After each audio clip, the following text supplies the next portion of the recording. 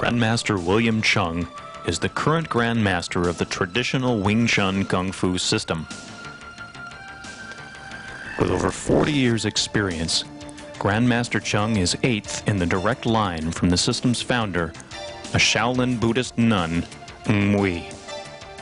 A lifelong friend and mentor to the late Bruce Lee, Grandmaster Chung taught to Lee many of the techniques Lee would later use in his illustrious film career. Grandmaster Chung travels the globe, spreading the art of Wing Chun to all corners of the earth. Author of numerous books and videos on Wing Chun, Grandmaster Chung also promotes healing and better health through his Chi Meridian Therapy and Chi meditation programs. Often called the Master's Master, Grandmaster Chung has combined his healing and his fighting skills to become a complete martial artist.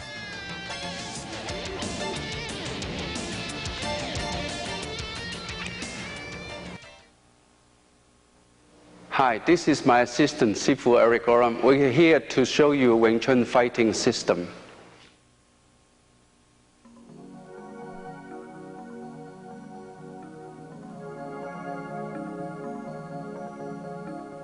Grandmaster Chung and Sifu Oram will now demonstrate the Silam Tao form. The Silam Tao form is the first form in the Wing Chun Kung Fu system. It sets the foundation for the beginning Wing Chun student by teaching the student the correct body movement, the proper stance, training the internal energy, the proper breathing, concentration, balance, independent use of the limbs, and mind-body coordination.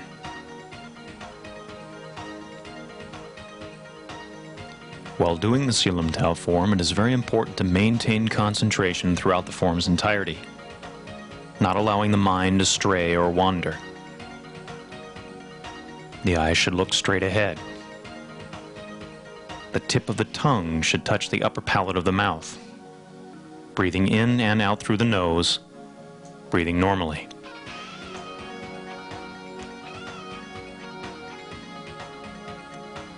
When using the palm in Wing Chun, it is important to keep the fingers packed together and the thumb tucked against the side of the palm for the protection of the fingers and the concentration of the energy.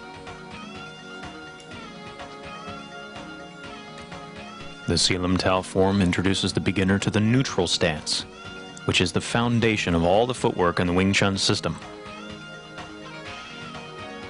From this stance, we will learn balance and mobility. The neutral position allows movement in any direction, and at the same time, stability in the stance to be able to generate force from the legs, which is the largest group of muscles in the body.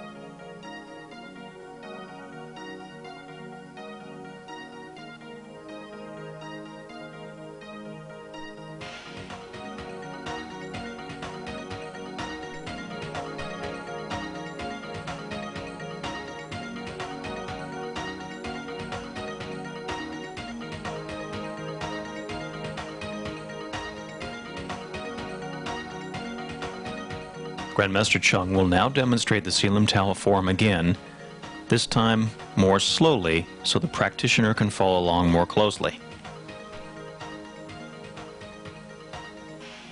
Pay close attention to the body positioning, the angles of the limbs, the squareness of his shoulders,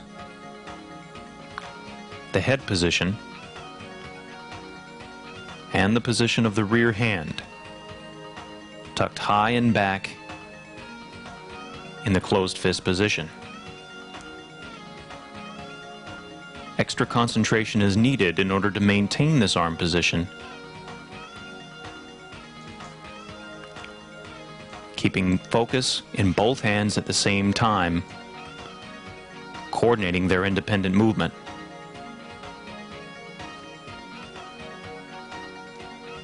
The first part of the Silam-Tau form should be practiced very slowly, allowing the practitioner time to give proper focus to each point along the movement's path.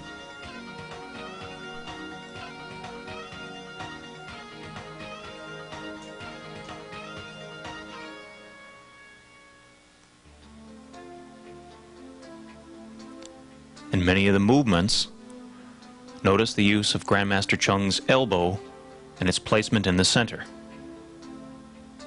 This provides protection of the body as well as structural support of the movement.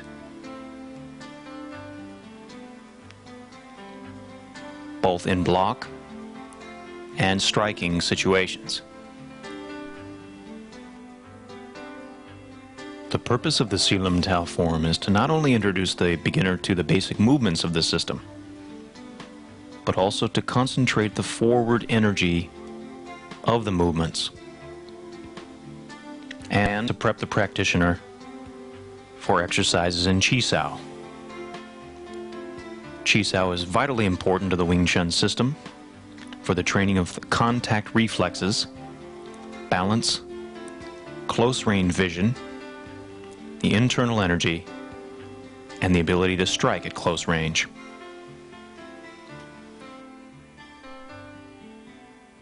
The development of contact reflexes through Chi-Sao practice allows the practitioner to predict the opponent's energy, use that information to exploit the opening, trap, strike, and affect the opponent's balance.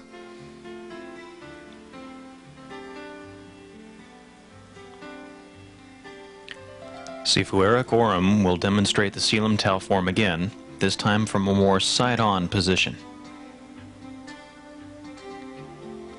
Notice again the upright structure of the body.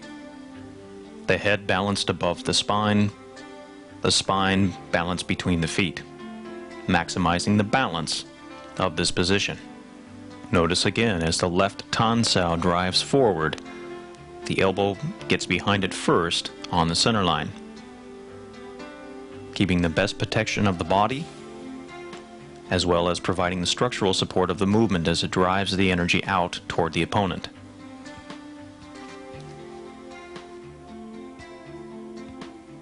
And the Fuq Sao, like the Tan Sao, also has the support of the elbow. Even though the guard itself is drawing back toward the face, the energy is still projected forward. Again, the elbow driving in behind the drive out of the Fuq Sao.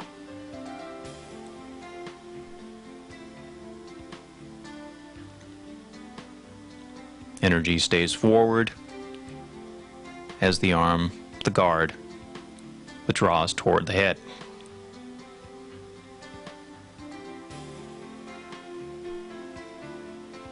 Again, making note of the rear hand position. Regardless of the movement of the Fuq Sao, the guard arm, or the Tan Sao, the rear hand stays in its high tucked back position.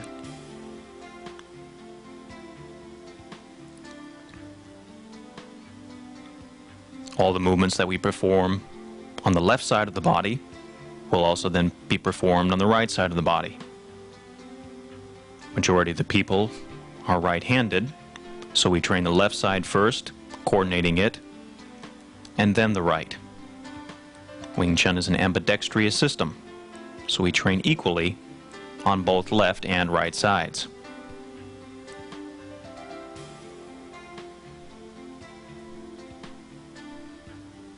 Note the position of the guard arm covering the face. Lowering the arm slightly in preparation for the Fuq Sao. Again, the elbow driving behind the movement.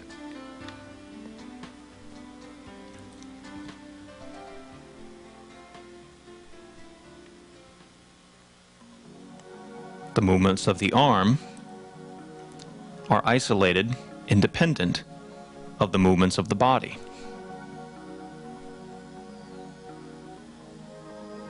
In the Selim-Tau form, the body's job is to remain stationary with the shoulders square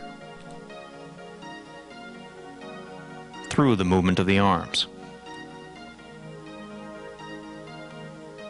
Gum-sows, slightly out in front of the body.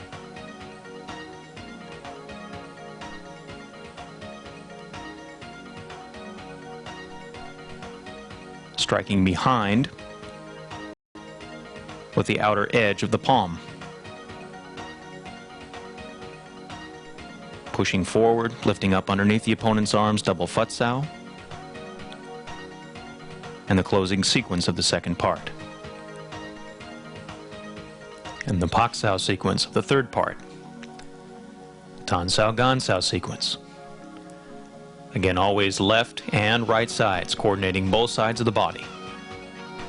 The ban-sao, tan-sao sequence.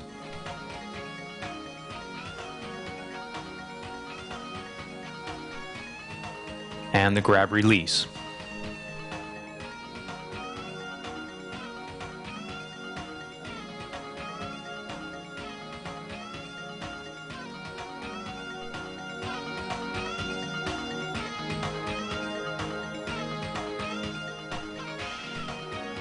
Sifu Eric Oram will now demonstrate some of the basic blocks of the Wing Chun system.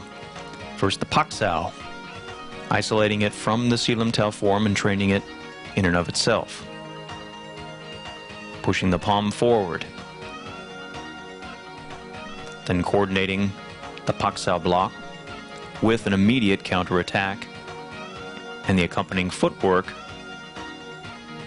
taking the practitioner out of the line of the attack.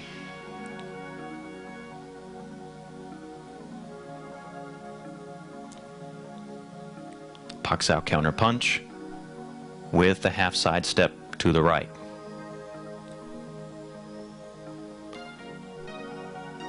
And another variation, training the pak-sao counter punch high, controlling the elbow simultaneous with the counter attacks. Very important through the follow-ups in the Wing Chun system to maintain control of the opponent's elbow simultaneously through the counterattack. This drill is an important step to developing that coordination.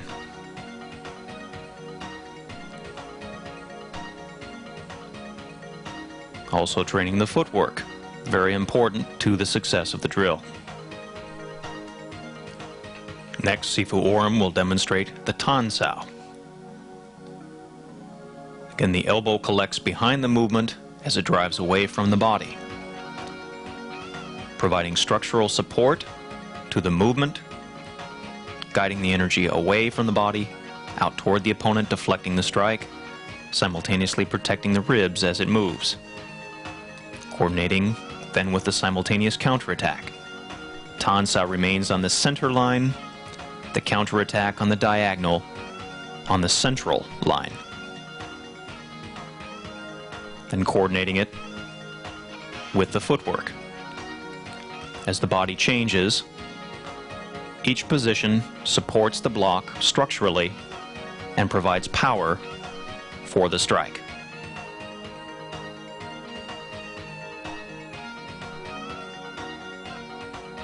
Next, we have the biu-sao. Again, the elbow collects behind the movement to add structural support as well as protect the ribs through the movement of the block.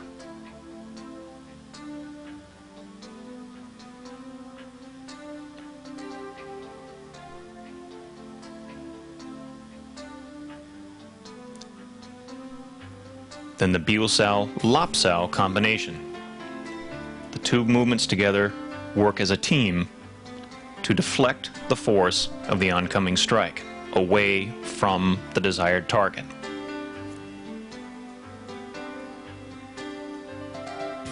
Then coordinating the footwork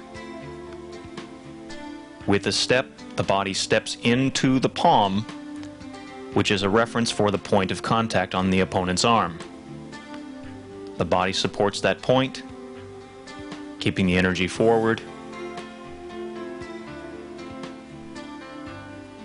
and the stance adds power to the execution of the strike.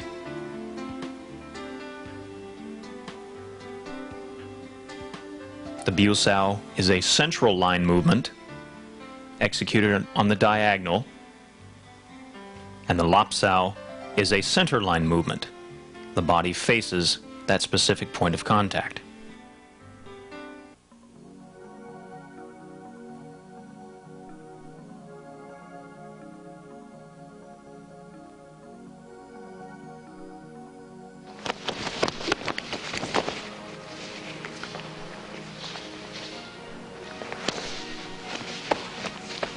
Now we're going to do it once more, slow.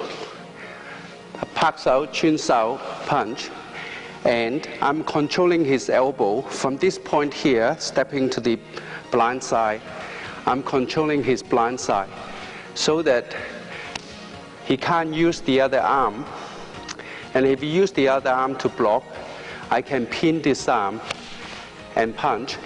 Or I could create openings from here. And this fighting system is called BOEC, balance, opening, elbow, arms cross. You attack the balance using the elbow, creating opening, attack the opening. If he used the other arm to block, you pin up the arm, and then you're finishing off from there.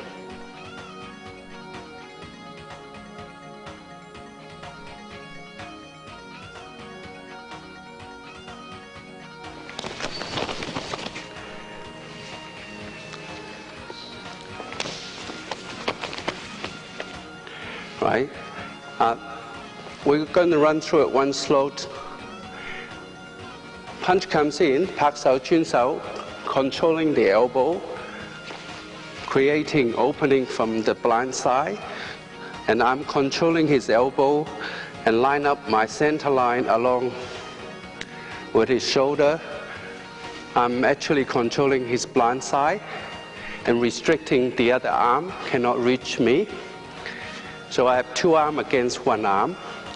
If you use the other arm to block, these two arms will be crossing, so I can pin up two arms and then destroy him from here. So this fighting system is called BOEC, balance, opening, elbow, arms cross. So we're going to do it once more slow.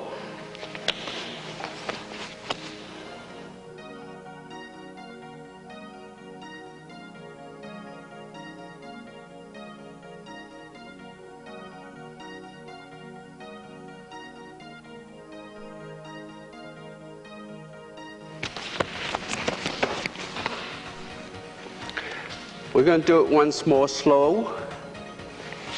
Punch, check the elbow punch, step to the blind side, cover, creating opening from here, so away from this free arm. If he pushes this arm across, you can pin those two arms together, destroying his balance. So this is fighting on the blind side from the inside.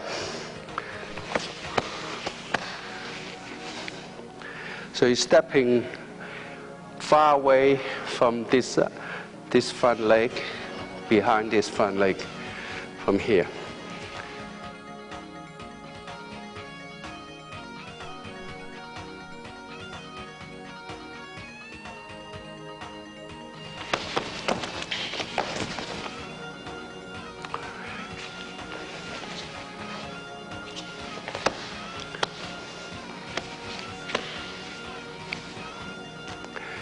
So this is fighting on the blind side, staying on the inside of his arm.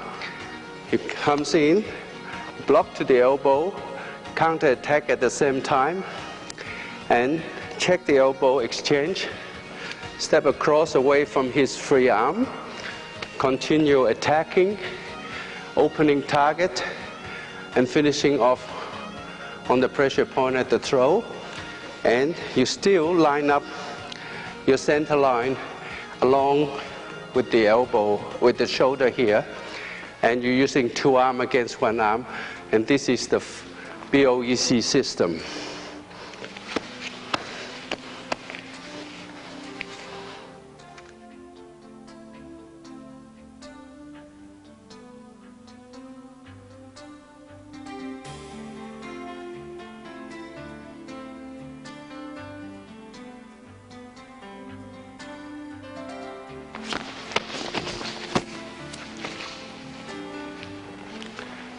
We're going to do once more slow.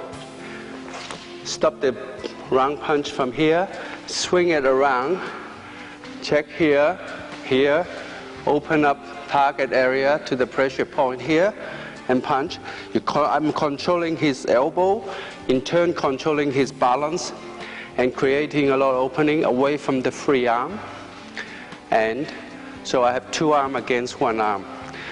So I started off from the inside of his arm. I swing around, I check the elbow. From here, I stepping on the blind side, controlling the elbow, controlling his blind side. So 2 arms against 1 arm, using BOEC, balance opening, elbow, arms cross. Just once more.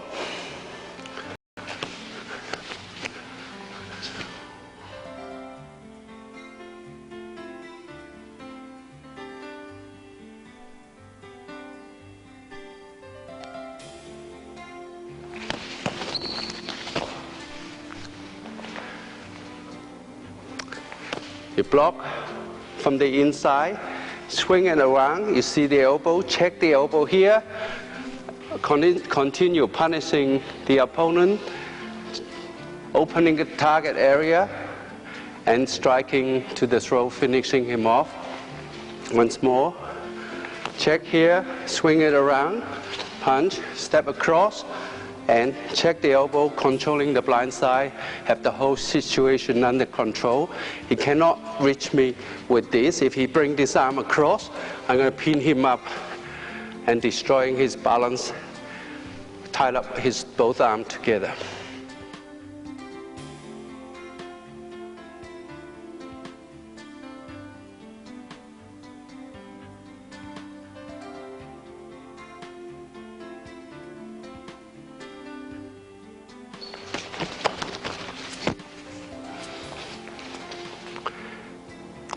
Punch coming from underneath, gang sao and punch at the same time. You're putting pressure back to your opponent. Take this arm across, check here, check the elbow, controlling the blind side, opening the target area, and finishing off, striking to the throat. Block with the gang sao. Take this across. So you're controlling the blind side and you're avoiding the free arm.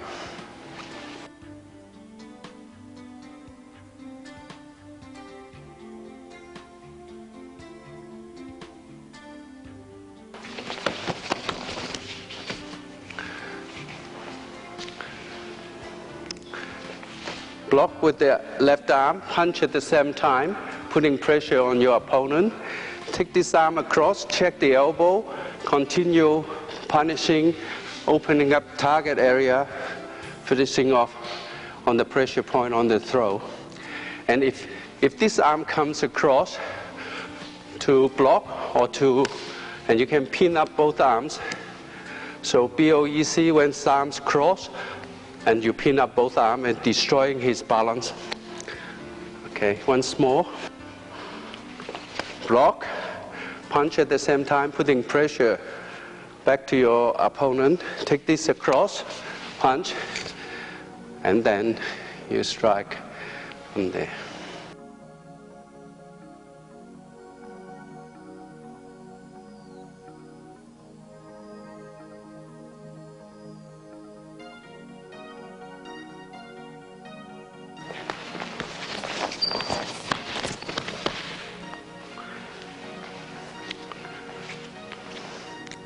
You block the jab, jam up the back fist, pin him up on here, and you strike to the target area right along the vertebrae. Target a pressure point here, so you strike here. Okay, once more slow. Block the jab, just lift up the arm, pin him up here, attacking his balance, attack here or here.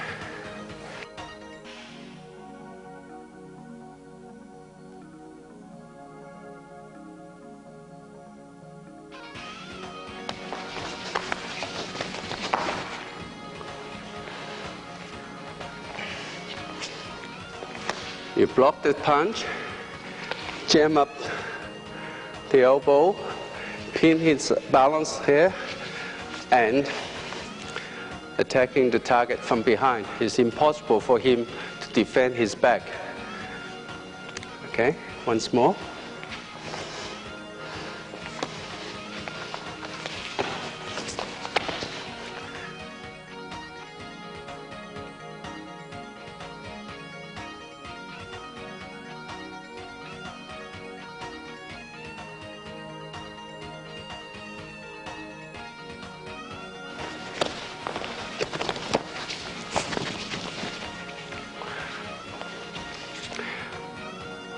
Kick comes in, you side step, kick back, punch, step to the blind side, and finishing off on the pressure point here. Once more slow, step, kick, and finishing off on the blind side, controlling the elbow, controlling the blind side.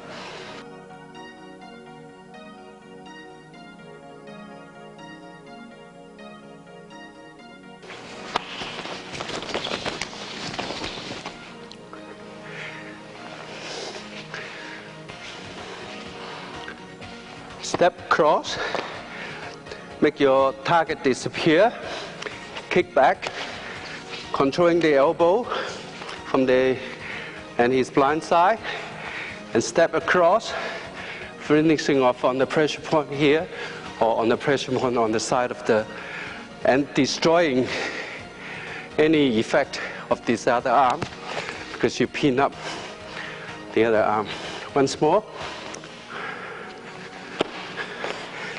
Block the kick, return with the kick, controlling the blind side.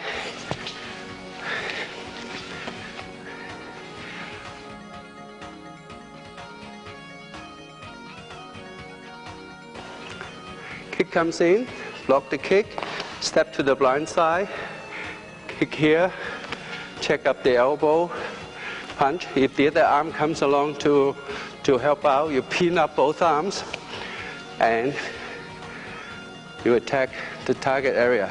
So this fighting system is called BOEC, Balance Opening Elbow Arms Cross.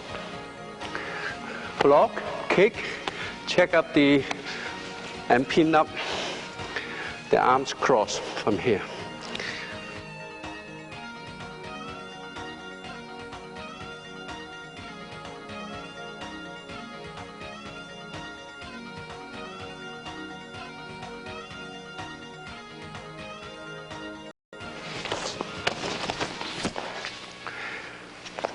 I'm going to do it once more slow. Punch comes in, use the bills out, deflecting the punch.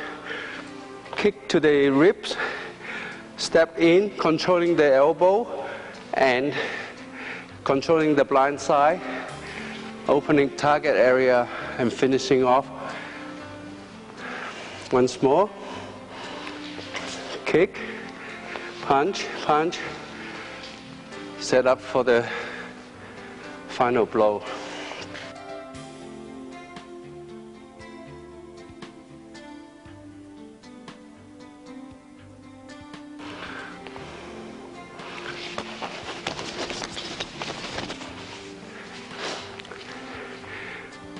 Punch comes in, kick, punch, punch, step to the blind side, and finishing off from there.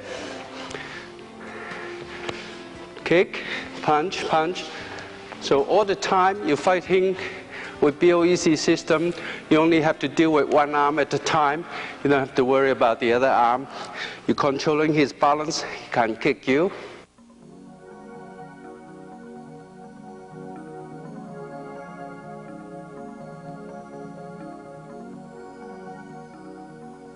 Some basic combinations of the Wing Chun system. First, the combination roll punch and step forward. The roll punch consists of 3 punches, striking with the lead arm first. Striking with the lead arm because it is closest to the opponent. The elbow is in behind the fist to add to the punch's penetration and power.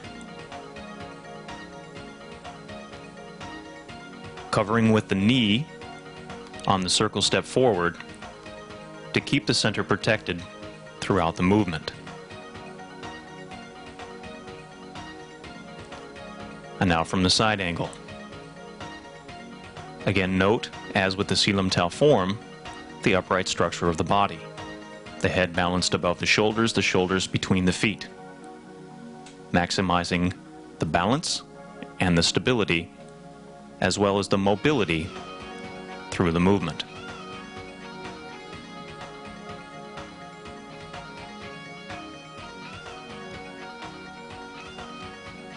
Next, we have the numeric punching.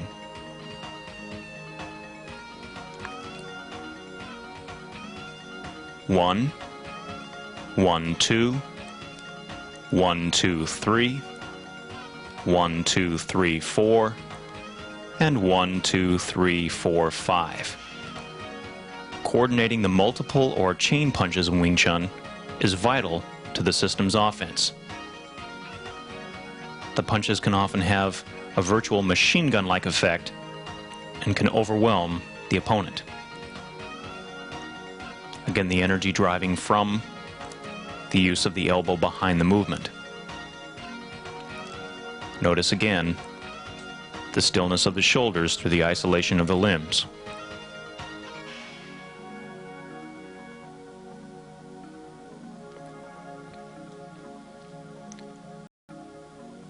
To vary the targeting and the coordination of both hands, we have the step forward 2-level punching. Lead hand first strikes high, then 2 strikes low, and then again high. High, low, low, high, covering on the return.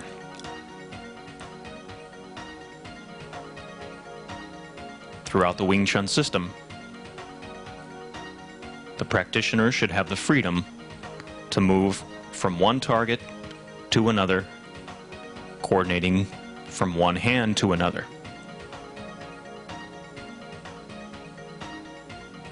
Again, the knee protects the groin as we step forward into the opponent. And again from the side. Lead hand strikes high, 2 strikes low, and then high.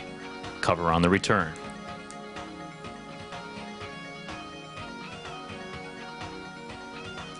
Again, we see the upright structure of the body, allowing the power to come from the stance and pushing from the stance up through the body, behind the elbows, and out through the strike.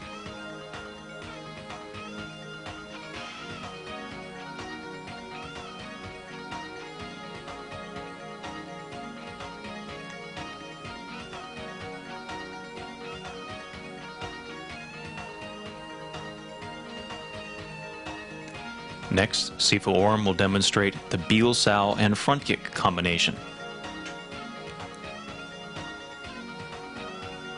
In Wing Chun, kicks are used primarily as a counterattack, in combination with a block that precedes it. Again, in this case, the use of the Biel Sao, shifting the weight into the support foot and kicking from that position, followed by 3 punches to the head,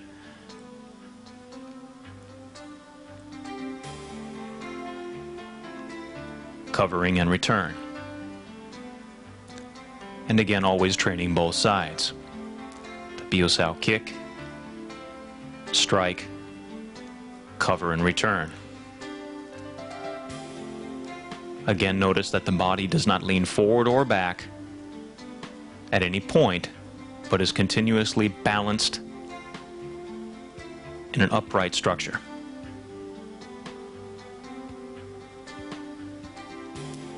And from the side.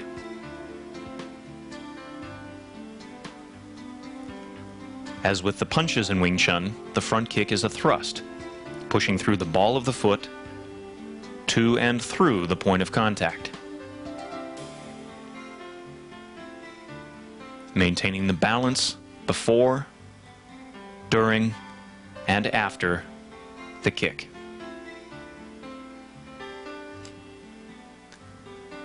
Repetition is vitally important.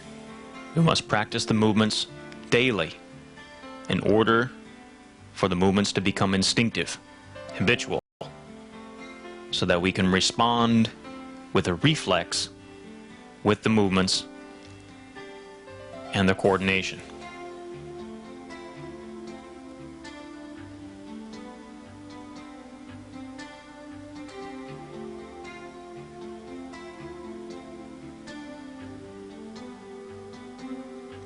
Next, Sifu Eric Orm will demonstrate the Paksao front kick combination.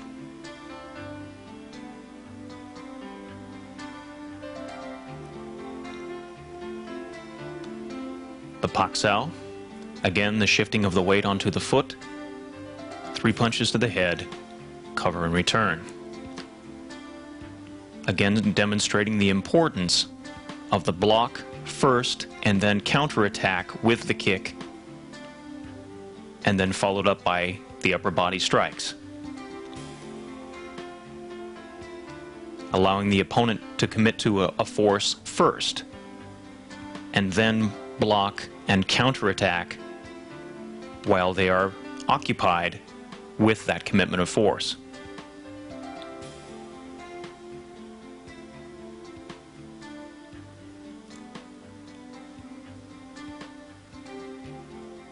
And from the side. So the Paksao deflects the force away from the head, the counterattack with the kick, and the strikes to the head. It is very important in the Wing Chun system to always throw follow-ups, never stopping with one movement, but continuing in a combination of movements.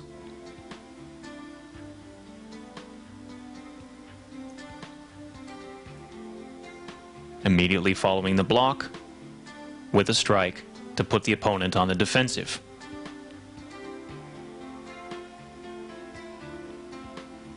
And following through.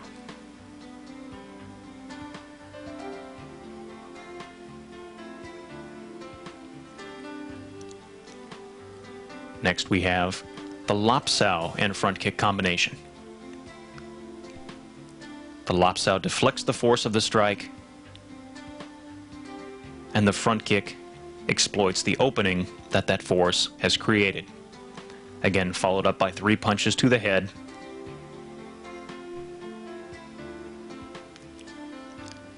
covering and return.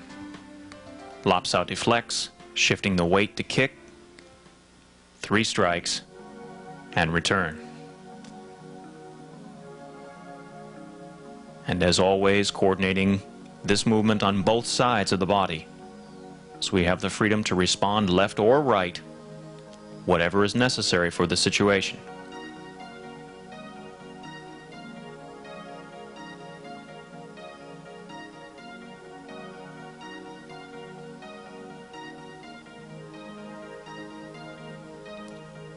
And from the side.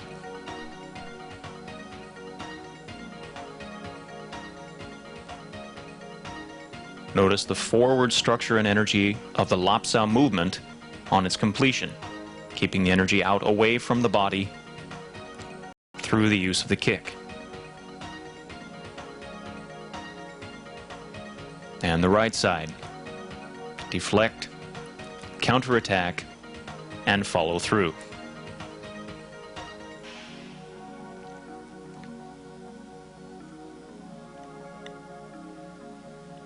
the use of the block and kick combinations is of vital importance to the success of the Wing Chun system.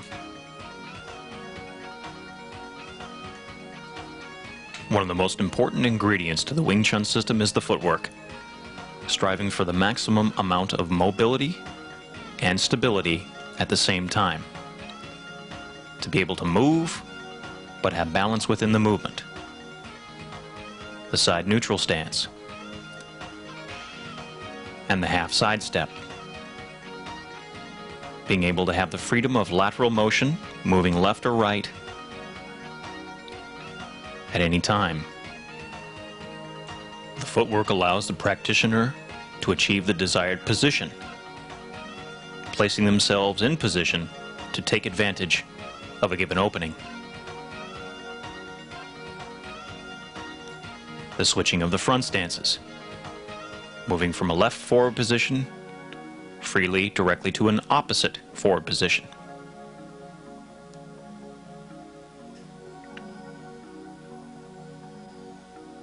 Again, Wing Chun is an ambidextrous system.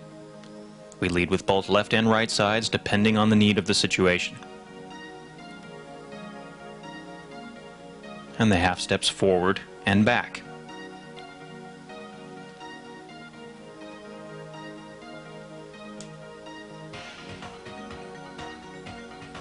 And the full side step, achieving lateral motion but a larger distance than the half side step. The proper use of the Wing Chun footwork is vitally important to maximize the effect of its upper body movements.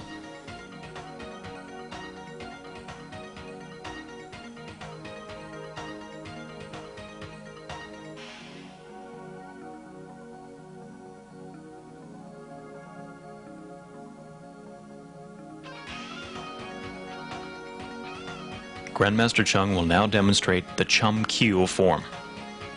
The words Chum Kyu mean bridging the gap or searching for the bridge.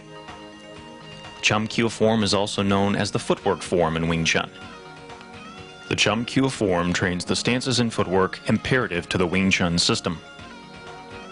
Some key factors in the Wing Chun footwork. Mobility.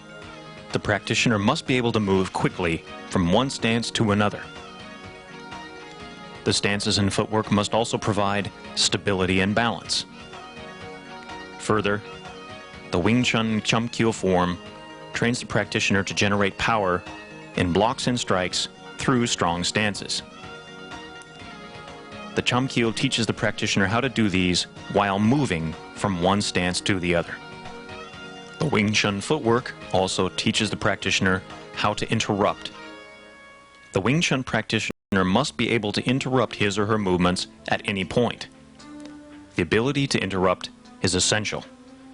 The Wing Chun practitioner would be willing to sacrifice speed and power to be able to interrupt a movement and flow into any other movement.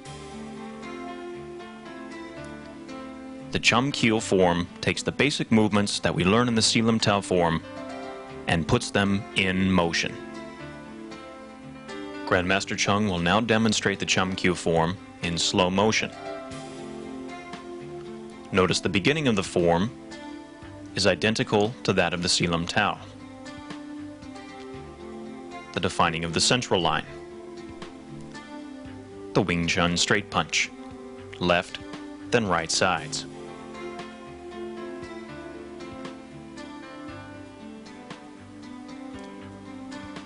The double Bilji strike. And the triple Bon Sao sequence. Again, noticing the coordination between the footwork and the upper body.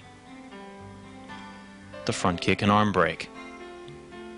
And Jut Sao palm strike sequences. The Lop Sao and front kick. The Bon Sao and Lop Sao sequence.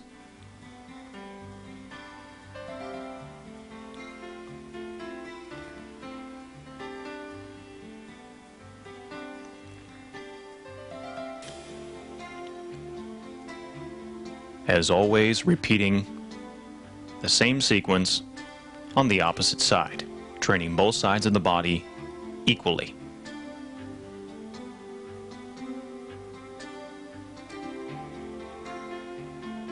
Notice how Grandmaster Chung's body is always in position to support the block.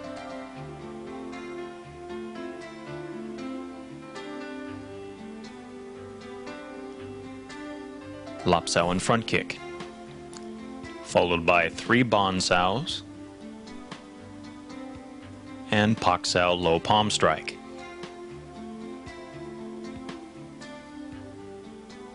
And again, repeating this sequence on the opposite side. Again, making note how Grandmaster Chung's body is constantly supporting the upper body movements.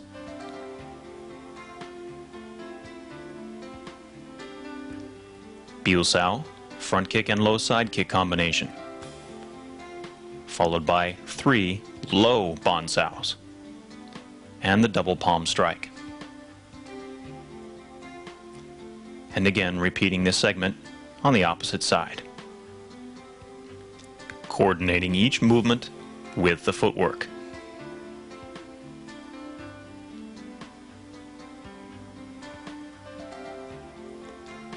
The triple Gum Sao and closing punches.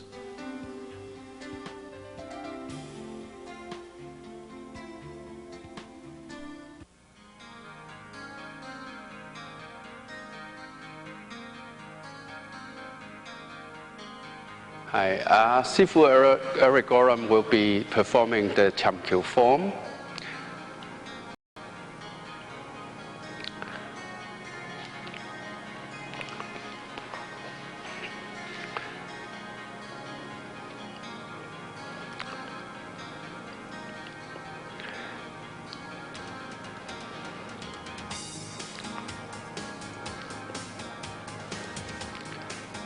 And this Biu Ji technique is from here.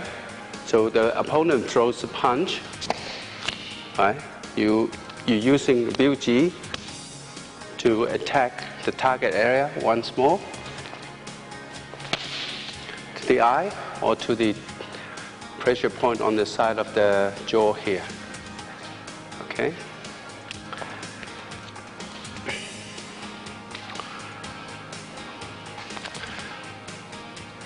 Bóng Sao, and Hyun Sao kick. So this technique will be done like this. Punch comes in, Bóng Sao, arm break, right?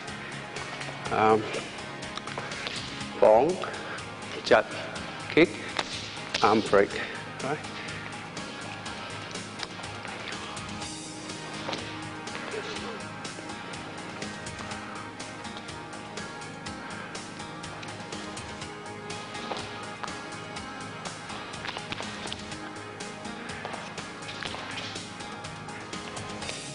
And this move will be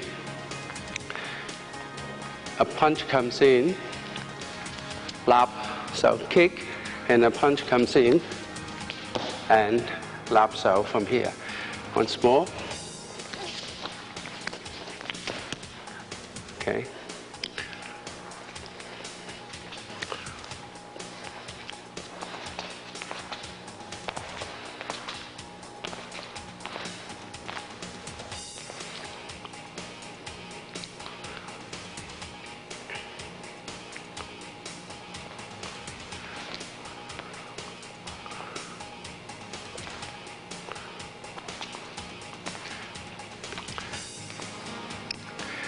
The reverse lap sao and kick is from here. Reverse lap sao kick is from here. Kick, and then the punch comes in. You block, and then pak sao reverse palm strike. Kick, bong, pak sao palm strike. Just once more.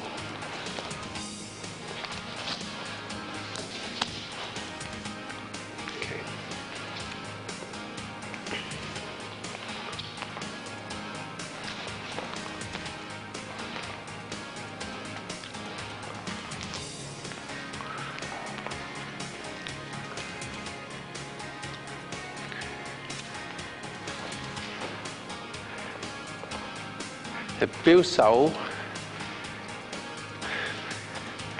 punch comes in, bill sao either kick to the knee or bill sao kick and to the knee, and a low punch comes in, then you use double po pai jiang.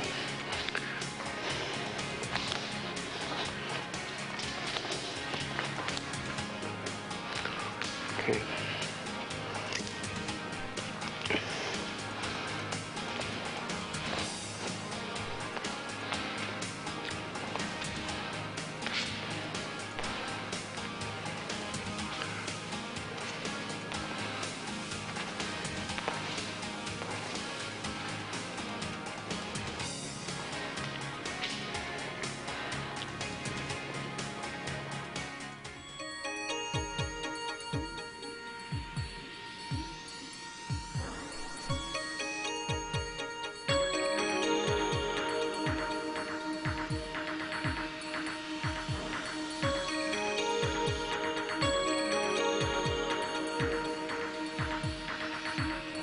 Hi, this is Wing Chun meditation. It's Qi meditation. The Qi meditation is performed by, if you put your tongue up the upper palate behind the teeth on the ridge, and you connected the yam mak, the front trunk meridian, and the dok mak, the back trunk meridian, and your breathing is slow. Imagine you bring your air in through the cranium, down the vertebrae, loop around, and then out. That's one breath. And then you're pointing 6 meridian to the other 6 meridian. You've got the lung meridian here, large intestine, circular sac, triple heart, the heart meridian, and the small intestine meridian. So when you go into this meditation, once you get hooked up in this meditation, you will form a circuit, and if you move your hand towards each other, hands towards each other slowly, you'll find a little bit of resistance. And you test the resistance. If the strongest, that's your distance. Usually the distance will be parallel, will be about the shoulder width. Okay, so you bring the air in, loop out, and this is the internal Kung Fu Qi meditation. And so once you form this circuit, you start stimulate, because the same polarity repel each other. So you stimulate the circulation in the beginning until you go into meditation. Then your metabolism and your body temperature is slowed down. Then you go into deep meditation. This meditation is very, very good for dealing with stress, dealing with nerve, and also rebuild health. So each meridian is connected to the organ. This one's connected to the lung organ. This one's connected to the large intestine. And this one is connected to the circular sac organ. This one is connected to the triple heart. And this one is connected to the heart organ. This one is connected to the small intestine. And plus the center, the 2 meridian, the most important, the yam mak, the front trunk meridian, and the dok mak, the back trunk meridian. And then also, once you hook this up, this is called the large universe, because your leg meridian will start to be at work, stimulated. So it will be working on the 12 meridian, 12 organs meridian plus the front trunk and the back trunk meridians. So when you come out of the meditation, you rub your hands together so you're getting rid of the excess energy.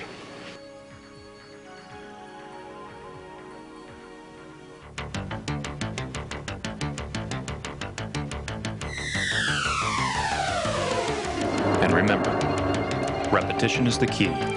The goal is to repeat these movements as often as possible so that they become instinctive. This, combined with a relaxed mind and body, will make for a complete Wing Chun practitioner.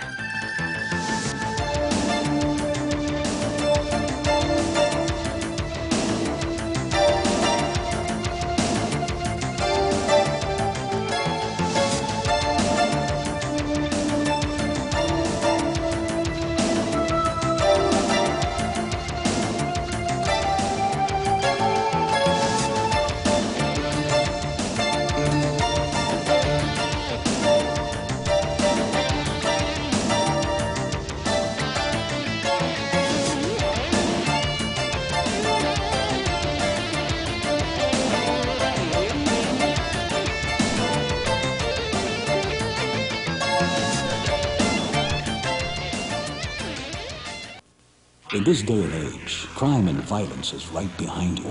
You can fight back with self-defense, and the best source is Black Belt Magazine, the world's leading magazine of self-defense. Learn how to defend yourself with fully illustrated in-depth articles, interviews with martial arts celebrities, plus trends and current events. Go with the best, Black Belt. To subscribe today, call 1-800-57-KARATE. There is only one martial arts legend. That legend is Bruce Lee. In his lifetime, he authored and co-authored only 6 books, including the Tao of Jeet Kune Do, as featured in the movie Dragon, the Bruce Lee story. There is only one place you can get all 6 books written by Bruce Lee, O'Hara Publications. Don't settle for anything less than the original. To order your copy of a Bruce Lee book or any other titles about the martial arts, call 1-800-396-4272. What are martial arts?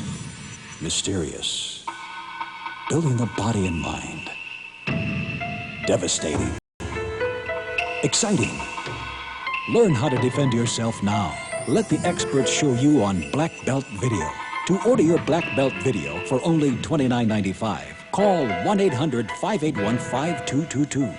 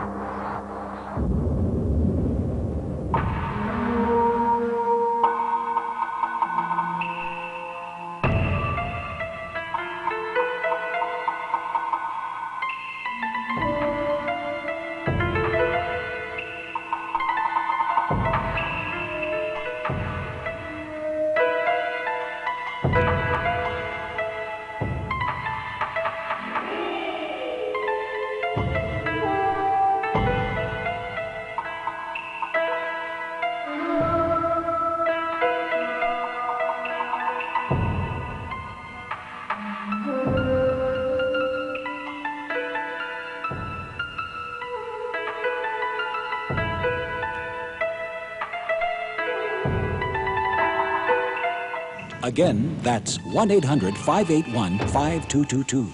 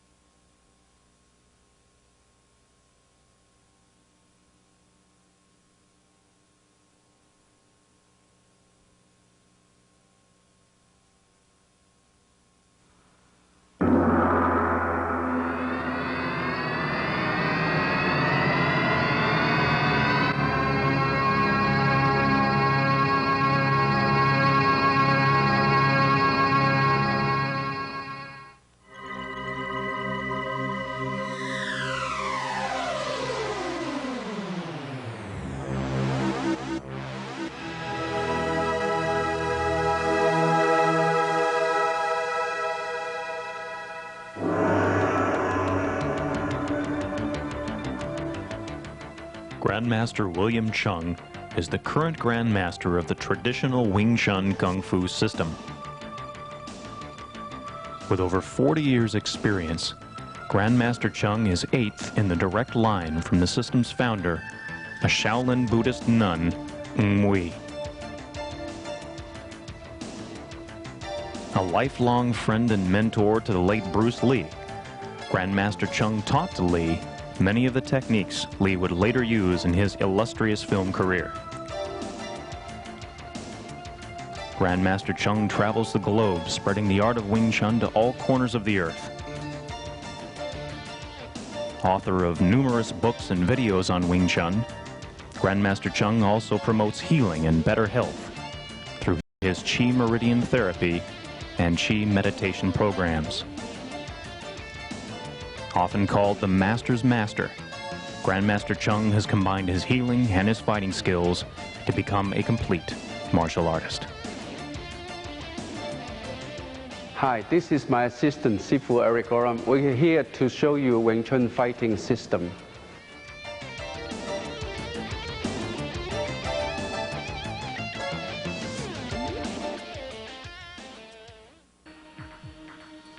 Grandmaster Chung will now demonstrate the Bilji form. The Bilji form is the third form in the traditional Wing Chun system. In the past, this form was a closely guarded secret, even from most Wing Chun practitioners.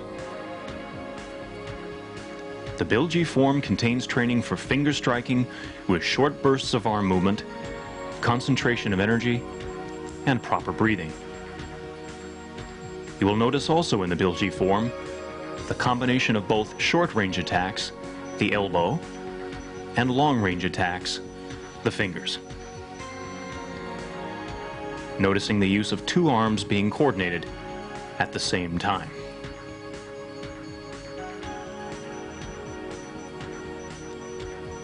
Like the Chom Kyu form, the Bilji form incorporates the use of kicking and double kicking and footwork, combining this side neutral stance, front stance, half steps, side or T steps, and circle steps.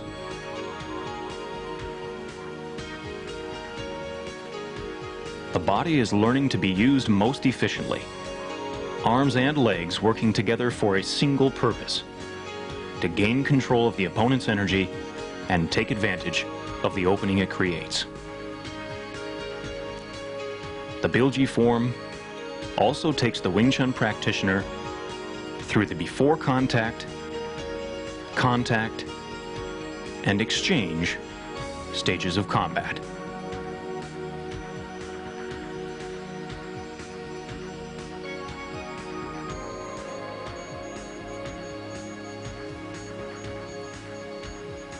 Grandmaster Chung will now demonstrate the Bilji form again in slow motion. The Bilji form introduces the Wing Chun practitioner to movements not usually associated with the Wing Chun system. Finger strikes, or thrusting fingers, which is what Bilji translates to. As with the Silam Tao and Chom Kyu forms, the Bilji form trains the movements on both sides equally.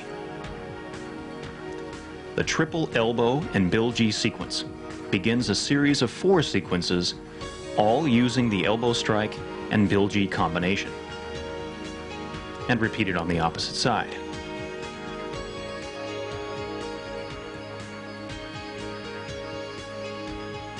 The last 3 sequences all begin with a single elbow strike before the Bilji strike, as opposed to the first sequence, which begins with 3 elbows. The difference between each sequence rests on whether the given Bilji strike attacks under or over the opponent's arm. The first and third sequences attack from under, and the second and fourth sequences attack from over the opponent's arm. Review the form as needed for these details. The triple Kan Sao, followed by double kick combination. Hyun Sao and low palm strike.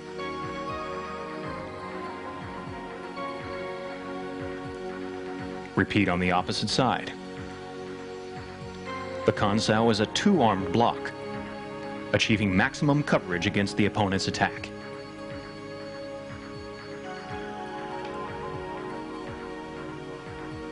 The triple Kwon Sao sequence, followed by another double kick combination and double palm strike. And repeat. Notice how the balance is maintained during kicking.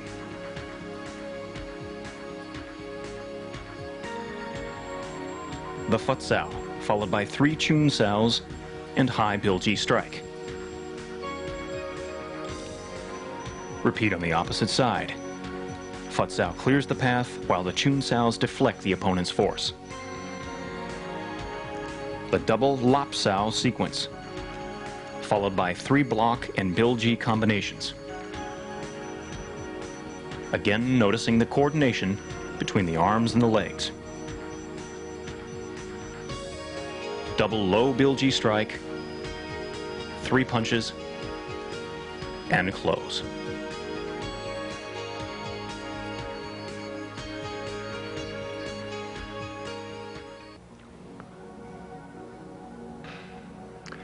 Hi, this is Sifu Eric Gorham. He's going to demonstrate the Bilji form, and I will explain to you the application.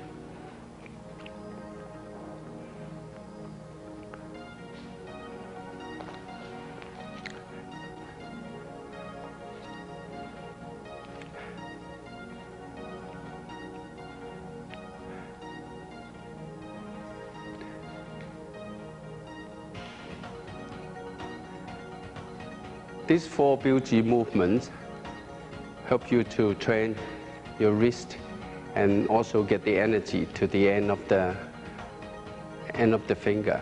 So when you use the Bilji, you either go down, or you go across, or you go across, you go down, or you go up. Right? Because if you strike straight, and you would damage your finger, so you always pivot at the point of contact, okay.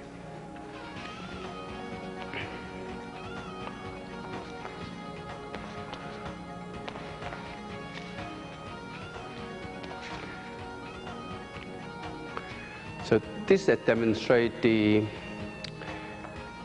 punch comes in, elbow, and underneath, All right, so again, slow, elbow,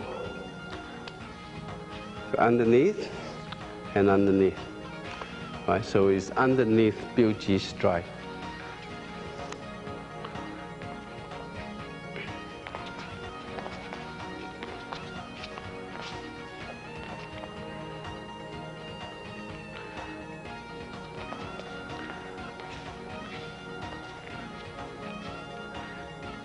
And this goes on top, punch comes in, elbow goes on top of the hand. Before we did underneath, now we did on top.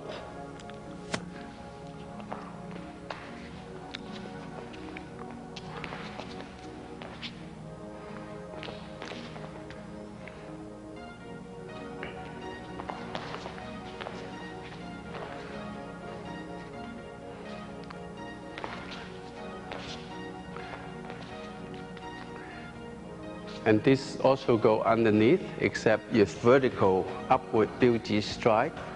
So elbow upward Bilji strike, and downward Bilji strike. Gang Sao, Gang Sao, Gang Sao, step across, kick, and kick. Hyun Sao, Jat Sao, Hyun Sao, Jat Sao. Hyun Sao, Pak Sao, reverse palm strike.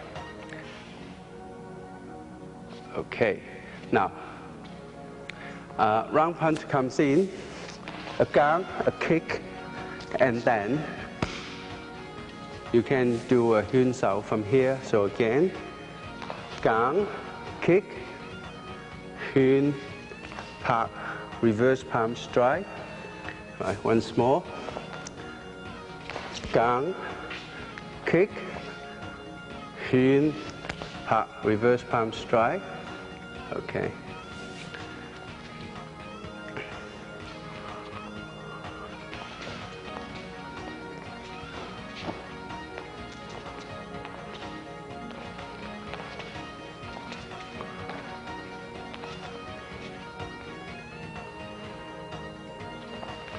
Kwan, Kwan, Kwan, check the leg and kick, and Po Pai Jiang. Right. So say if it's a low punch comes in, Kwan,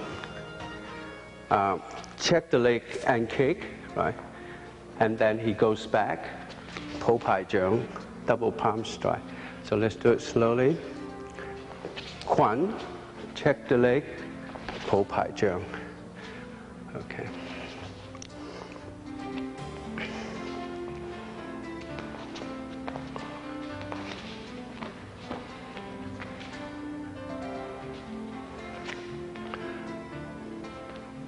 Phạc Sao, Biu Sao, Biu Sao.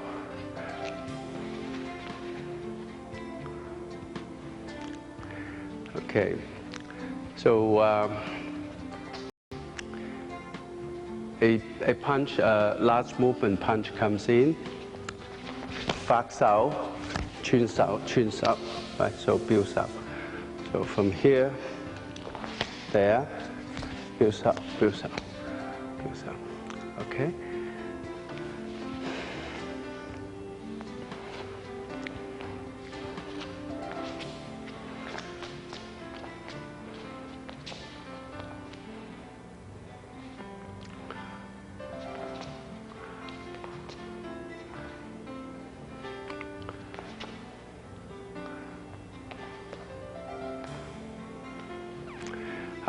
Double, a punch comes in, double lap sao and biu ji.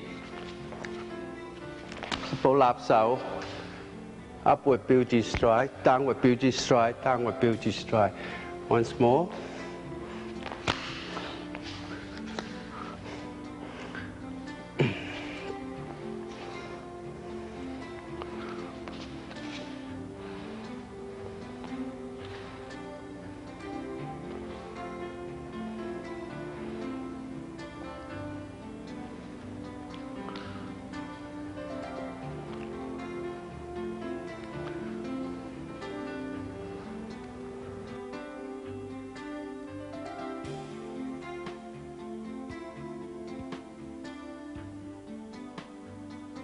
So we're going to demonstrate to you how to use your beauty strike and what pressure point that you're using and where the pressure points are.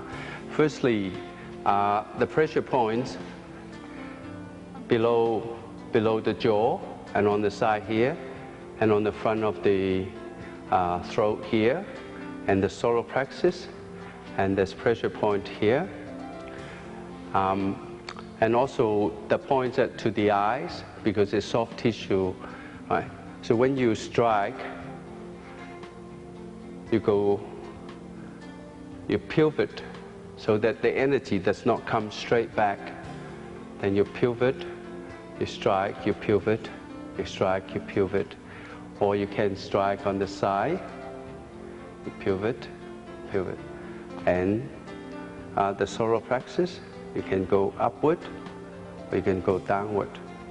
And on the side of the pressure point on the side of the rib here, okay? And punch comes in, the other side. Right, elbow, there, there, okay? Elbow, there. All right, so upward beauty strike, downward beauty strike. Okay. Elbow. Okay.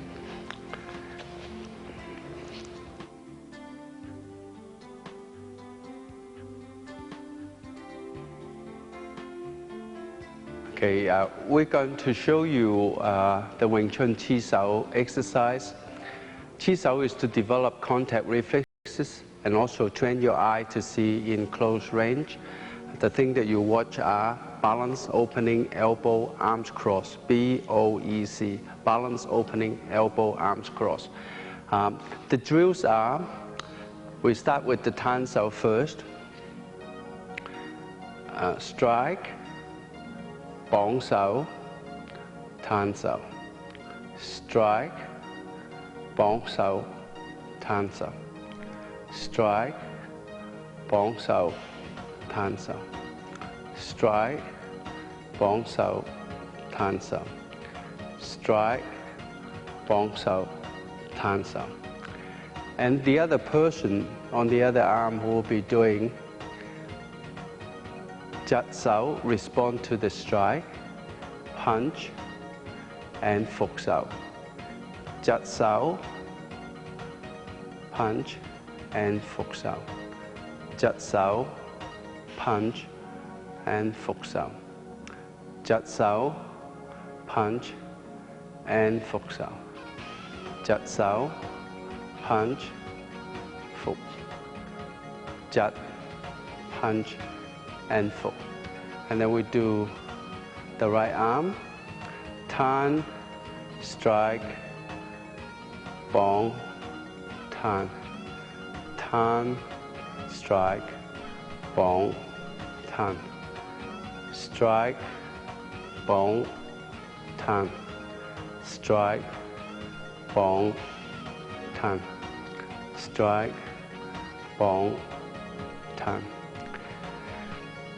And then when you pair up with your opponent, one person's on a Tan Sao, one person on a Fuk Sao, and then we go strike, he responds to my strike, he does a Jat Sao, deflecting the palm strike, and it's an opening for him to punch, and I respond to that punch, do a Bong Sao to deflect it, and then we come back to the original position. So strike, Jat Sao, punch, Bong Sao, Tan, and Fuk Sao.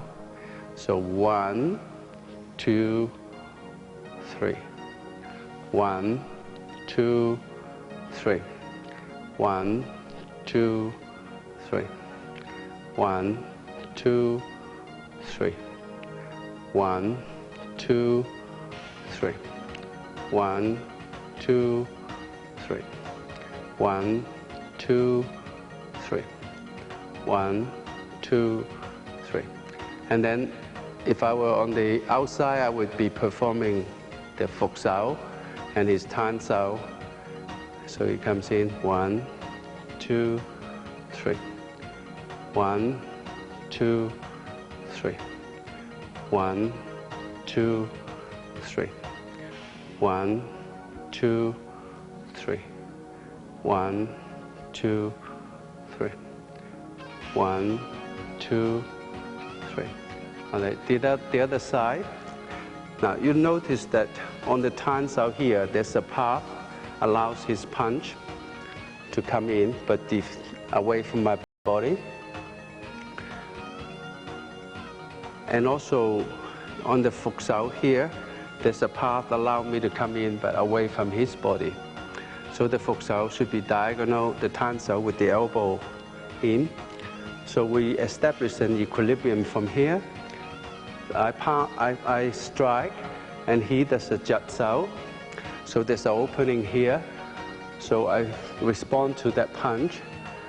I lift up my elbow, execute a Bong Sao, deflecting that punch, and then we come back to the original position. 1, 2, 3. 1, 2, 3. 1, 2, 3. 1, 2, 3. 1, 2, 3. So we change my Fuk Sao and the Tan Sao. He comes in. I respond to that palm strike. I do a Jat Sao and punch back. Fuk Sao. 1, 2, 3. 1, 2, 3. The best way to do the chi sao exercise is to relax. Don't use any force because you cannot coordinate. And also you must keep your elbow in. That's why you must relax so your elbow will come in to defend, protect your body. 1, 2, 3. Okay, 1, 2, 3. 1, 2, 3. So if I want to move from inside to outside of his arm, I wait for him does the jia sao because the energy is going down there, and then I come around, check this arm, I have an opening, so I move from inside to outside of his arm. So 1, 2, 3. 1, 2, 3. 1, 2, 3. 1, 2, 3. 1, 2, 3. 1, 2, 3. 1, 2, 3. 1, 2, 3. 1, 2, 3. 1, 2, 3. 1, 2, 3. And then we have like a random, right? But remember, chi sao is only a drill, so it's not really will fight, but you do rely on a lot of your eye reflexes, your contact reflexes, right? So you got, so you can.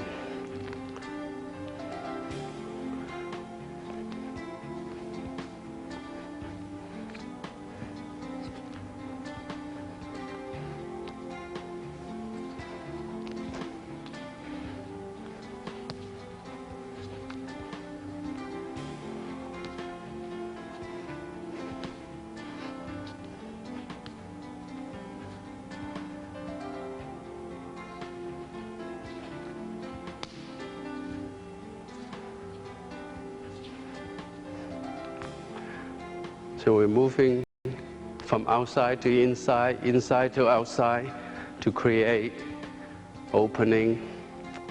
Okay, the other arm. All right, same thing from inside to outside.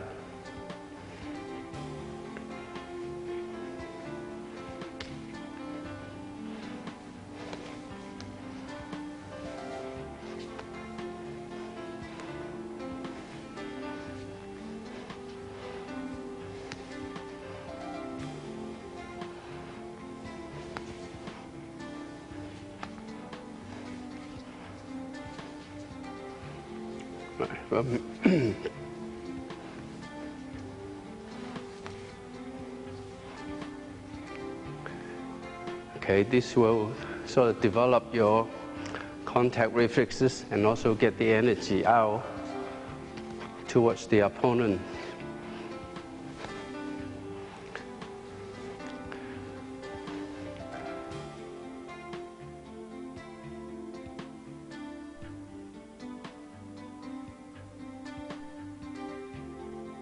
This is the cross-arm chi sao.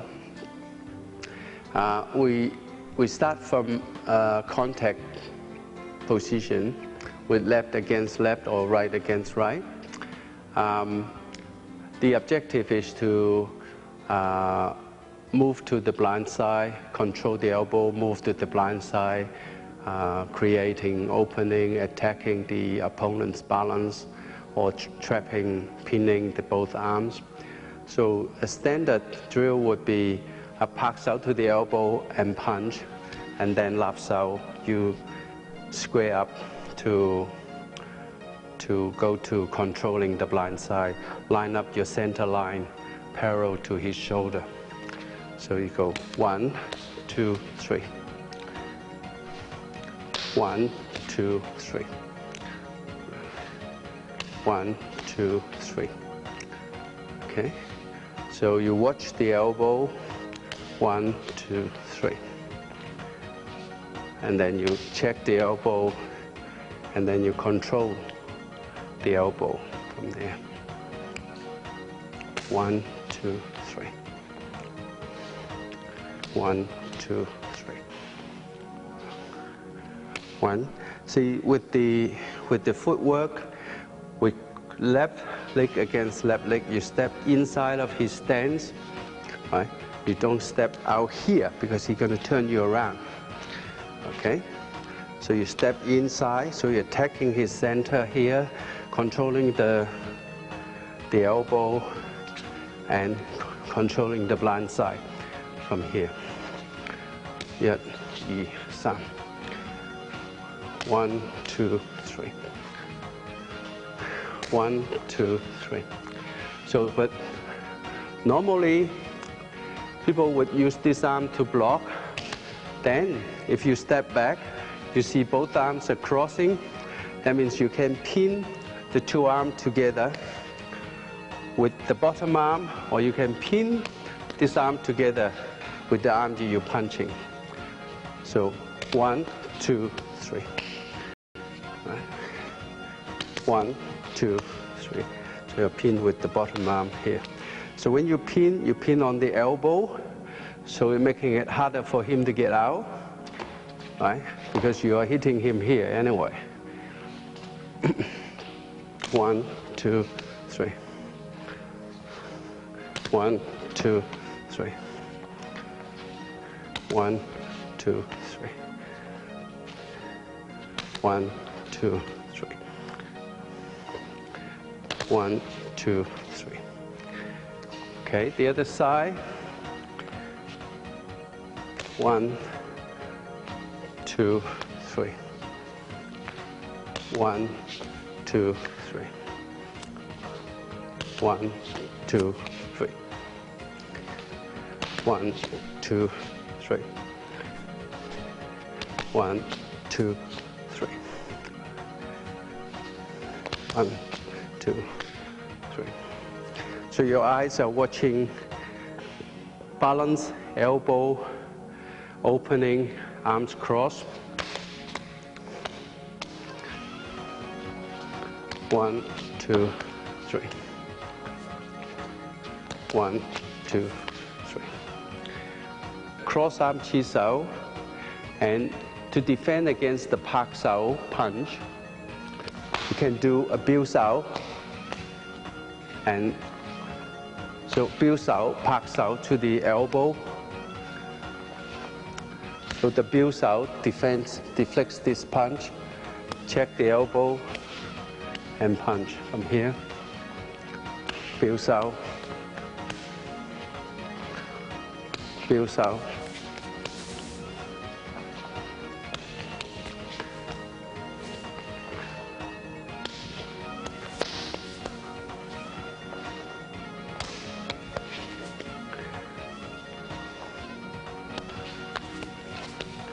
The other side.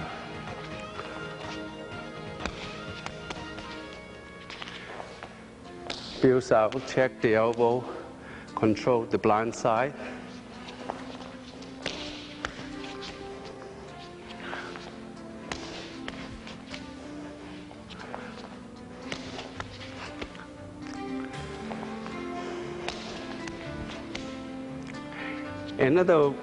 Another way to deal with this is pak sao yu bong, lap sao over here, bong, lap sao over here, bong, right? So your wu sao is covering the punch. The bong sao stick to this pak sao here, right? And then you check the elbow from here. If this arm follow you, you cover it from here.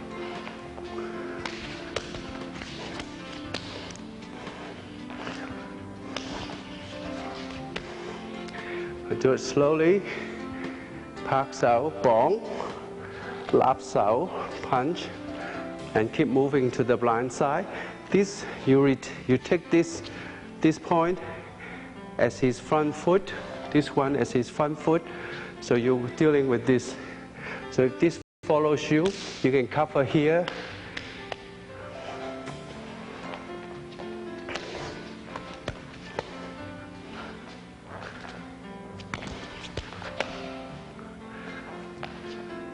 Bong, right?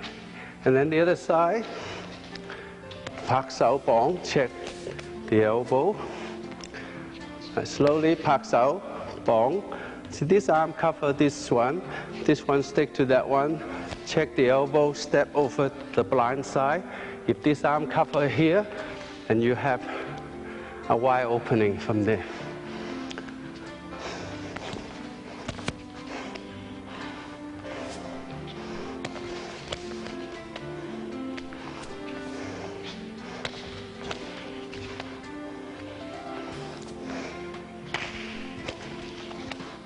Right.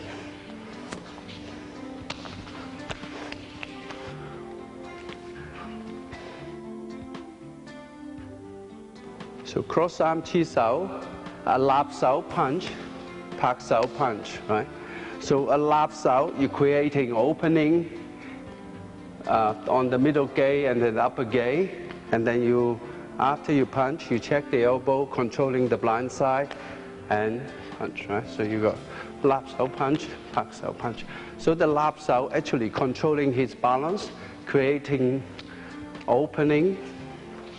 Lap sao punch, pak sao punch. 1, 2. 1, 2. Right, same thing. You step inside.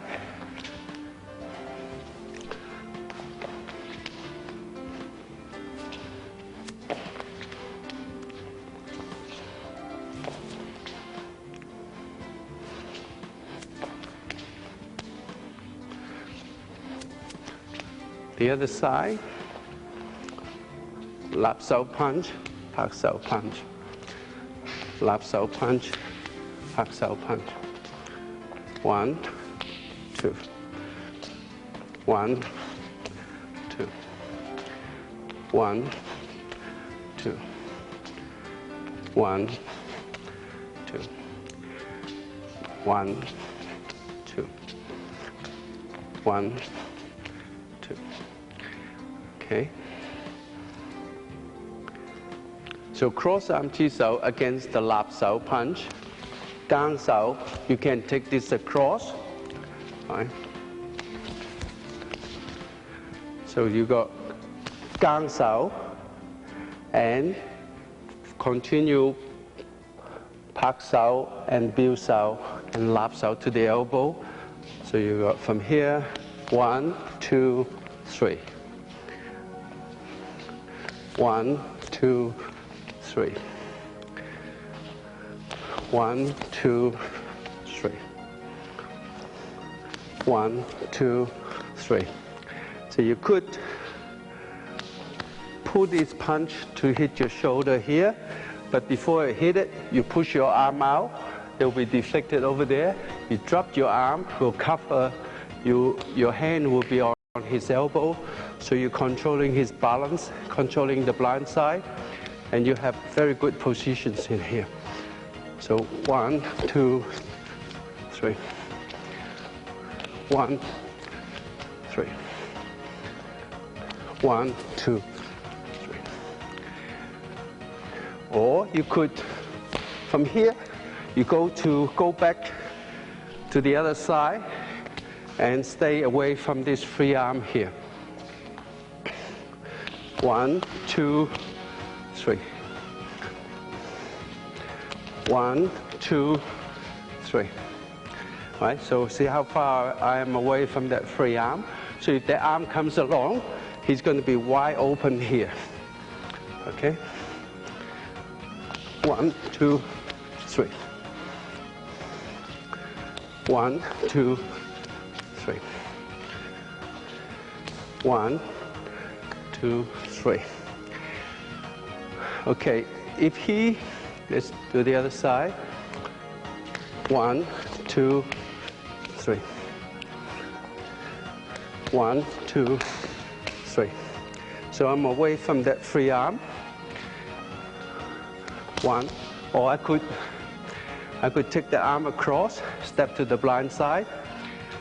So from here, 1, right? So what I do is, from here, pull the arm in to hit my shoulder. Before I hit, I glide this arm up. So this arm is deflected. Drop this hand on the elbow So I'm in very good position here.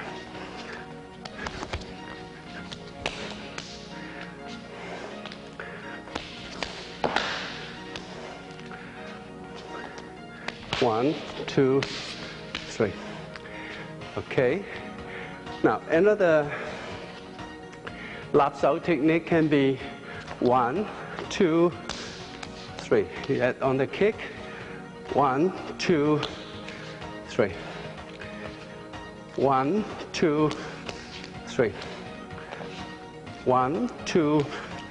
Right. So the lap sao controls his balance. Open up for kick to the ribs, and then control the elbow, step to the blind side. So you opening a lot of attack. 1, 2, 3. Lap sao, kick, punch, punch, punch. Lap sao, kick, punch, punch. Lap sao, kick, punch, punch. The other side, lap sao, kick, punch. Lap sao, kick, punch. 1, 2, 3. 1, 2, 3. 1, 2, 3.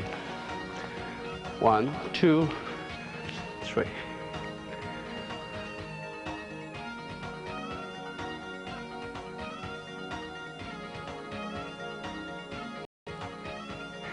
Two-arm chi sao is the continuation of the cross-arm chi sao and also one-arm chi sao. We will start off with a left arm fuk sao and right arm tan sao, and then we just do some rotation first, just rotation, right? So this is to teach you to use two arms at the same time. So that's your mind actually had to switch back and forth because you're not moving the fuk sao much. You're just moving it up and down, right? So from here, okay. And then the other side, the tan sao is underneath the fuk sao, and the bong sao over the fuk sao, underneath bong sao.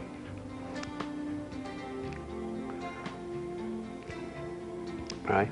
So you need complete relax so that you can coordinate. And then we do it together. So I'm using the left fuk sao and right bong sao. He's using left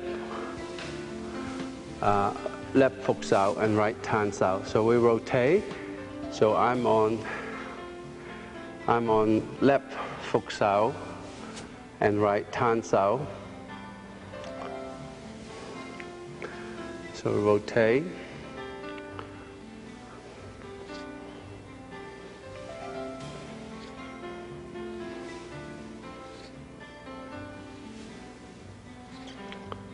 Right. So rotate. Okay. Now, certain thing that I must tell you that a lot of people that they do their bong sao like this, which is wrong because that is in a very bad position for a diagonal wrist lock. So your bong sao shouldn't be like that. Bong sao energy should be going out.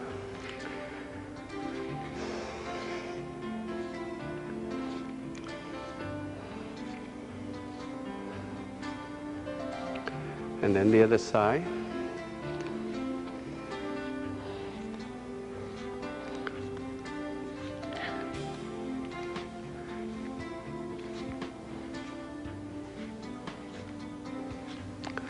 Okay, and then the next thing is to put the routine in there. So you got right fuk sao and left tan sao. There's 1, there's 2, and then 3, you don't do anything. 4, you rotate, and then 5, 6, 7, 8. 1, 2, 3, you don't do anything. 4, you rotate. 5, 6, 7, 8.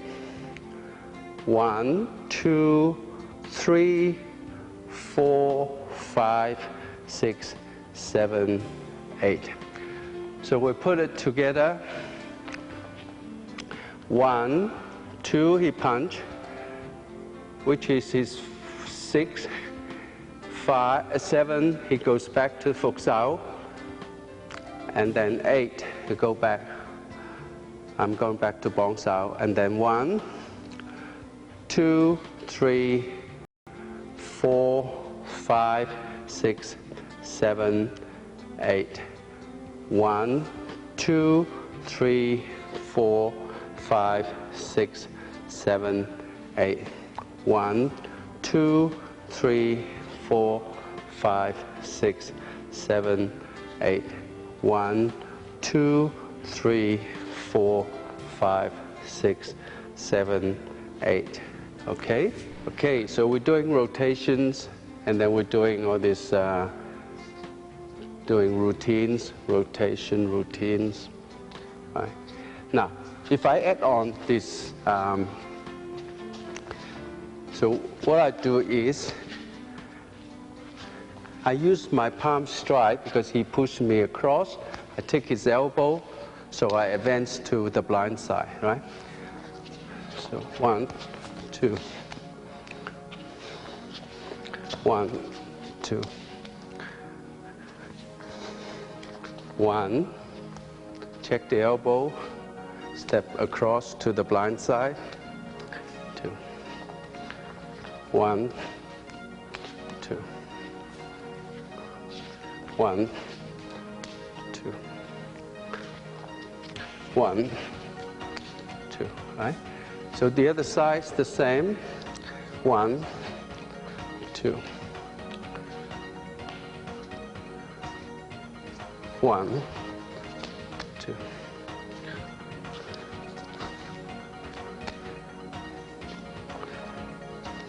1, 2. Okay. 1, 2. Okay. So if he does this, he comes around here, and then you pin the arm together. 1, 2.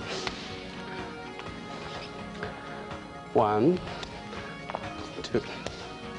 Right, so your eyes are watching for BOEC, balance, opening, elbow, arms cross.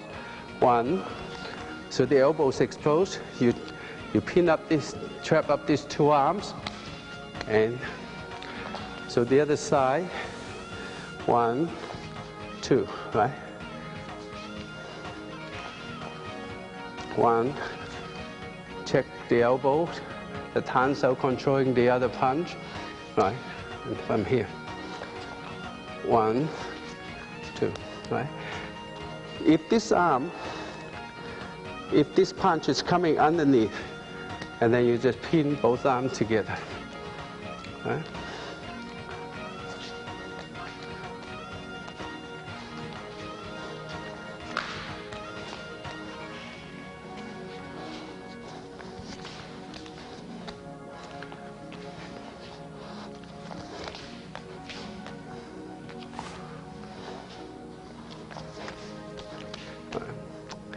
Okay, so your eyes are watching for the elbows. Okay. Now, the other attack would be from here. You bring his Phục Sao across using your Bong Sao. Then he exposed here. Okay. So from here.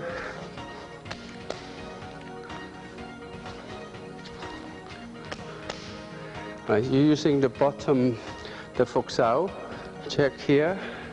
So you pin up both arms together, and you're correcting your position.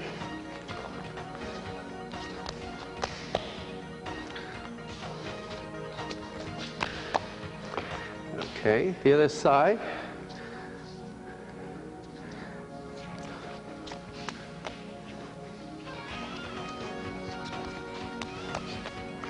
So you're still fighting on the blind side, controlling two arms with one arm, and then you get the other arm to counter attack.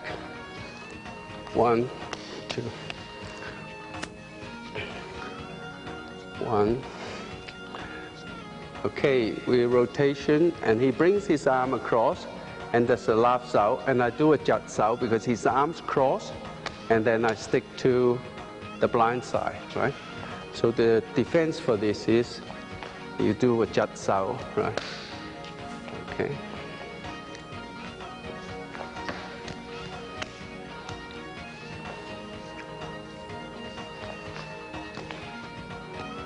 Right. So when these arms cross, BOEC, when the arms cross, you do a jut sao to pin up both arms together. You change the other side. Right. Jut sao, pin up both arms.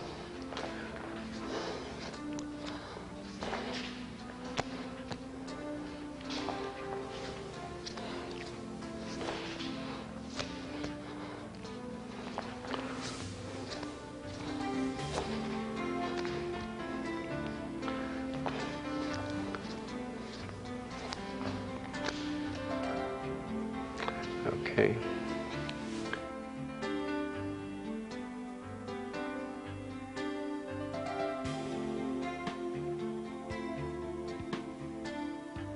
The application of the chi sao is that you're using the contact reflexes, and also you're using the drill to improve your coordination. For instance, a punch comes in, pak sao, chin sao, lap sao. So this technique you actually borrow from the chi sao exercise, because remember that in one chi sao exercise that you do rotation, and he comes in, and he do this, and then you do a biu sao and pak sao from here, right? Okay. So a punch comes in, pak sao, chin sao. So you line up the elbow, you control the elbow, and you're on the blind side, right? So the only thing that you have to worry about going to the blind side is the spinning back fist or spinning back elbow. So you block from here, don't block behind here, the elbow is going to come in your face. Block in here and straight up, so you pin his weight here, and then you have a pressure point here. You can knock out somebody 20 pounds of force on here. Okay? So a punch comes in, pak sao, chin sao. Right? So if he spins around, block from here, okay? Or you could do it like this, pak sao, chin sao, spin around. So from here, and you kick from underneath, and you can stop from there, okay? For round punch comes in, right? You attack the elbow, you counter attack at the same time. You can take this arm across from here and check the elbow. Right? 1, 2, 1, 2, 1. So you must face the point of contact. Right? So the other arm, the other punch. Right.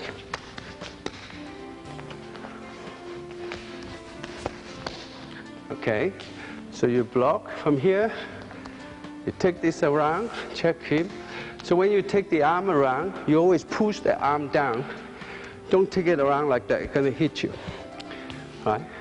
You push it down, or you push it up, right? So it won't hit you. Right? So you block here, you take this, push it up or push it down. Okay? So a kick comes in, right? Block, kick, punch. You land it on the blind side. Block, kick. Right? When you block, you step across, put your weight on the back foot, so you're ready to kick, and then you're ready to step forward from there.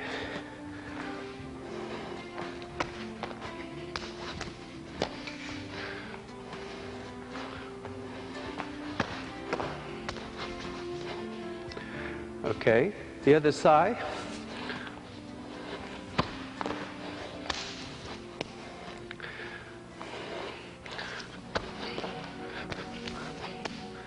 Right? So you always want to control the blind side, so you only deal with one arm at a time. You can use this system to go in to attack. So he's from here. So you remember the system I teach you, BOEC. So once you see the elbow, it become a target. You jam up the target. You move in. So because the punch will be going over there, right? So you push the elbow across, and you're in very good position. Parallel leg, you always step outside. Okay, switch the other side. Jam this up. Right, so you cannot punch from there, right? Because it's not facing me. I'm here, right? Or you can do it like that. Just push it across. So you'll be shooting over there. So, okay. So you watch the elbow, because for a straight punch, the elbow is traveling 2.5 times slower than the fist, and the elbow is further away from your eyes, and you can see what's going on. Once you control the elbow, you control the fist. For a round punch, the elbow is traveling at least 4 times slower than the fist, and you block to the elbow, and you stop the fist. Right? So it's further away from your eye. So and also if you fire on the blind side, you get away from the free arm. So you control his balance, he will not be able to turn. So from here, you got 2 arms against 2 arms against 1 arm.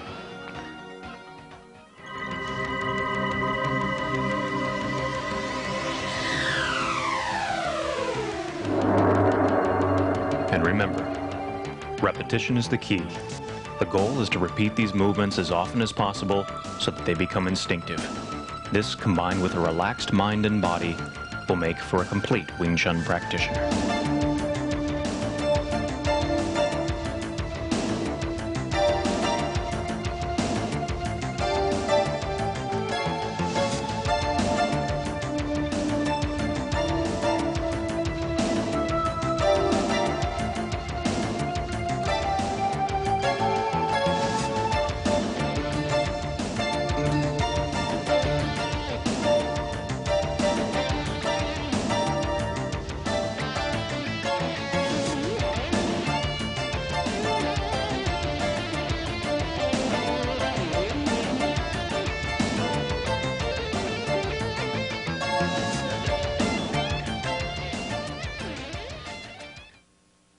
In this day and age, crime and violence is right behind you. You can fight back with self-defense, and the best source is Black Belt Magazine, the world's leading magazine of self-defense. Learn how to defend yourself with fully illustrated in-depth articles, interviews with martial arts celebrities, plus trends and current events. Go with the best, Black Belt. To subscribe today, call 1-800-57-KARATE.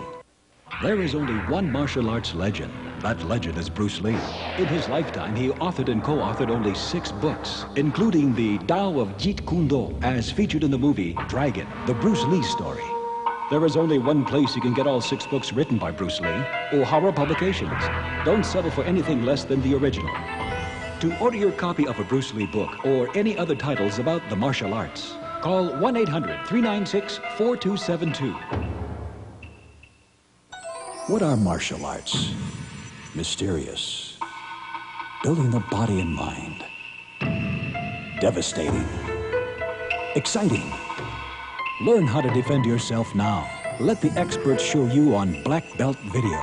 To order your Black Belt Video for only $29.95, call 1-800-581-5222.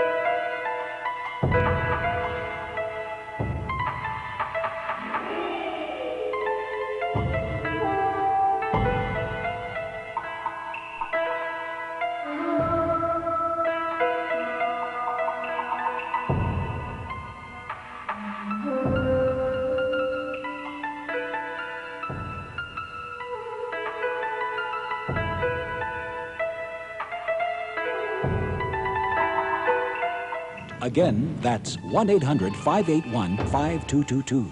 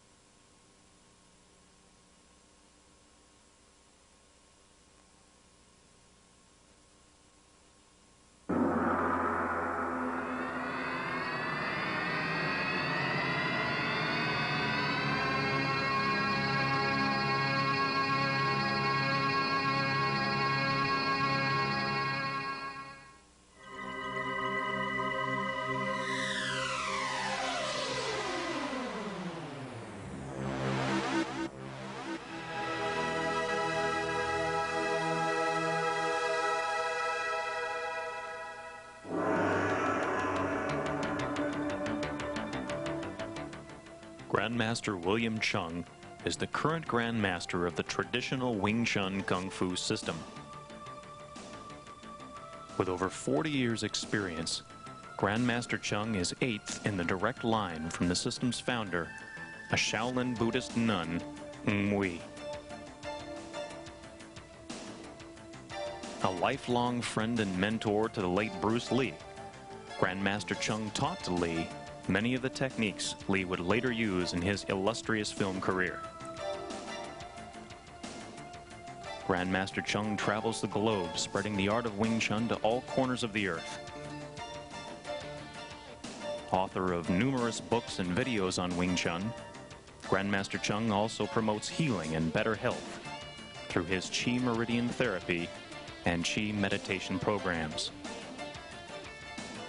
Often called the Master's Master, Grandmaster Chung has combined his healing and his fighting skills to become a complete martial artist. Hi, this is my assistant, Sifu Eric Goram. We're here to show you Wing Chun fighting system.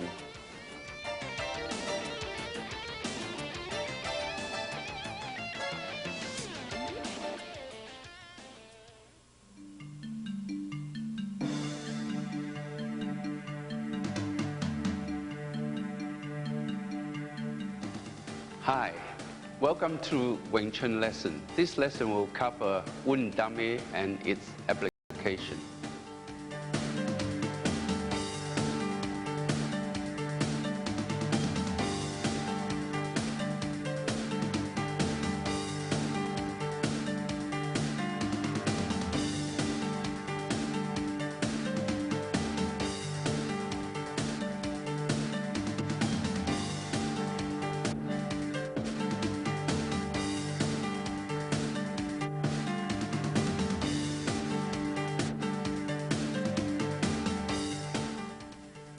Grandmaster Chung will now demonstrate the wooden dummy techniques. The wooden dummy is an important training element in the Wing Chun system for proper development of Wing Chun technique. The Wing Chun wooden dummy is an excellent substitute when no live partner is available. All the combat techniques in the Wing Chun system are found in the wooden dummy sequences. The Wing Chun practitioner trains these techniques and all that goes with them. Proper footwork, positioning, placement of the blocks, distance judgment, balance, timing, flow, and coordination. The three arms on the dummy can represent strikes to the upper and middle gates and can be either punches or kicks. The leg of the dummy teaches the Wing Chun practitioner to move from one side of the dummy to the other, keeping in mind where the opponent's lead leg is at all times. A word of caution. You should begin your training on the wooden dummy by keeping the movements slow and light. Contact response is an advantage of the wooden dummy training, but the hard wood can be very unforgiving. Not until the absolute correct placement of the blocks and strikes are achieved should you slowly begin to increase the speed and power of the movements. Eventually, arm conditioning will be added to the list of wooden dummy training benefits. Grandmaster Chung will now demonstrate the movements again in slow motion. The entry technique: grab and pull into the palm strike, stomp kick to the knee, bon sao and tan sao, kan sao, and arm break. The second set is a virtual mirror image of the first set with some marked exceptions. No stomp kick to the knee, quan sao instead of bon sao, and low palm strike before the arm break. The triple pak sao, chun sao, and side palm strike sequence. Kan sao and arm break sequence again. Low bon sao, pak sao bilji strike, side kick. Repeat and close with the kan sao and arm break sequence. The triple gan sao, low palm strike and high palm strike, double low and double high palm strikes. Jut sao, biu sao, jut sao, quan sao, bon sao, and again the kan sao and arm break sequence. Gum sao, tarn sao,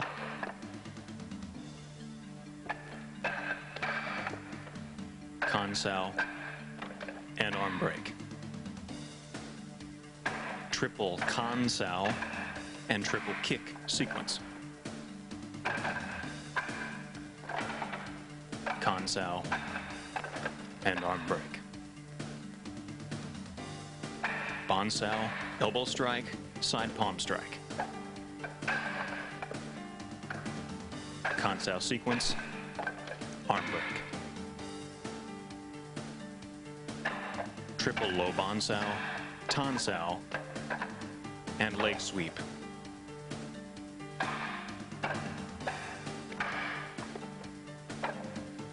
Kan sao sequence and arm break. The triple biu sao, chun sao, side palm strike sequence. Close with the kan sao and arm break. Then the left jut sao, biu sao, jut sao sequence, kan sao, quan sao, and bon sao. Close with the kan sao and low palm strike to finish.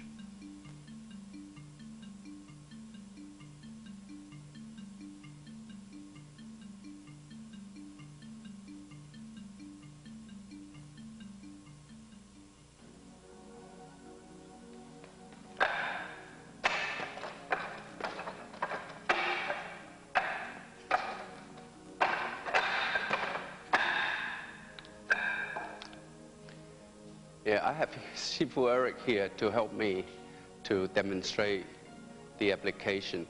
First technique is the entry technique. Entry that you bridging the gap. So the entry technique is you bring up your knee at the same time you occupy the center, and then you charge it from here, and then you come up here. Right, so I do it again. Entry. Here. Right. So this shield is taking care of the area in the lower gate. If I go in, he kick, and then I'm using this shield to block the kick, so I don't need to divert my defense from my arm or attacking technique from my arm to block that kick, right? So I'll just do it slowly again. Entry, right, grab, and palm strike, and then leg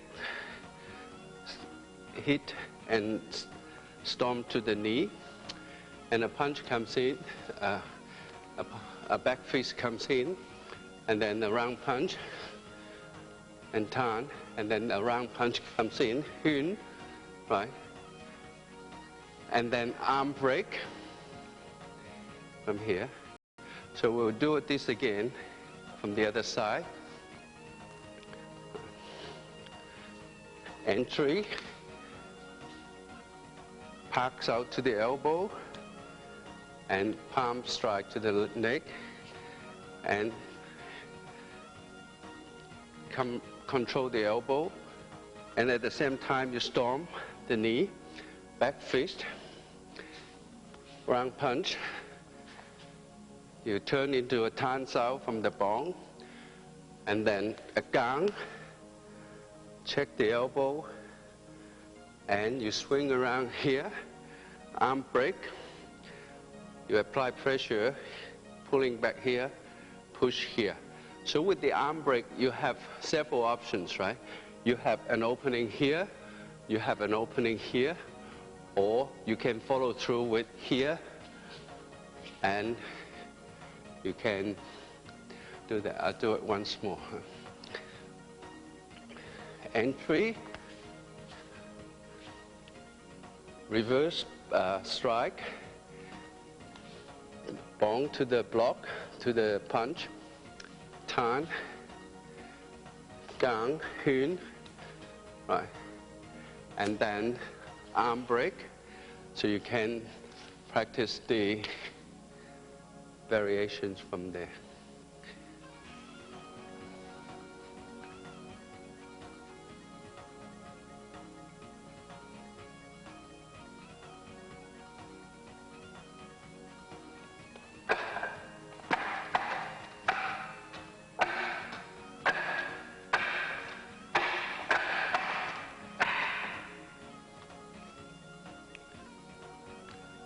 The application for this one would be your entry here, and if he step back, you check this arm from here, Pak Sao and palm strike, and then maybe a back fist comes in, and a round punch comes in. You do Kwan Sao, and turn, and palm strike, a gang for the round punch, Pak Sao, you Hyun from here, Pak Sao, and then arm break from here. Same thing, arm break, you have this option, you have those opening there, or you can follow through by strike to the pressure point here. So let's do it again. Entry, yeah. Back fist, Kwan, turn, gang, Hyun, Pak Sao, palm strike, and then arm break. You can follow through with those variations. Okay, once more. Entry, back fist, Kwan, turn, gang, palm strike, arm break, follow through, or you can strike to the bridge of the nose. This will cover his side, so you can see what's going on, or strike here, and then you can strike to the, or you can follow through with just once more. Huh?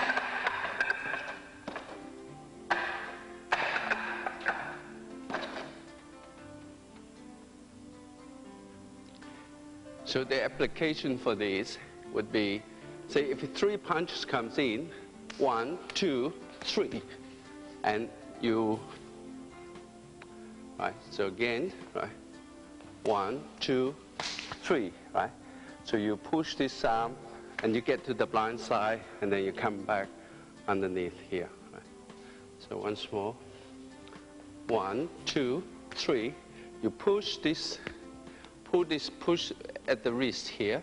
You push this to hit your shoulder here, but before it hit, you push it out with the bills out, and then you drop your elbow, you catch the elbow here, and you strike here, and you can go on top of this arm, or you can go underneath this arm, it doesn't matter. Right, so once more.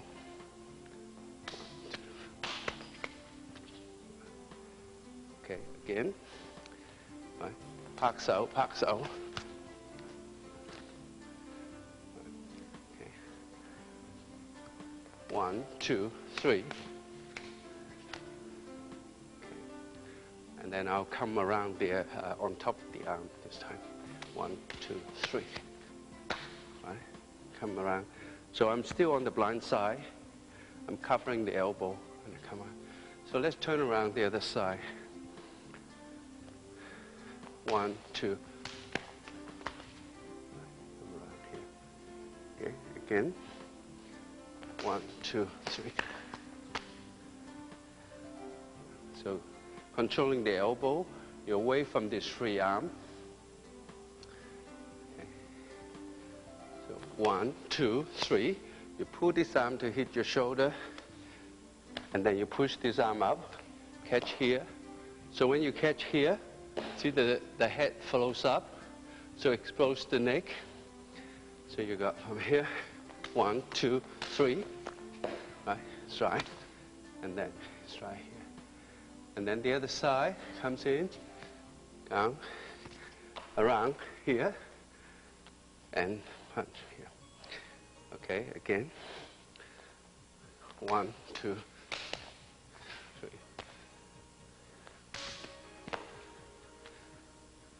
Okay, again, 1, 2.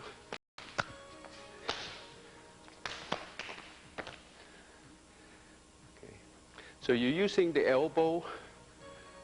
You're using the elbow to open up the target, or you can strike here.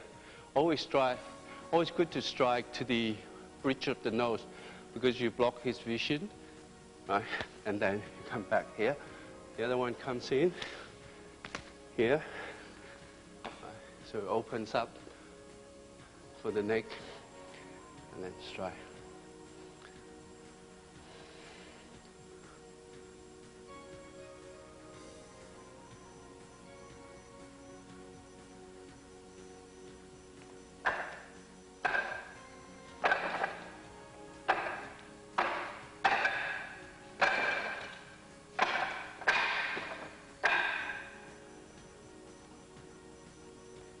This part, can we do it with a low punch? From here, and then you check this arm, strike to the eye, right? And then you move out and kick to the ribs, or you can kick lower to the knee. Okay. 1, 2, 3, 4. Right. And here. 1, 2, 3. Okay, let's turn around the other side. 1, 2, 3. Right. Okay. 1, 2, 3. Right. 1, 2, 3. Okay. 1, 2, 3. And then the other arm comes in. 1. Check here, and then you kick from there. And then a round punch comes in. From here, strike, arm break. Right, so 1, 2, 3. Right.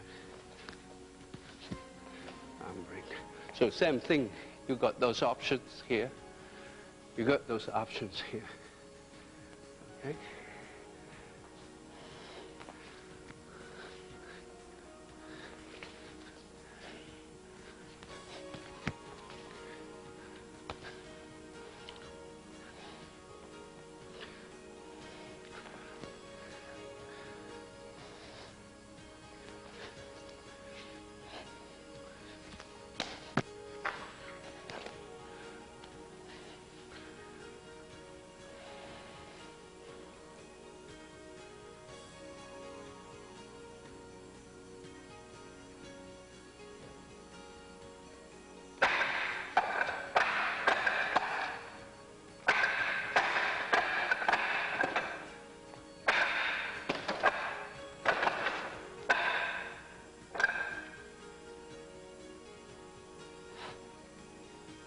This part is double 圈手.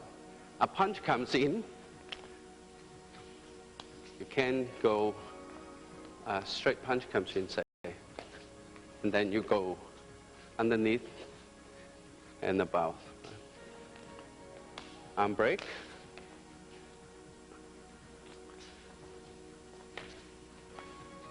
Or you can do it with one arm.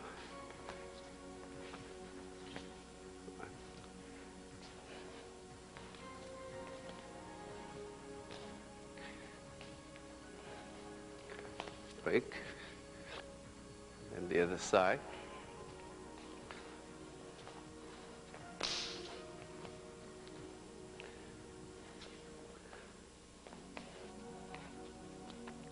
You can come back underneath.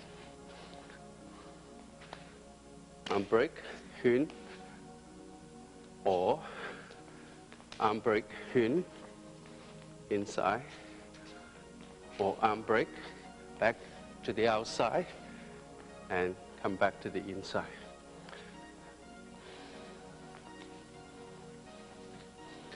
All right, the other side comes in.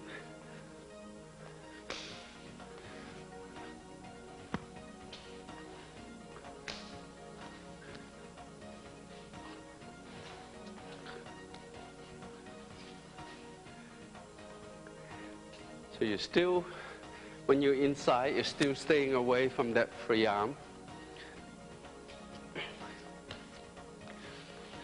Right, so your arm, this arm comes along, you can take care of it from here.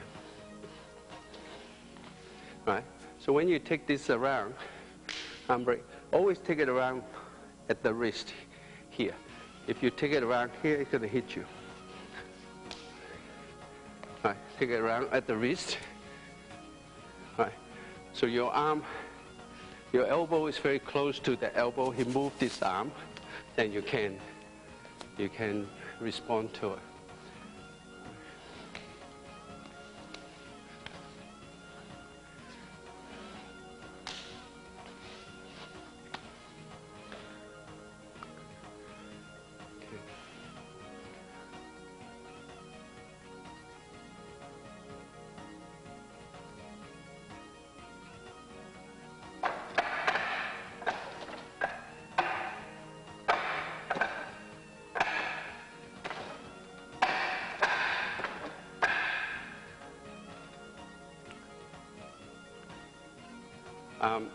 This application is you deal with 3 punches. 1, 2, 3, right? 隻手, 標手, 隻手, and 圈, strike, and then gang, and 捆, bong, arm strike, right? Now let's start again. 隻手, 標手, 隻手, 圈, gang, 捆, arm strike. 隻手, 標手, 隻手, 圈, gang, 綁, arm strike. Okay. Now you watch my finger. That's pointing to his eyes. When you do 隻手, 標手, my finger is pointing to his eyes. And 隻手, And Hyun, you push this arm down, but don't swing him too far, then you have to catch him again. So that's plenty, right? So he comes back, on. Now catch the elbow here, so you're controlling this arm here, and you on the blind side, so you don't need to deal with the other arm. You're still fighting on the blind side. Your eyes are watching for balance, opening, elbow, arms cross.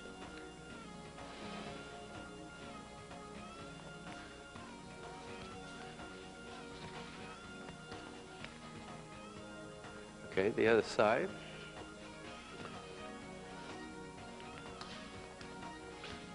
Hyun, down, bong. Catch the elbow here. Right, so palm strike.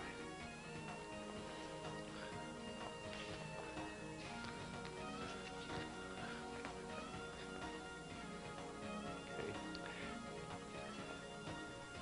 Just so. Just so. Hyun, down, bong. Strike. Just so. Feel so.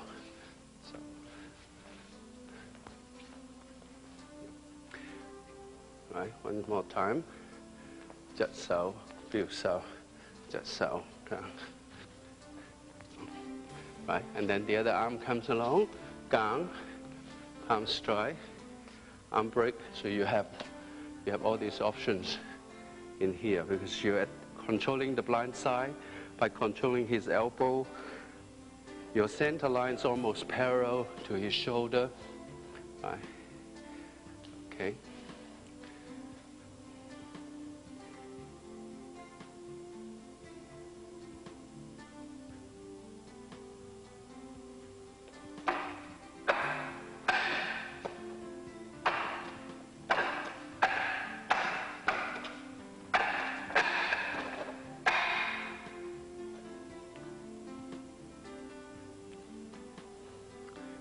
This section will be dealing with a kick. So from here, a kick comes in and a punch comes in. Right. And then you... So notice I take a side step and also keep a distance from his arm. Right. From here, and then check this, and then you move in from here.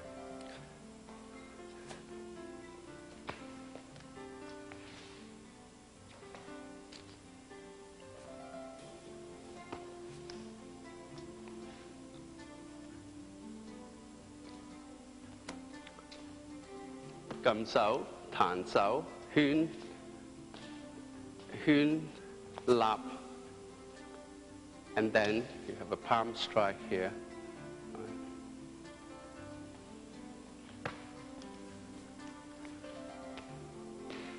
When you do the cầm手, make sure your hand is not like this, right? You lock up this part here. So you hit with this part, not like that. Then if you hit you here, you'll do damage to your wrist.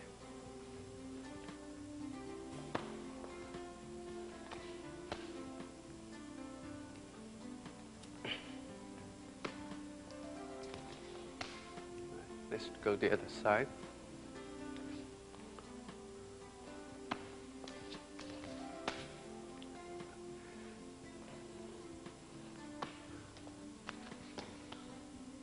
So avoid, you side step, avoid the force, make your opponent chase you, catch here, control the elbow, and control the elbow. Okay. And then the other side.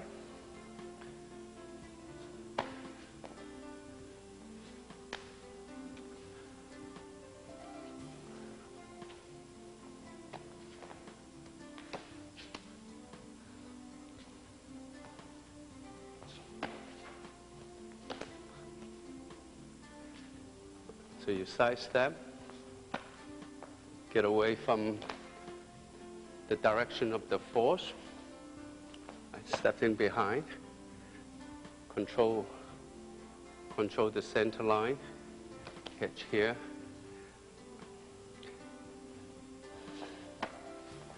when you do this Yun Sao, don't stick to the arm, but because you want it free and fast, that's Yun Sao. And then you catch here. One more time.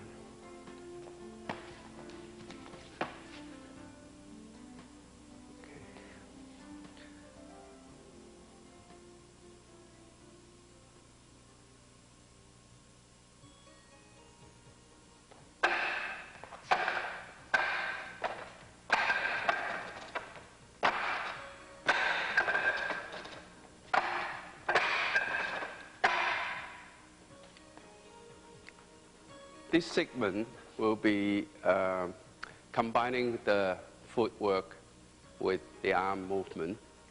So the gang sao,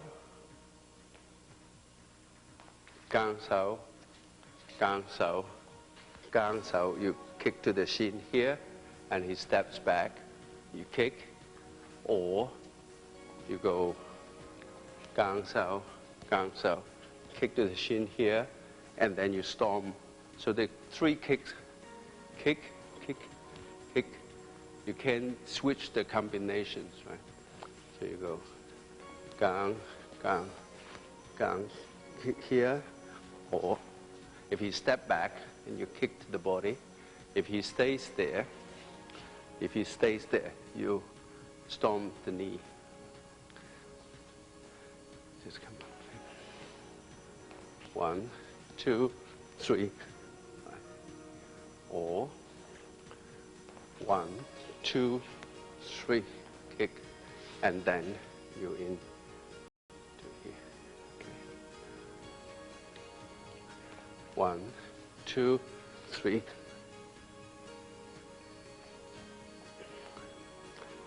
1, 2, 3.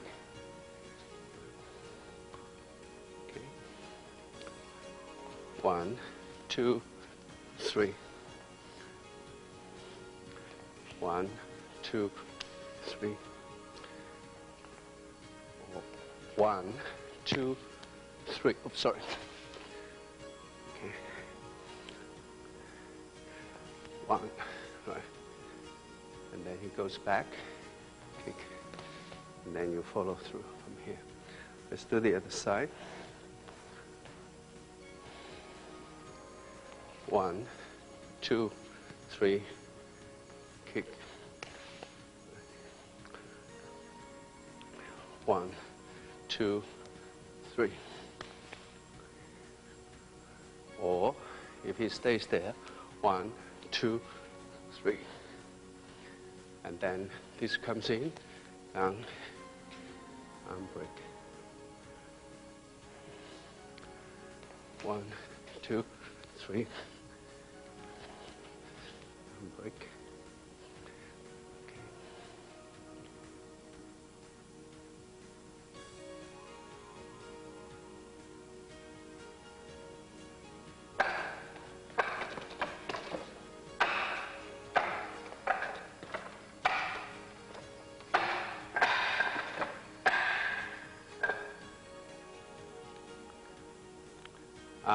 This sequence deals with the bong sao and elbow strike. Punch comes in, elbow strike, come up here, and then you strike here, come up here. Bong, elbow strike, bong, elbow strike.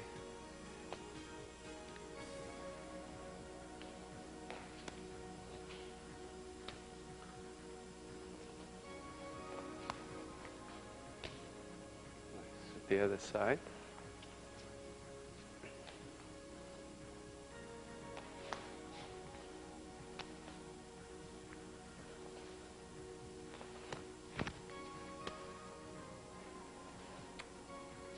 Bong, lap, elbow strike, strike to the neck and strike to the ribs.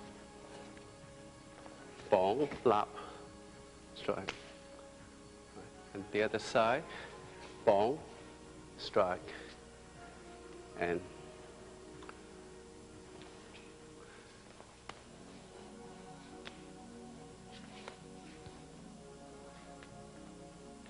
right? The contact area of the elbow is above, right? Not inside, but above.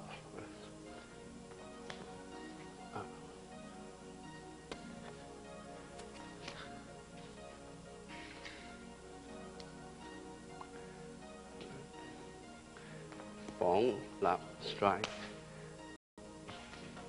pull, and then the gang punch comes in, gang,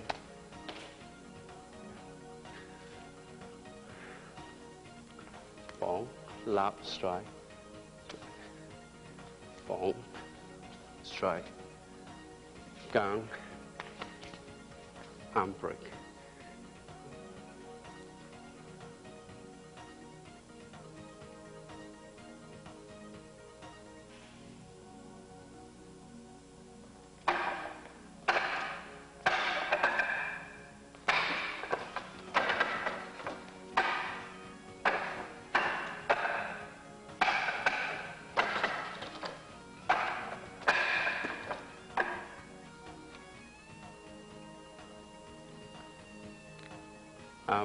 This segment dealing with the low bóng sao, you got 1, 2, 3, and then a punch comes in on top here, and it comes in up, right?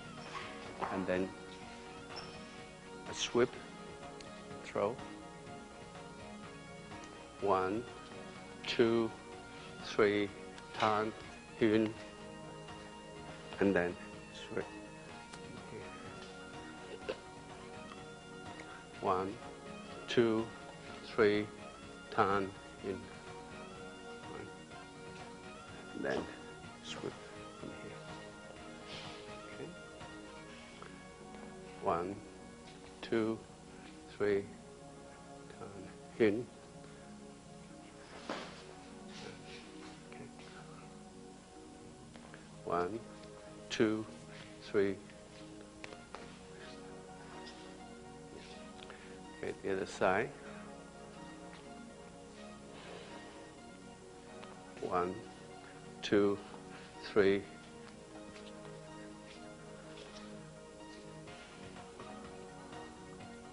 1, 2, 3. Okay.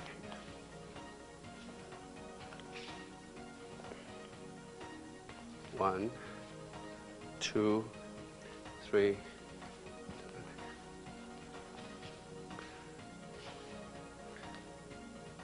1, 2, 3. Now when you sweep, that's why sweep, you drag along the floor, right? Drag along the floor. That's why it's called sweep. 1, 2, 3. Okay.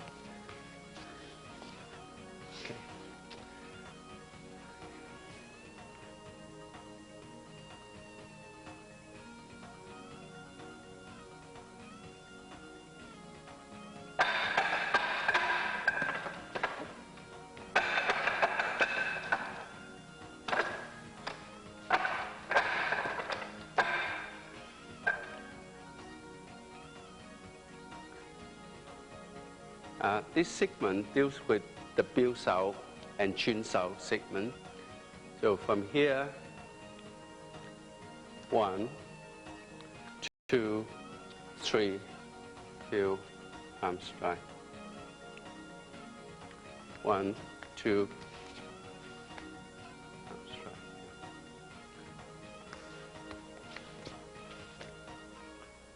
Right, so you go from here, 1, 2, 3. You can go underneath and pin the trap the elbow and punch strike. So you ended up on the blind side. 1, 2.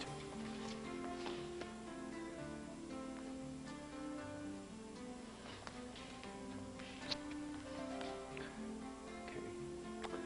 Then the other side.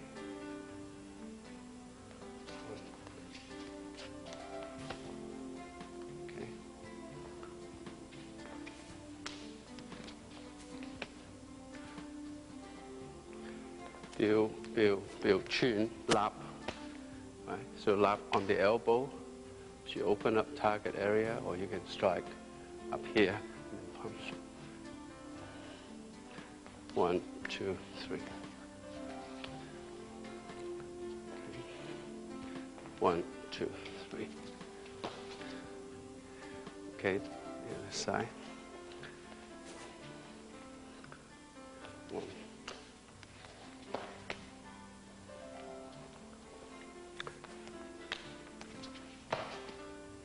Right. See if you are 1, 2. See if you get in deep in this arm. That means you can get in the beginning of this arm here. This part here. If you are here, then you get underneath. So that's a lap. Right. 1, 2. Or you can do it like this. Okay. And then you pin on the elbow. 1. So the other arm comes along.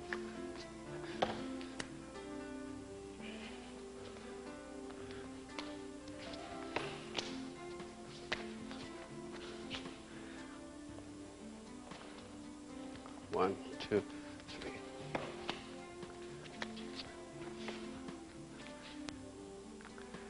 Okay.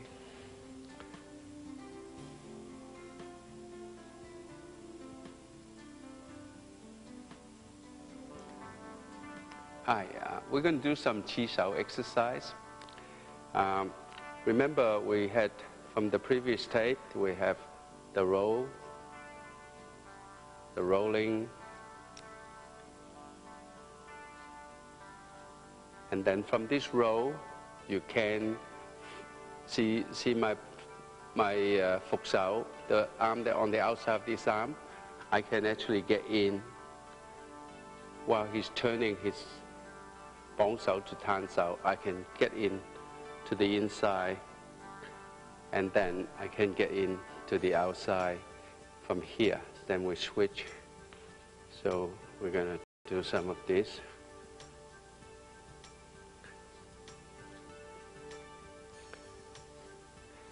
Now, if you get somebody that pushing your arm too hard, the energy is supposed to be going towards the center of the opponent. If his arm disappear, straight away it will go in. If nothing stops you, right? So, but you establish the equilibrium here. If I push out, and then he will let go and come inside. Right, so I can't push out. If he push down, and I will let go because I feel his energy is pushing the wrong way, I will let go. And so for him to recover, it's very difficult. Right? So the energy has to go in the center. Right? Same thing in here. Right? If his energy is not there, I can go in and strike him. Right? And same thing in here. If my energy is not there, he just goes straight in, jab my eyes from here with his Bong Shao. Okay? But if he's pushing his Bong Shao out, and I can let him go. Right? But this Qi Shao is a game, right? But it's still that you are being tested with your reflexes. Okay? Now, we're going to go through some of the things that people cheat on Qi Shao. See the Fuk Shao. The reason that you need the Fuk Shao because if I do a Lap Shao here, you can do a Jat Shao and pin my two arms together. But if you don't have a Fuk Shao, say if you're pushing me like that, if you're pushing me like that, you don't have a Fuk Shao, then you don't have a Jat Shao here. Or if you're just pushing me like this, or just like that, so you don't have a Fuk Shao, that means you can't do a Jat Shao from here. So if you see That's why when you do Qi Sao, you keep your eyes open, don't wander away, like Jose Feliciano. Your eyes are looking for BOEC, balance opening, arms crossed. So if you see something like that, that means you can do a Jat Sao or Pak Sao, right, without being trapped. Right? You can do a Lap Sao without being trapped. Right? So your eyes are watching for those things.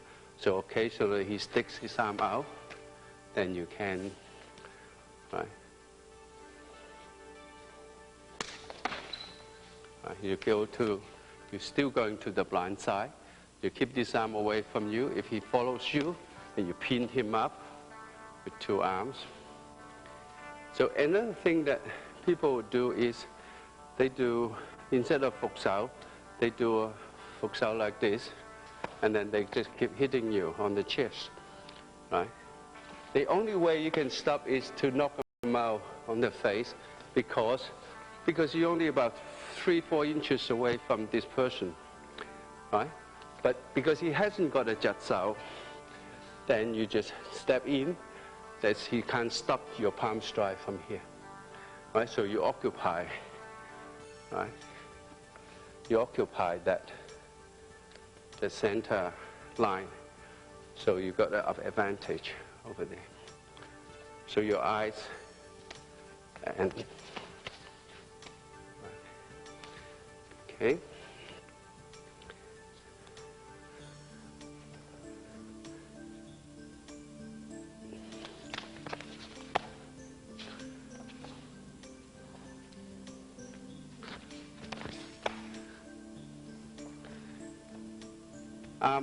Now, another thing is the bong sao. So a lot of them, they have the bong sao like this, right? Because that is in a very bad position to already in a diagonal wrist lock here. And, you know, so you don't want to, as soon as I see this, I'll step away. I step away, and then I put him on diagonal wrist lock here. So your bong sao is supposed to be like that, not like that. Right? So your eyes are supposed to be watching those things. Yeah. Okay. And also the energy has to go out to the finger, so that you won't be able to get the wrist lock applied to you.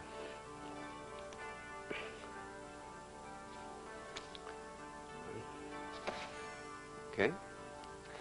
Now, so after we run through all this, another one that people do is from here.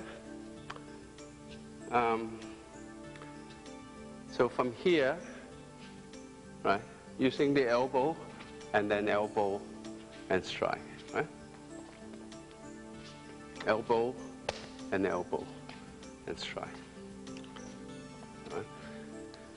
So elbow, so this elbow is jamming up these two arms and strike.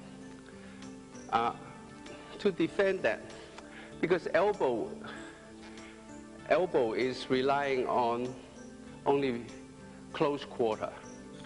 So when you see somebody comes in with the elbow, you just step away, and then, right? Or you could do this, right? You could pressure point here, and then here.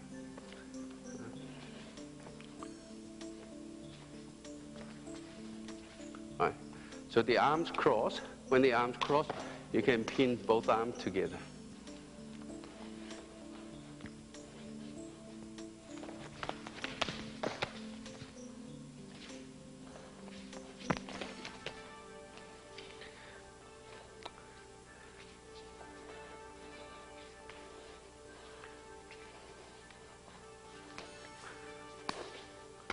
Right. So we're going to do another one that you get people from here. You do people switch off, do a kick, and come back. From here, switch off, kick.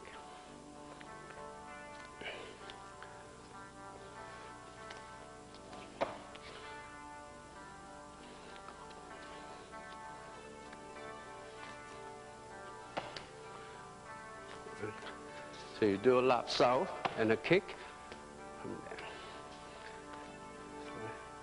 Lap sau, kick, and so the kick is divert his defense downward, right? And then leaving the upper gate completely wide open. Right? The right way to defend against the kick is you step sideways, you step away, so you away from the direction of the kick. Right? You can step either side.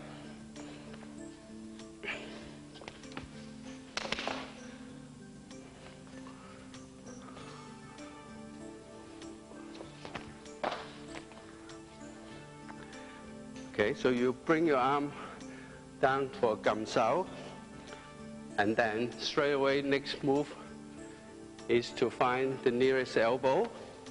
Find the nearest elbow. Okay.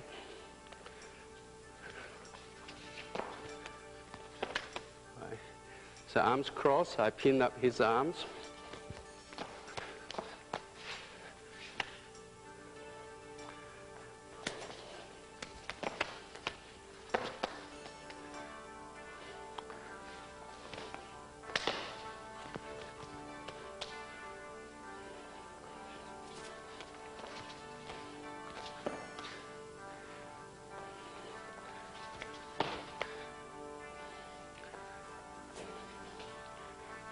I did a lapse out here. It's opening because his arms jam up underneath here, and I exchange. So if somebody does a lapse out from here, you jut sao from here, right? Jut sao, yeah.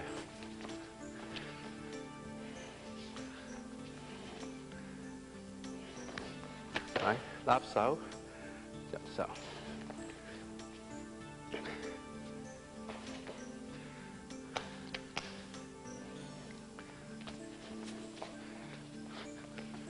Right.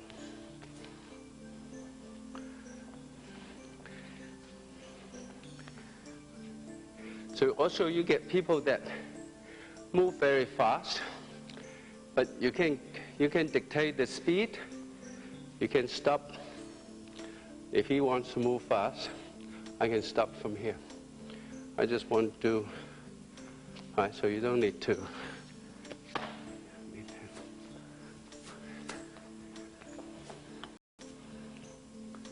You can do 2 bong sao, 2 tan sao, inside arm. Right.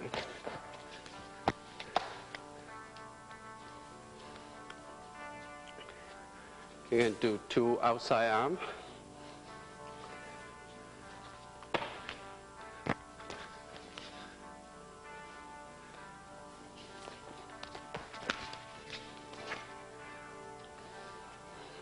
Okay. Another annoying thing for people doing is they come in and kick your shin. Well, to eliminate that force, so if he comes in, you can check, say, parallel leg. So if he kicks, you can check with the same side, right? You can check with the same side, right? So from here, yeah.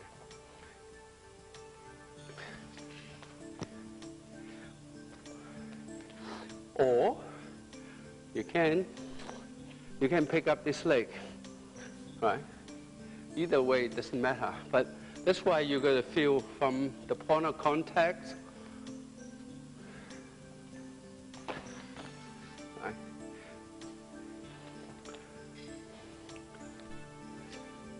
Right.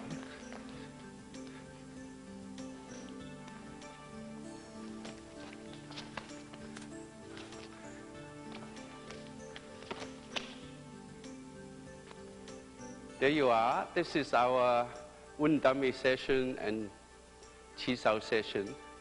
But remember that we have a series of Wing Chun tapes coming out, and you can get a lot of information from these tapes. And just continue training, and don't forget to consult your tape and pay attention to your instructors. Thank you.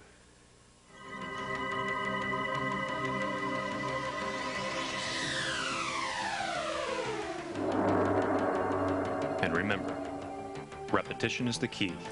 The goal is to repeat these movements as often as possible so that they become instinctive. This, combined with a relaxed mind and body, will make for a complete Wing Chun practitioner.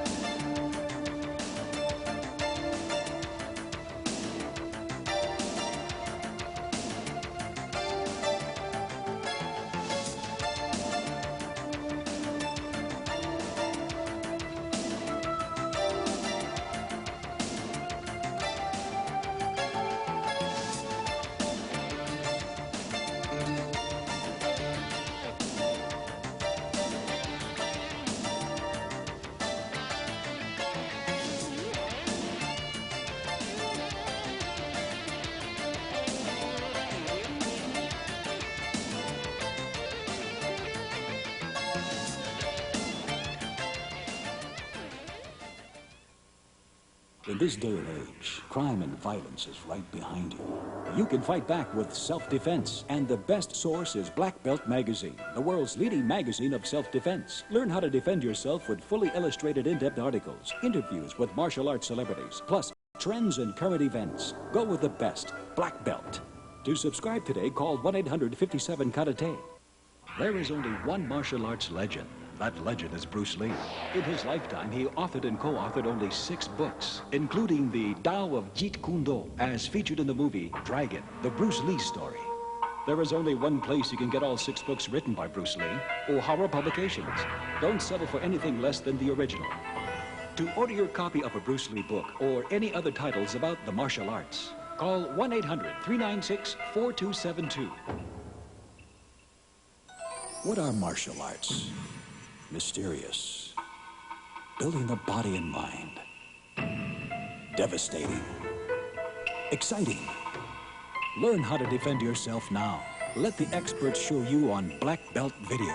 To order your Black Belt Video for only $29.95, call 1-800-581-5222.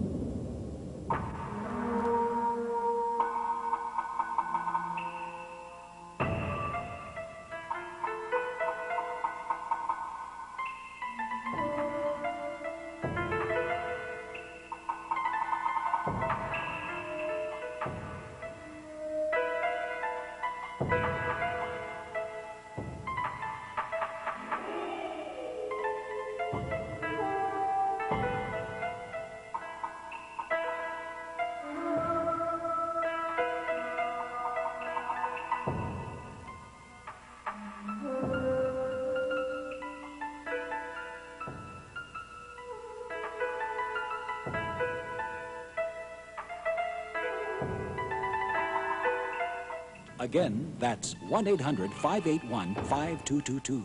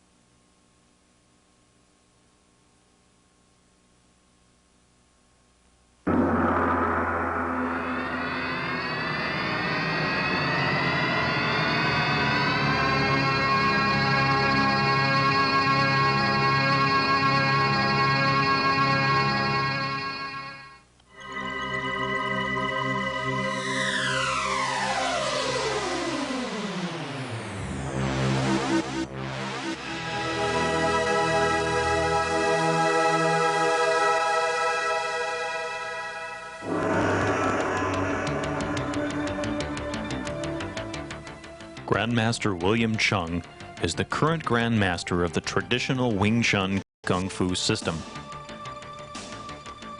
With over 40 years' experience, Grandmaster Chung is 8th in the direct line from the system's founder, a Shaolin Buddhist nun, Ngui. A lifelong friend and mentor to the late Bruce Lee, Grandmaster Chung taught to Lee many of the techniques Lee would later use in his illustrious film career. Grandmaster Chung travels the globe, spreading the art of Wing Chun to all corners of the earth. Author of numerous books and videos on Wing Chun, Grandmaster Chung also promotes healing and better health through his Chi Meridian Therapy and Chi meditation programs. Often called the Master's Master, Grandmaster Chung has combined his healing and his fighting skills to become a complete martial artist. Hi, this is my assistant, Sifu Eric Oram. We're here to show you Wing Chun fighting system.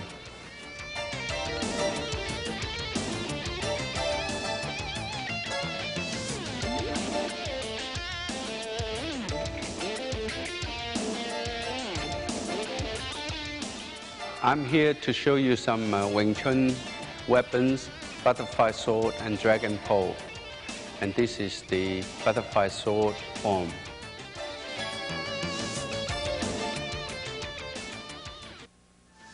The butterfly swords get their name from the circular rotation of the blades, both inside and outside of the practitioner's arms. Ideally, the length of the blade should equal the length of the practitioner's forearm and fist. This allows for the inside rotation of the blade. If the blade is too long, it may injure the practitioner. If the blade is too short, however, the weapon's reach is unnecessarily sacrificed. The butterfly sword has its origin at the Shaolin Temple in China. The Shaolin monks would carry the swords in their boots to defend themselves against attacks from bandits.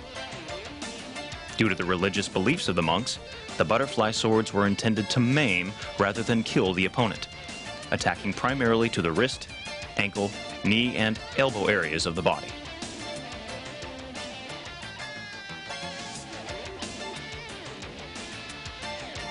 Grandmaster Chung will now demonstrate the form again in slow motion. The reason the butterfly swords are such efficient and effective weapons is that all of the defense techniques are accompanied by an immediate or simultaneous counterattack. Furthermore, it is based on the Wing Chun system and therefore emphasizes guarding the central line, the use of both arms at the same time, and balanced yet mobile and elusive footwork. The butterfly swords should be like an extension of the practitioner's arms.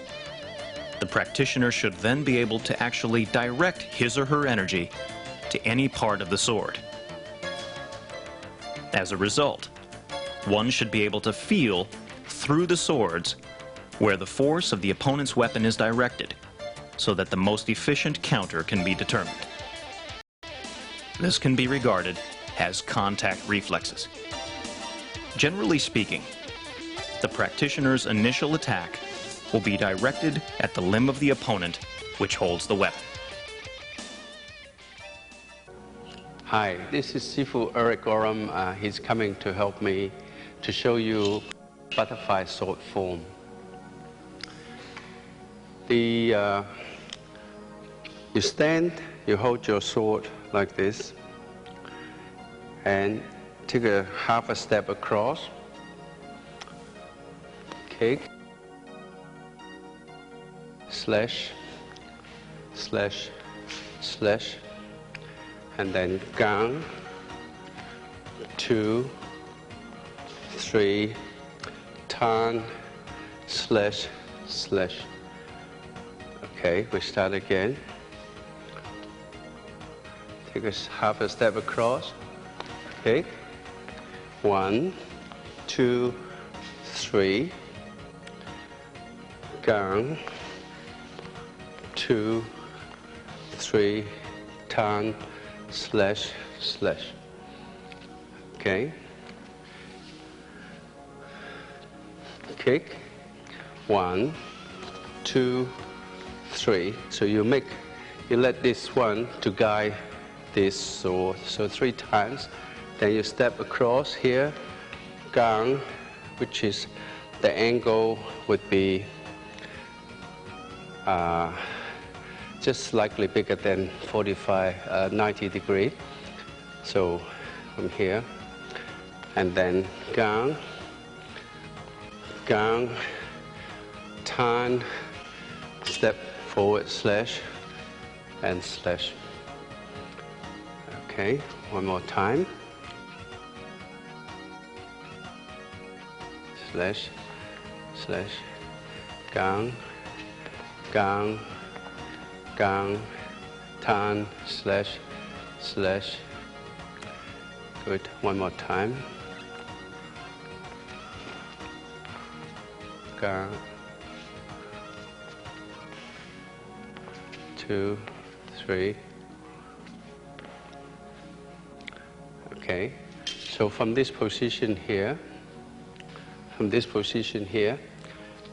you come across, gang, 2, 3, gang, and turn, left turn, slash, slash. Okay, so we take it from the top, have a step across, kick, 1, 2, 3, gang, 2, 3, turn, slash, slash, and then gang, 2, 3, turn, slash, slash. Okay, one more time. Kick, slash, slash, slash, gang, 2, 3, turn, slash, and then right, 2, 3, turn, slash. Okay, one more time. 1, 2, 3. 1, 2, 3. Turn, slash, slash. Gang, 2, 3, slash. Okay, so from this position here, you come back to gang, then quan, 2, and then you straighten this sword up. 1, 2, 3. Okay, so again from here, gang, quan, 2, 3, 4. So this is the last one, is the inside figure 8. Inside figure 8. Okay, you take it from the top. 1, 2, 1, 2, 3. Gang, 2, 3. Turn. Gang, 2, 3. Turn. Gang, quan, 2, straight this one up, figure 8, in figure 8, come across quan, and, okay, so we take it from the top, 1, 2, 3, gang, 2, 3, turn, gang, 2, 3, gang, quan, 2, and then 1, 2. Okay, one more time.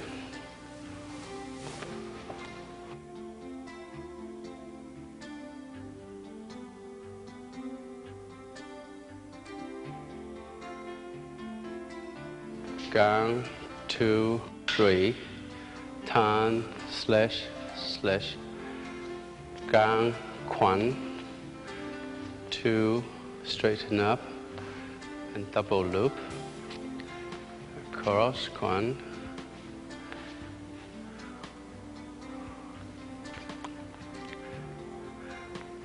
okay, so we from here, then we step back, 難刀, 難刀, 難刀 3 times, straighten up, double loop, and then across 1, 2, 3. Okay, so we're from here, step back, 難刀, 2, 3, straighten up, 1, 2, 3. Okay, another time.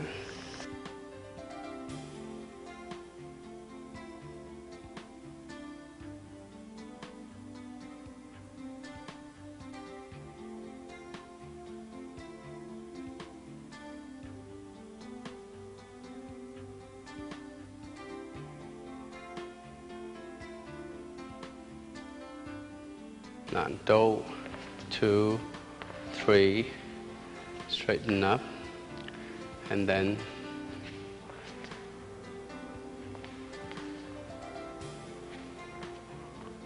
okay, so we take it from the top.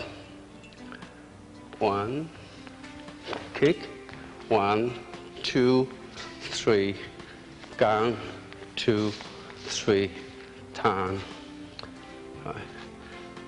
Gang, 2, 3, turn, and then gang, 1, 2, 1, and then 難刀, 2, 3, 1, 2, 3. Okay, the next part is you step across from here, turn, and then down here, and then pick this up, step across, turn here. Okay, again, so from here, you step across, 1 from up, 2, turn.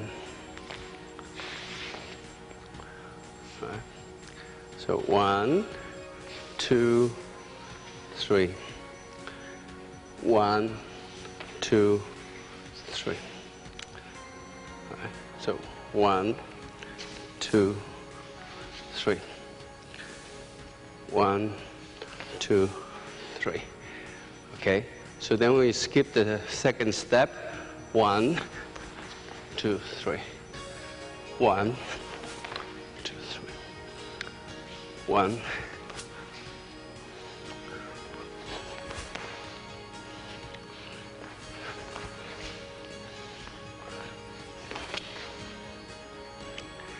Okay, so a couple more times.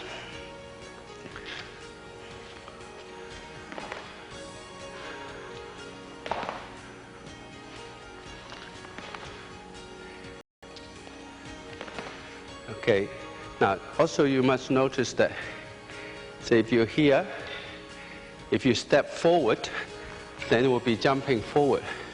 You step backward, you'll be jumping backward. You step across, they will be jumping across. You step across, they'll be jumping across. Okay? So we take it from from the landau, from the double loop, and then come back to this side, landau, 1, 2, 3, here. Then we step across, and then across. Right. So from here,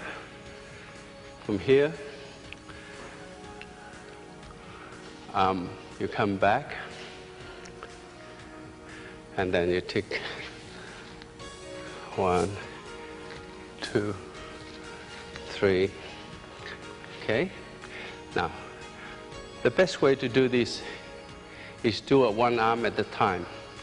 So firstly, you just stay here, 1, 2, upward figure 8. Right. Okay. Upward figure 8. Right. Okay. So you want to have the circle as big as possible.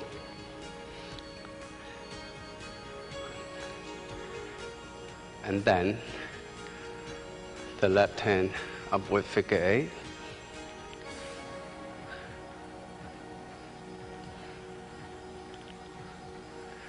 And then you put together, so you from here, you take this one back, this one following, this one back. So the left is following the right.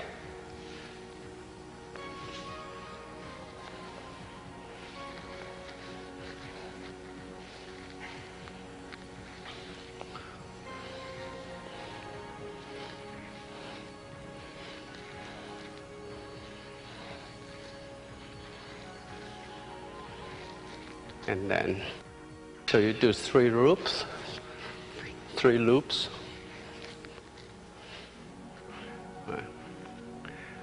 Okay. So the next part will be after the do fa from here, and then you step back from here. Kick, 1, 2, 3, and then Quan, kick, 1, Tan, 2, and then 3. So we come back from here, 1, 2, 3, back here, kick, 1, 2, 3, here, Quan, kick, 1,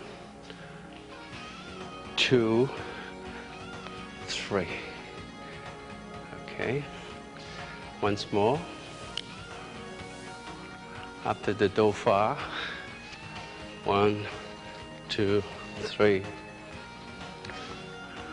Come back. 1, 2, 3. And Quan. Tan. Right. And then back here. Do fa. Kick, 1, 2, 3, Quan, Tan. Yeah. Okay, so from here, do fa, 2, 3, then back here, kick, 1, 2, 3, Quan, Tan, here, and then Quan again, here, Tan, strike, here, and then come back, finishing here. Okay, so we got from the do fa, 2, 3, back here, 1, 2, 3, Kwan, Tan, Kwan again, Tan, here, and then figure 8 back here. Okay, so let's run more time.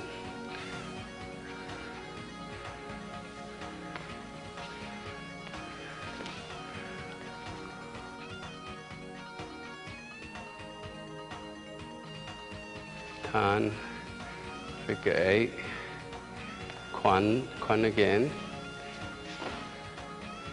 Tan, figure 8, and double figure 8 back. Now, figure 8.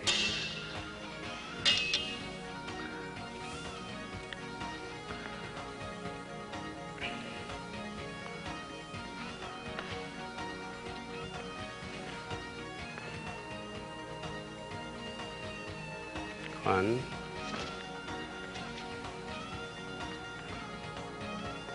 and again, Tan,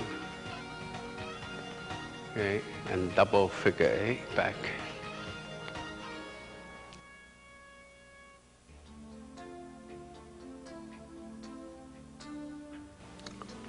Hi, I have Sifu Eric Oram here to help me with the butterfly sword application. The butterfly sword, to the pose, the guard, it should be like this. This is the right guard. The sword should be slightly tilted outward, and so that it does not block your vision. And also both sword is free to, right? But if you hold it like that, then the inside one is going to cut your arm, right? So the left guard is like this. So both swords is ready to be used. But don't hold it like that, then yeah, it's going to be a lot of problem here. Okay. And that's the guard. The side stance. The side stance, and that's the forward stance, and that's the back step, the fat toe, the back step, toe, back steps. Basically, when you deal with weapons, you have to hold the weapon and make it part of your body. So not foreign to your body, right? So your arm is actually extend to the end of the weapon, so you can feel with you can have the sensitivity. I'm going to show you simple move first. So he comes in and slash, gang do, tan, slash, and slash. Right? So you go from here, gang, tan, slash, and slash. Gang, tan, slash, and slash. Right? The other side, gang, tan, slash, and slash. Gang, tan, slash, slash. Now, see, when you use your gang do from the guard position, you must say if I use left gang do, I must switch because the bottom one must switch out. Right? So from here, otherwise you're going to cut your own arm. Right?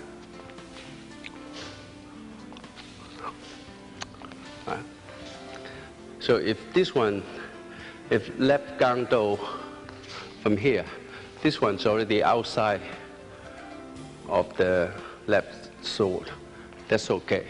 But if you do the right gang do, you must position the left one first. Okay? So let's do some practice on this.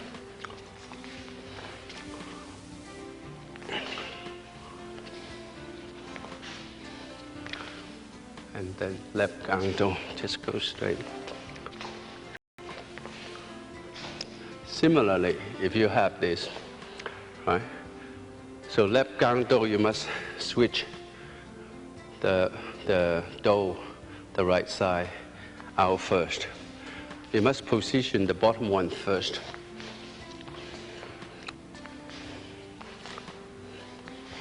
Right? So right gang do, you just go straight into it.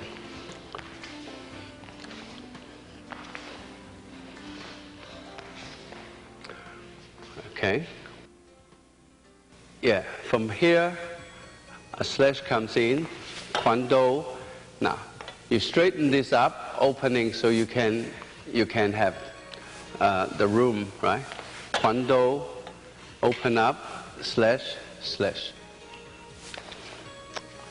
Quan do, right? Open up, slash, slash. Quan do, quan do, here, right? And then the other side, the same. Quan do, right? Open up, slash, slash.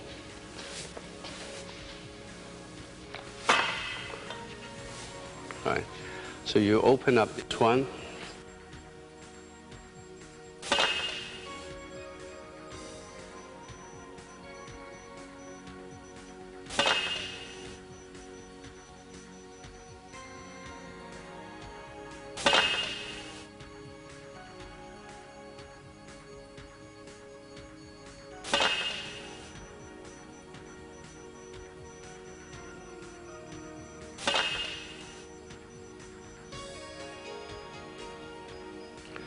Okay, next technique I want to show you is the lan do. Right, lan do, take this, double slash and slash. Right. Lan do, take this across, double slash and slash. Lan do, take this across, double slash. Oops. Yeah. Take this across, slash the other side. Lan do, pick the bottom up first, right? Bottom one up, double slash and slash.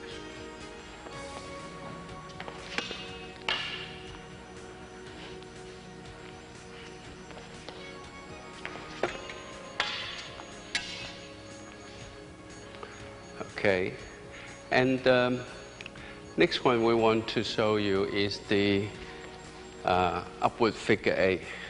So in fact, a slash comes in from here, here, and here. Right? So it's this one.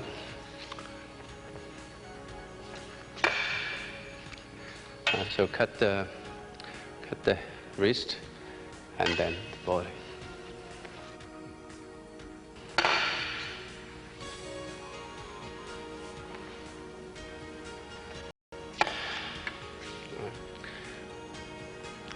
Okay.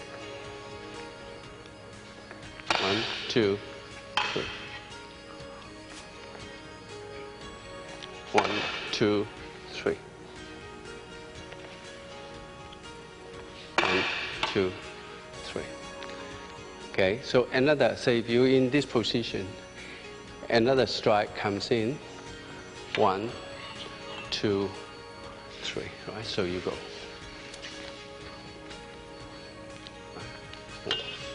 1, 2, right? So you go 1, 2, 3.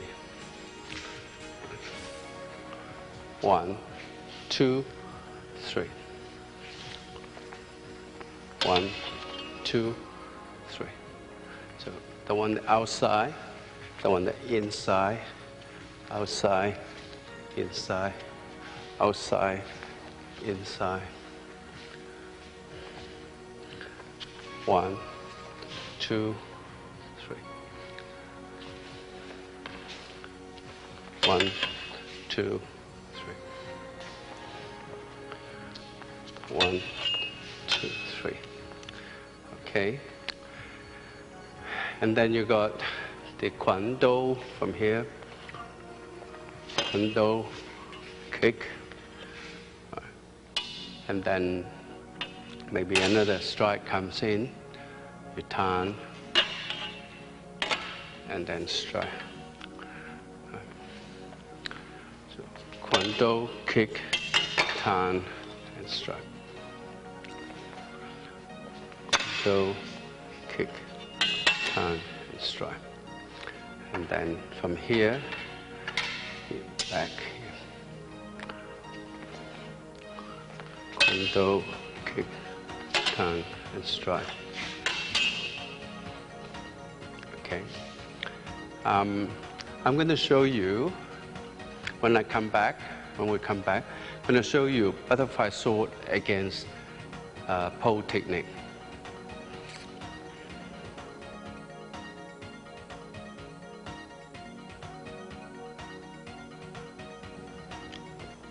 Hi, we're here to show you some technique against dragon pole. First one, maybe an overhead strike from here. So you take this up here, slash here, slash here. Right.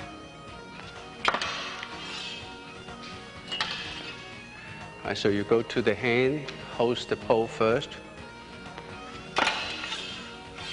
Right, you're using the one the outside, and then there.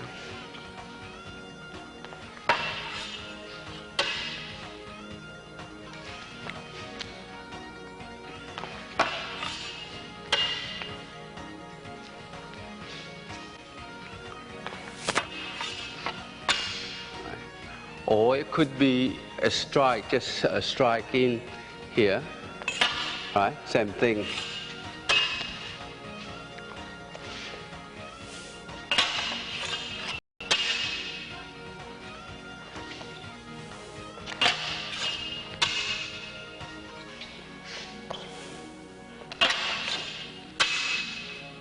Okay. Or from up there, so instead of coming around here, you come around here.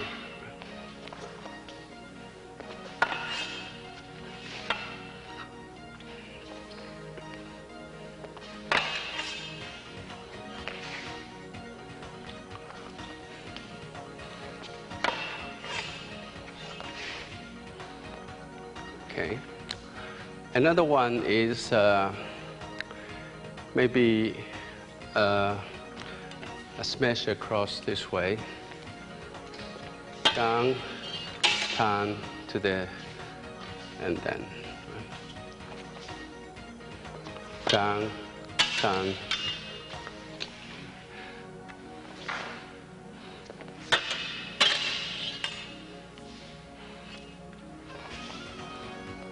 Down, turn. Down, turn. Okay, the other side, let's change the other side. Down, turn. Down, turn. Remember, I said that when you do the gang, you must prepare for the bottom sword. So you take this one out first.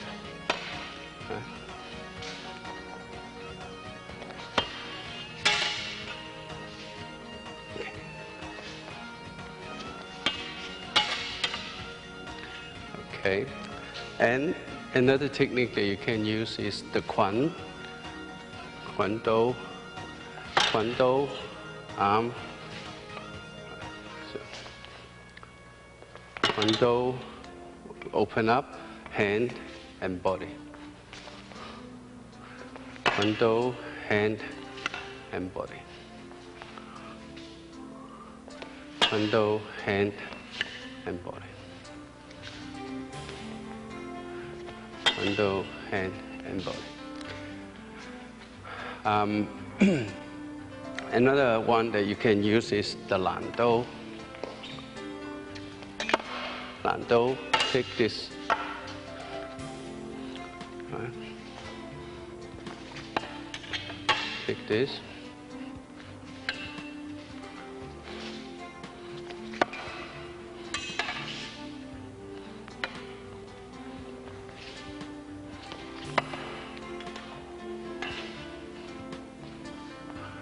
Or you could do this. One, kick, and then one, kick.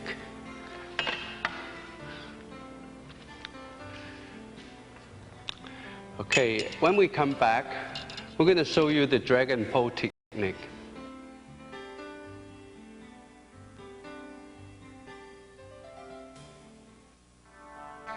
Grandmaster Chung will now demonstrate the Wing Chun dragon pole form. Like the butterfly swords, the dragon pole originated at the Shaolin Temple in China. It was introduced into the Wing Chun system by Wing Chun's third grandmaster, Wong Hua Bo. This form was created to develop strength, speed, coordination, balance, mobility, timing, and accuracy with the dragon pole techniques. The practitioner should use the dragon pole as an extension of the body. When used correctly, the pole can generate tremendous striking power. These techniques are easy to learn, but the practitioner must take care to learn them precisely. Weapons fighting does not forgive many mistakes. The cardinal rule of the dragon pole is to attack the secondary targets first, such as the wrists, ankles, elbows, knees, or insteps. Then move on to the primary targets, such as the solar plexus, throat, temple, side of the head, forehead, and groin. The length of the dragon pole can vary from 6 to 13 feet. Practitioners generally train with a heavier, longer pole to build strength and coordination. However, in actual combat situations, techniques can virtually be applied to a pole of any length.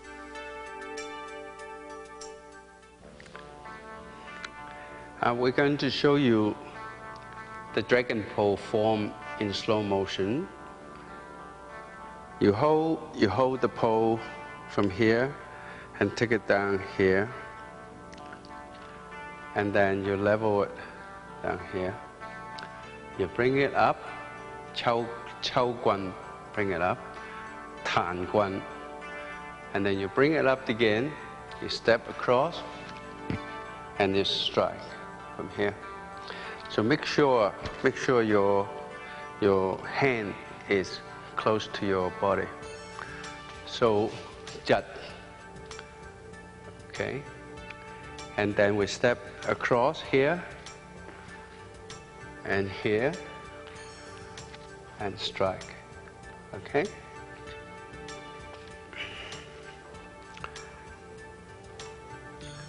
Down here, chao guan, tan guan, chao, step across, strike, and diu ma jat, step across, from here, strike down, okay.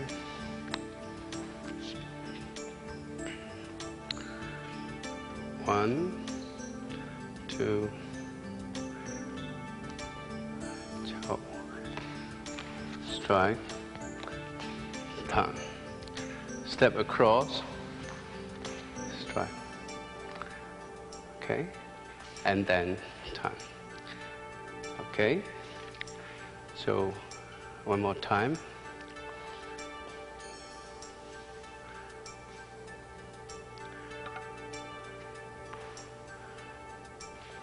Tan, step across,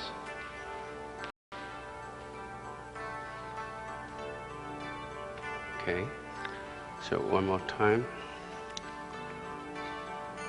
Here, chao, turn.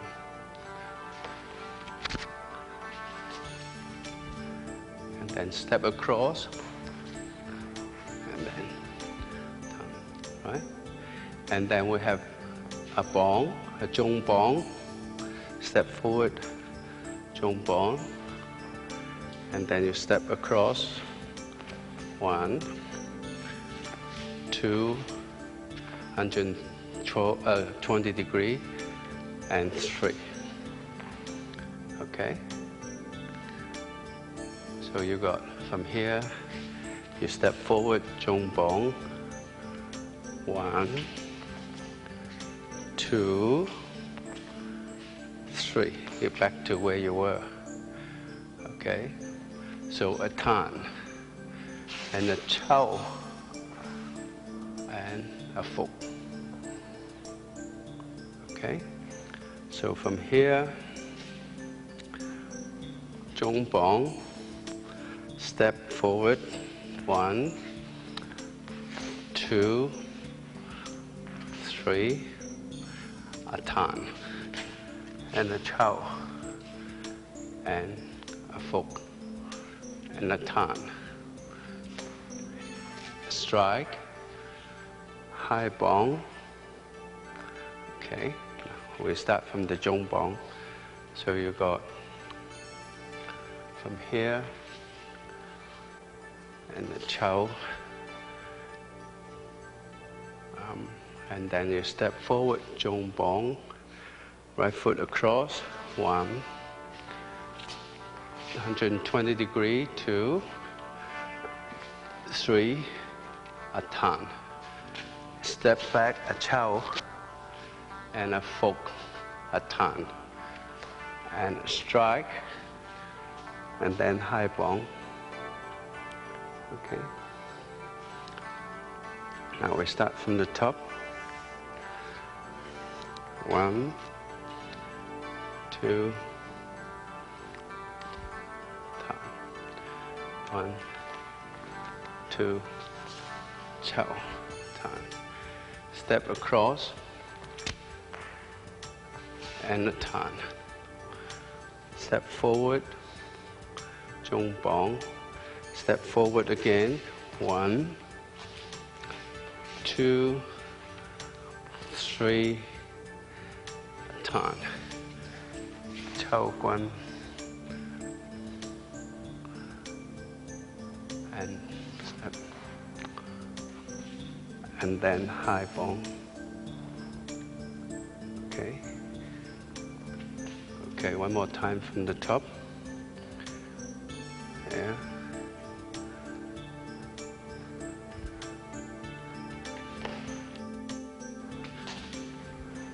Turn.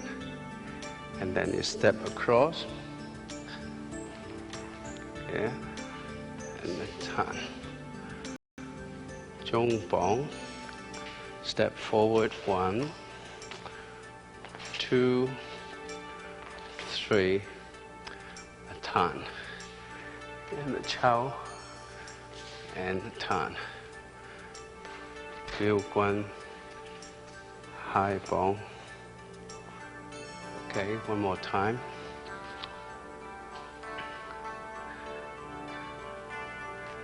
Down, chow guan, turn.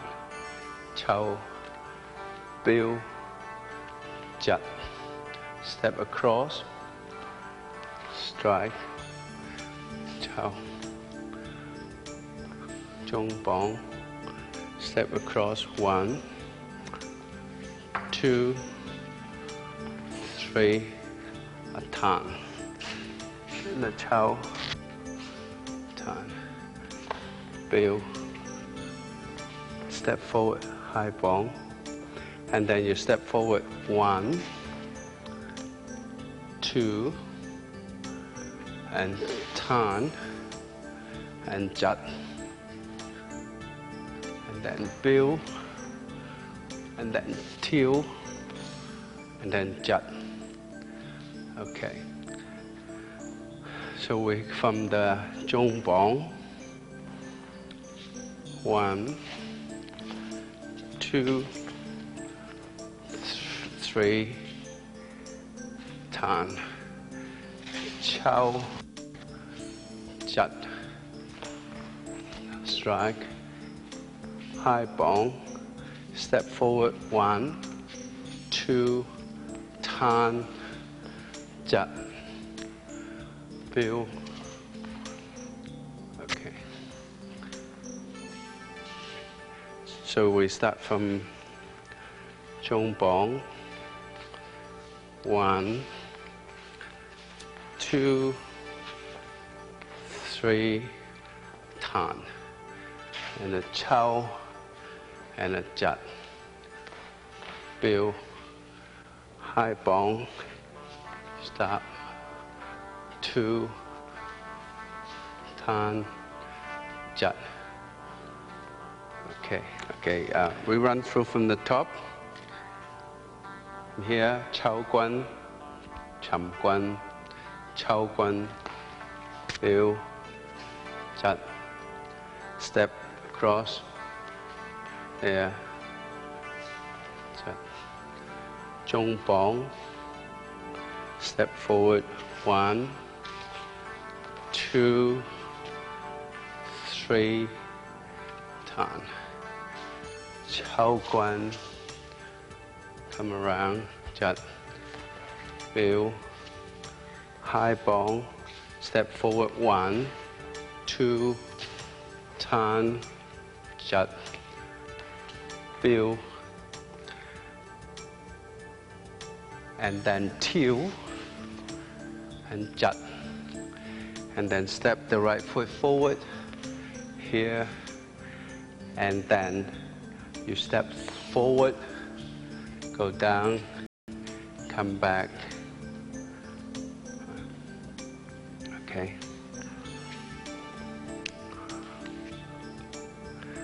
So 1, 2, there, Tan,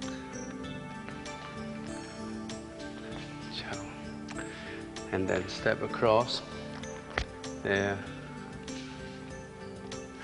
Chong Bong, 1, 2, 3, Tan, Chow Guan, step,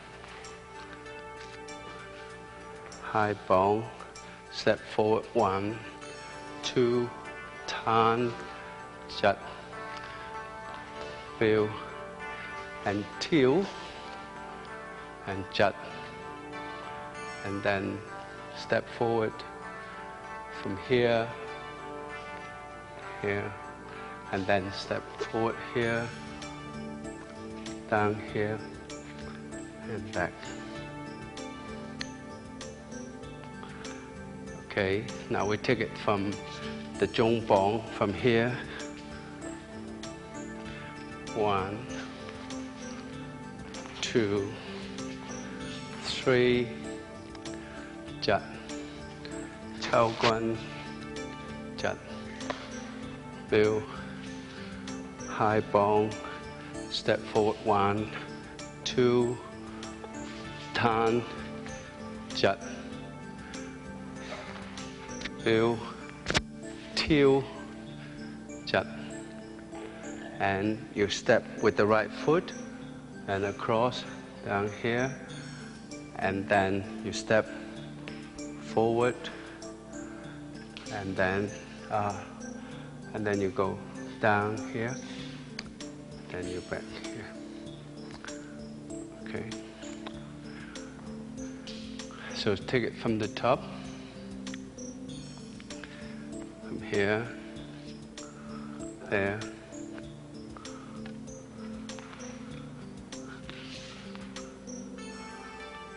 step across, Chong Bong, 1, 2, 3, Jut, Chow Guan, Jut, Bill, high bong, 1, 2, Tan, Jut, Bill, and then step across, Tiao Guan, right? And then across, and then step forward, and across, right here.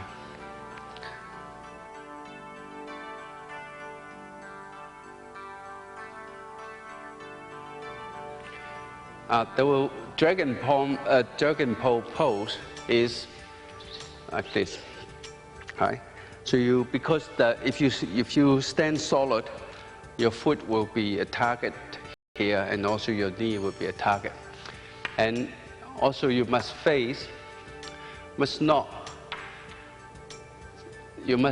point the pole in the center here, right?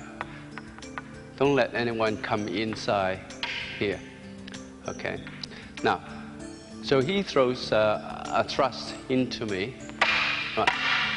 And what I do is, I do a fork and a jut and a strike here, right?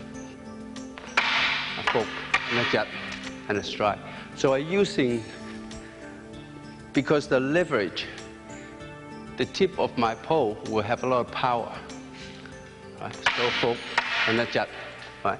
Or I could do it like this, right? A fork and a jut as I hit to the wrist. Then you strike to the throat here, okay?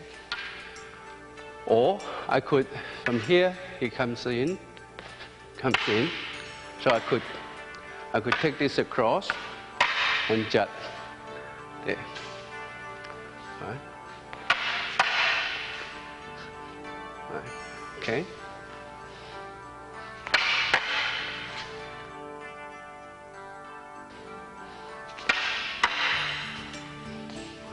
Okay. If he swings swings at me, say for instance. So firstly, he's wide open, right? I can just strike from here. But if I need to counter against it, right? And then hit and strike here. Hit and strike here. Strike here. Okay. So if you're dealing with somebody using two sides, right? So he comes in, because his distance is really not much threat to you. So you only have to, and also the power, because the leverage, the further you go to the end, the more power it is, right? So strike from there. Okay. So if you attack, right, from here.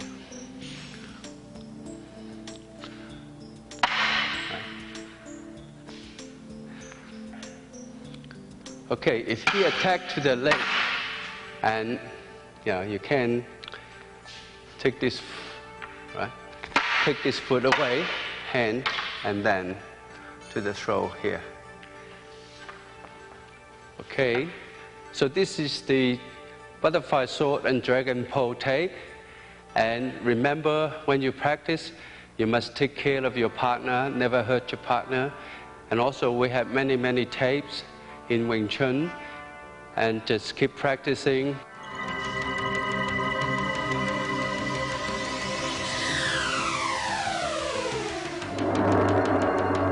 And remember, repetition is the key. The goal is to repeat these movements as often as possible so that they become instinctive. This, combined with a relaxed mind and body, will make for a complete Wing Chun practitioner.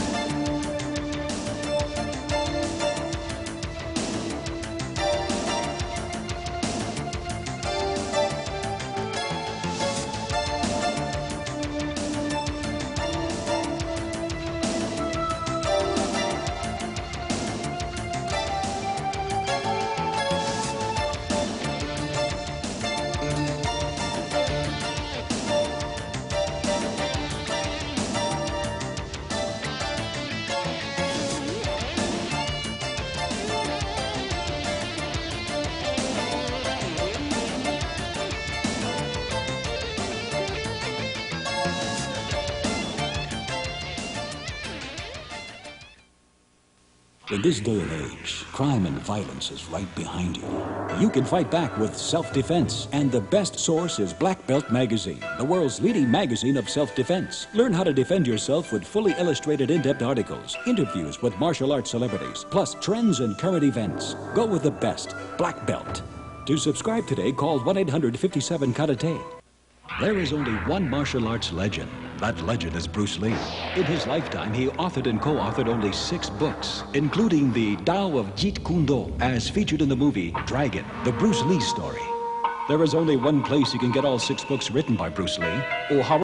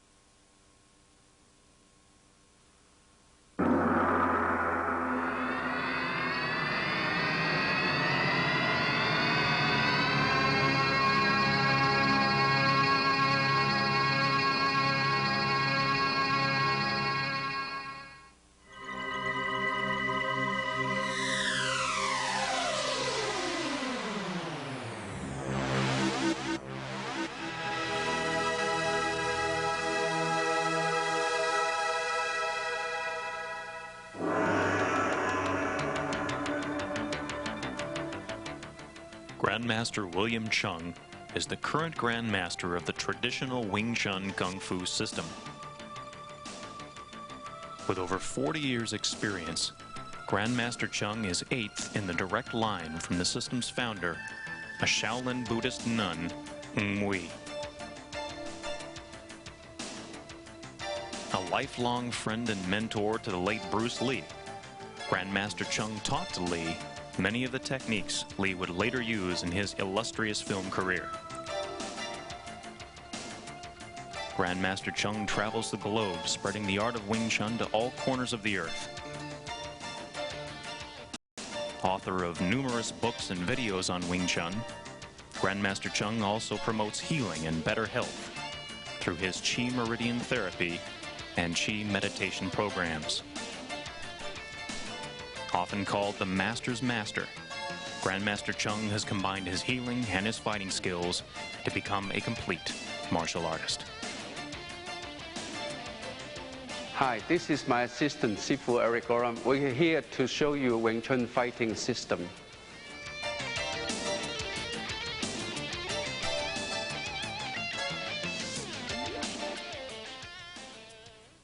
The most important thing about Wing Chun is guarding the center.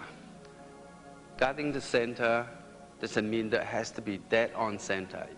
The center can be, the boundary can be, if you are able to cross your arm down and up, then you're able to use 2 arms at the same time. So if you can face your opponents from here to here, then you're able to use 2 arms at the same time. And Wing Chun teaches you to guard your body with your elbow, so keep your elbow in. And also, it teaches you to use 2 arms at the same time, so that means every defense you should be accompanied with a counter attack. So for instance, if he throws punch in, check and punch, check and punch. Right? It's almost simultaneously check and punch, check and punch. Right? So you notice that I got close, I checked close to the elbow, so I'm using my palm to guide my punch in, and I'm stepping out to the blind side, so I don't need to deal with this arm immediately.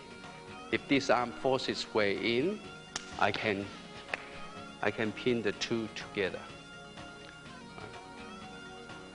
So you go from here, check and punch, check and punch. We turn this position around, punch, punch. So it teaches you, Wing Chun also teach you to watch the elbow, right? Because if I watch the fist is very close to me. It's very hard for me to see. But if I watch the elbow, and I can cover the elbow, and I can see. You know, for a straight punch, the elbow is moving 2.5 times slower than the fist. So the fist is going out from here to here. Elbow is going up from here to here 2.5 times. For round punch, the elbow is moving at least 4 or 5 times slower than the fist. It's further away from your arm, from your eyes, and it's easier for you to see. So, so you watch the elbow, and he steps in, check, punch. So you want to go to fight on the blind side. That means that you are positioning your center line is parallel to his shoulder, and you're controlling the elbow, so you don't need to.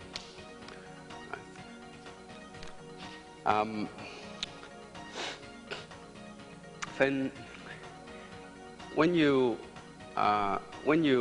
using the cross arm block, say for instance, because you would not be able to counter attack. So usually with cross arm block, you always put a kick in, so that you're putting pressure back on the other person. I'm going to run through some very, very simple technique against different systems, and then we will introduce some technique that comes useful for you. Okay, now watching the elbow, the system I show you is called BOEC, Balance Opening Elbow Arms Cross, and teach you to fight on the blind side, teach you to use 2 arms at the same time. And then I will run through dealing with boxers, kickboxers, dealing with other systems, dealing with grapplers, and also we will probably run some technique against knives and against poles and baseball bats. See, remember the system I showed you is called BOEC. So if the balance has problem, you can exploit it. If the person exposed too much opening, you can exploit it. So the elbow is exposed, it becomes a target area.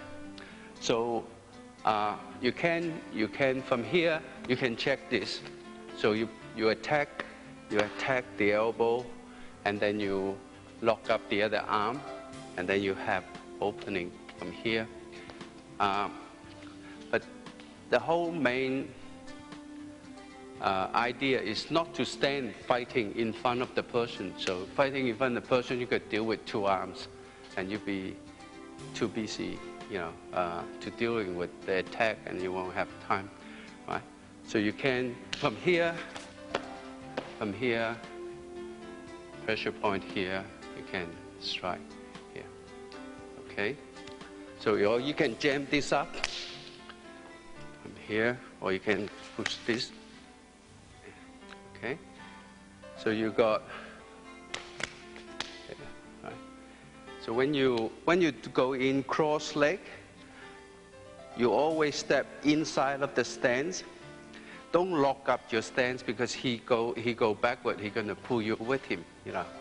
So you give yourself plenty of room, right?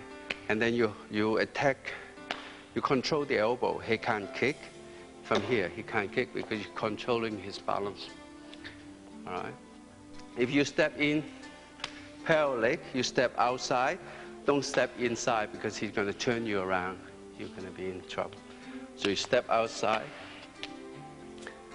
Okay, we're dealing with a system that fights with the arm down and exposing a lot of target area. Firstly, you have to know the priority of targets, because the system I show you is BOEC, is watching the elbow, and you know that if you're going to hit him here, he's going to jab you or push you away. So he's setting a jab on here, all right? But if you select the target area that close to the elbow, so you will restrict to the his right arm, right? So from here, so if you attack, you go in and attack, you're going to attack to close to the target area, to the elbow area. Select the target area close to the elbow. So you force him to swing at you, and then once he swing at you, and you would have a very good opening from here, because the other arm is too far away to do anything. Okay, so when you see somebody had their arm down here, you jam up this elbow, right? So you jam up this elbow, right? Step outside, parallel leg, step outside, right? So you're watching the other elbow. If it swings at you, right, you're still going over on this side, right?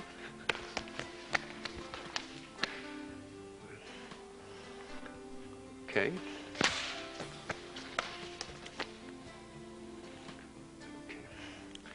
All right, so or you could do this. You could attack here and then divert his attention, right? Because when he's standing on the side, this is the target, and then you soften him up from down here, from here. Okay. If you fight with somebody, maybe like this, because this arm already extended, so it's very little use. Right? So you can knock it away, kick here, and then, right? Or you can come inside, right? You see how far I go from the step away from the opponent? I step right across here. Right? He can't kick because I pin his weight here. Right? He can't use the other arm because his weight's on this side. Okay, so. Right? So you knock this away. So you're opening up here. Okay.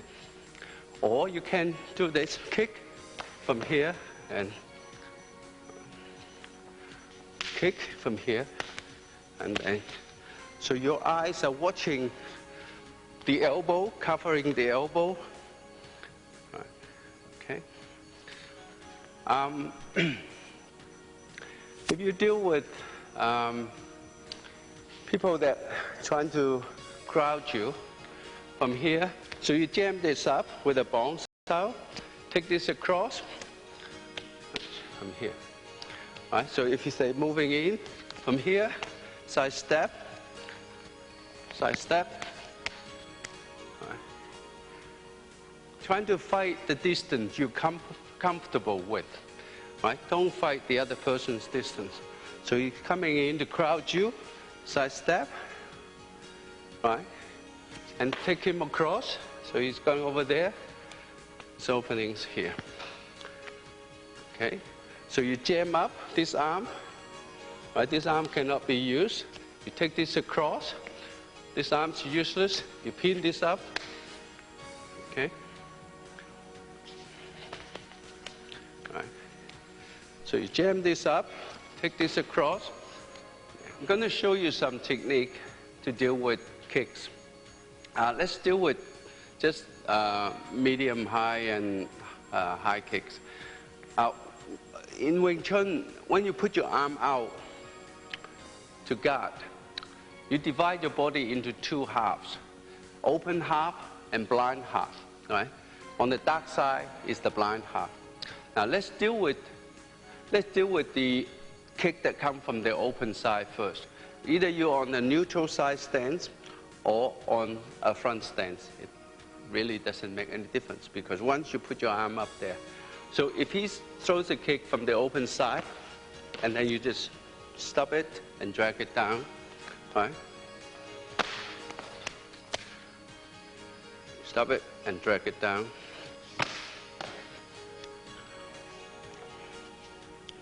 Stop it and drag it down, right? So you can do it a little bit faster. Stop it and then knee it, right?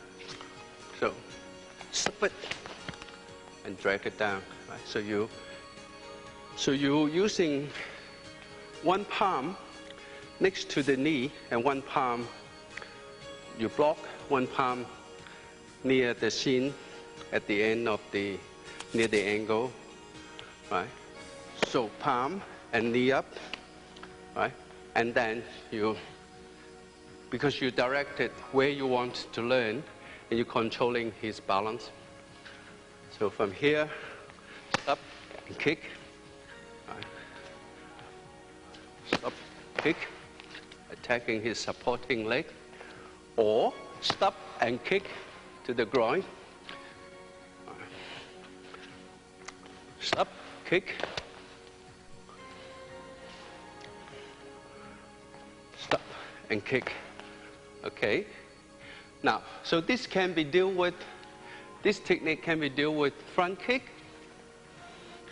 No difference, right? Because you just take a little bit, right?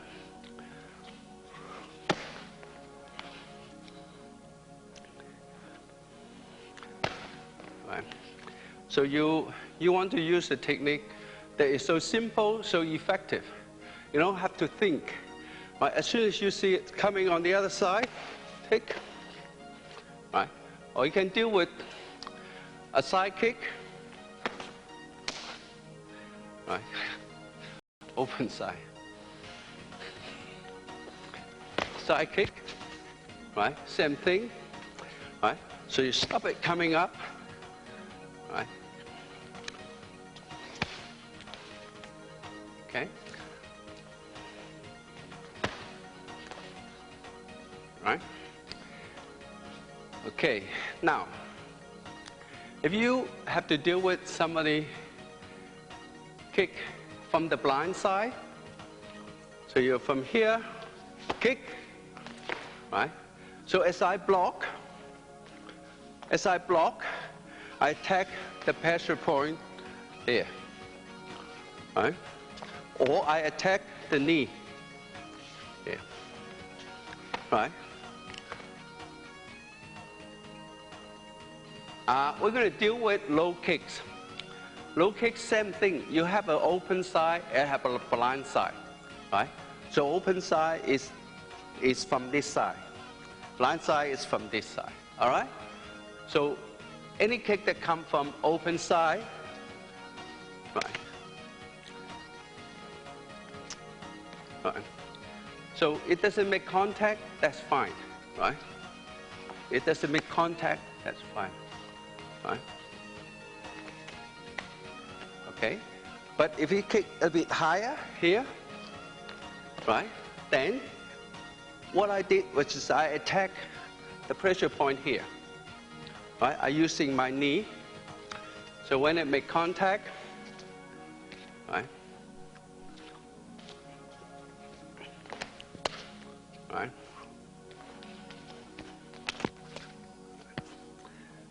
okay? So if you kick from the blind side, and then you just jam it up, you pick up your leg, you pick up your leg, pick up your leg, jam it up, right? Okay?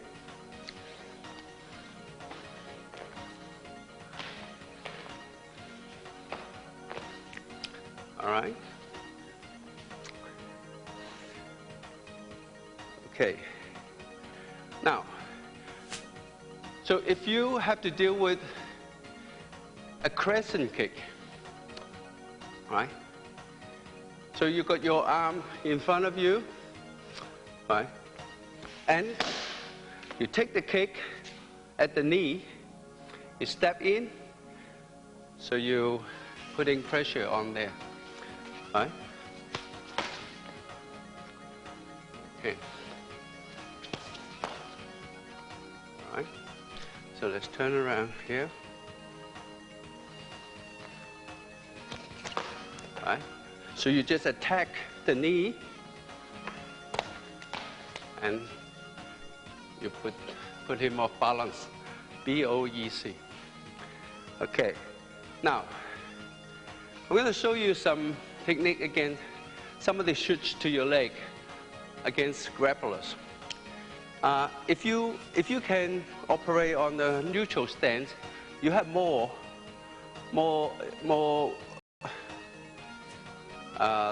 options. But even though if you operate on a front stance, say, so a person comes in, right? You're using this as a hit. You hook this around, and then we roll this person together. Right? Or from here, you pull him down, and the knee from here. Okay. Here, you stop him temporarily. You change direction, right? And then you can roll him from here. Or from here, and pressure point here, here. Okay. Even if somebody grabs your leg, say for instance, he grabs your leg, it still doesn't matter. You widen your stance, and because you only need one good shot. One good shot is 0.11 of a second. So the target area, the pressure point, the throw, the tempo, the face, the eye. Okay? So a person comes in, right? Because once you identify his waist on the front foot, he comes charging, right? Okay. All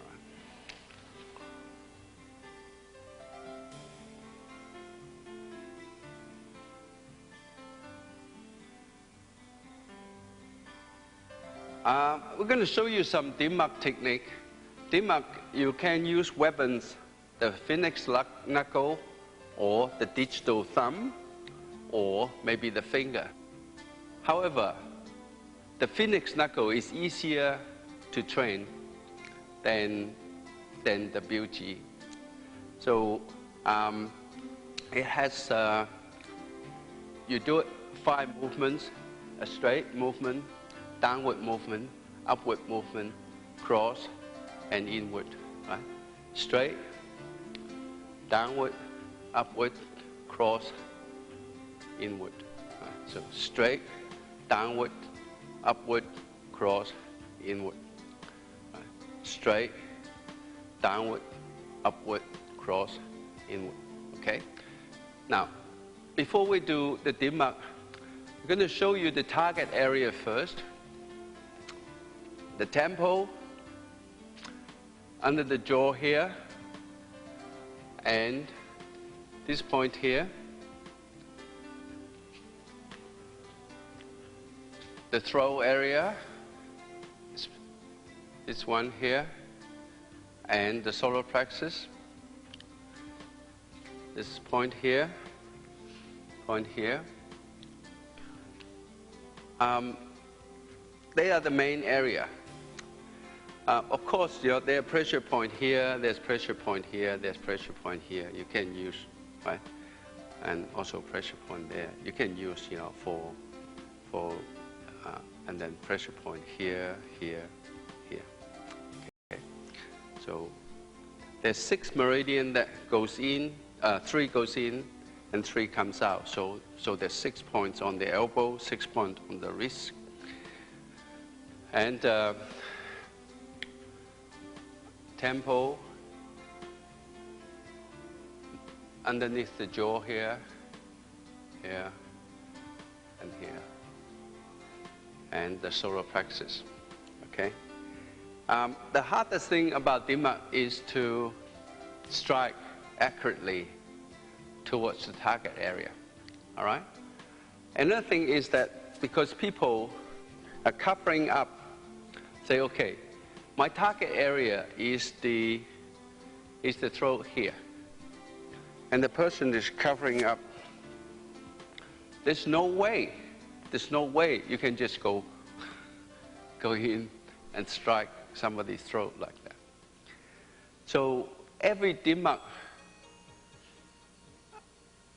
strike has a specific technique. So if I want to strike here, okay, so what I'll do is I go in, right, cover the elbow, and then take over here, and then I go here, right? So I'm going to show you in a normal speed, right? So I go in, go here, right? Here, here, here. All right? So I'm using the strike to take to position where I, right? So it's 1 or 1, 2, 3. 1, 2, 3. Okay? 1, 2, 3. So you strike this one like you're using the elbow. Okay, so we turn around here. 1, 2, 3. 1, 2, 3. 1, 2, 3. 1, 2, 3. Okay, so it's 1, 2, 3. 1, 2, 3. Okay. The next technique, say the target area is here. Okay. So he's facing you. It's very hard for you to get to here. All right. So if he throws a punch, right, hacks out, palm strike, and then you turn him around, right?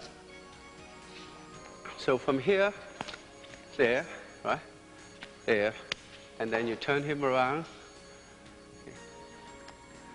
Okay. So 1, 2, right, 3, turn him around, and then you got this point here, right? So the point, the elbow, and this point has a definite relationship because you do that, that opens up for that point there. Okay, so you go from here, 1, 2, 3, 4, 5, come back here, 6. All right. 1, 2, 3, 4, 5, 6. Right? So this controls this point here. 1, 2, 3, 4, 5, 6, 7. 1, 2, 3, 4, 5. Right? So we go around the other side. 1, 2, 3, 4, 5. Okay. So using the elbow to control that target area there. 1, 2, 3, 4, 5. Another point that is very popular is the tempo. But however, the tempo, if the person facing you and the tempo is facing the other way, right, the force has to come from here or here. And also the head is, moving around. So you have to steady the target area, right? Okay, so say he throws a punch, check, you strike, and then you're using this to steady the tempo area, right? The target area. Right? So from here, you strike here, check here, and then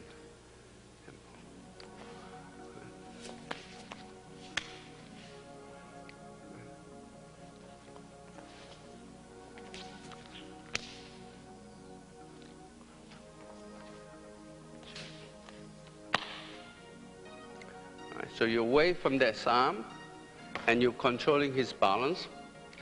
And with the elbow here, you're controlling, steadying up the target area. Right, so we go around the other side. 1, 2, 3. 1, 2, 3. 1, 2, 3. 1, 2, 3. 1, 2, 3. 1, 2, 3. Or I can do it like this. 1, 2, 3. Right? So control the tempo with this. Right? So 1, 2, 3. 1, 2, 3. 1, 2, 3. Right? So this, the elbow control here controls the target area here.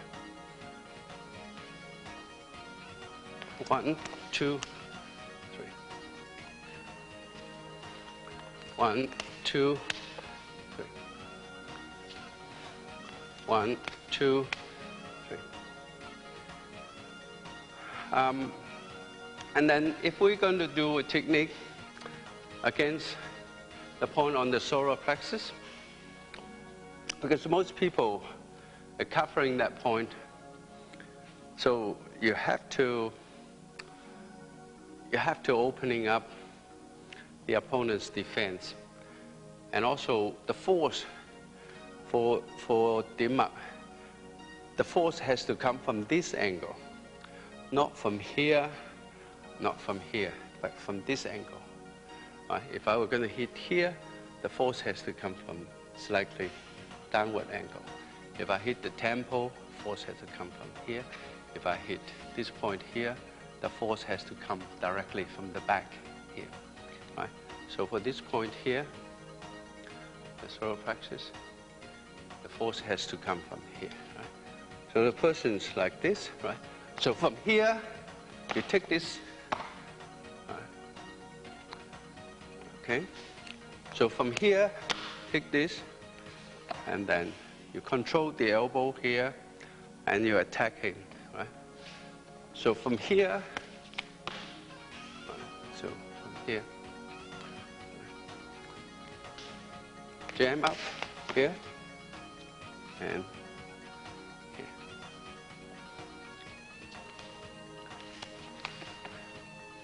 Jam up. Okay, so we turn around. Right. So from here, you take this, and then you have this point here. Right. So this point controls that point.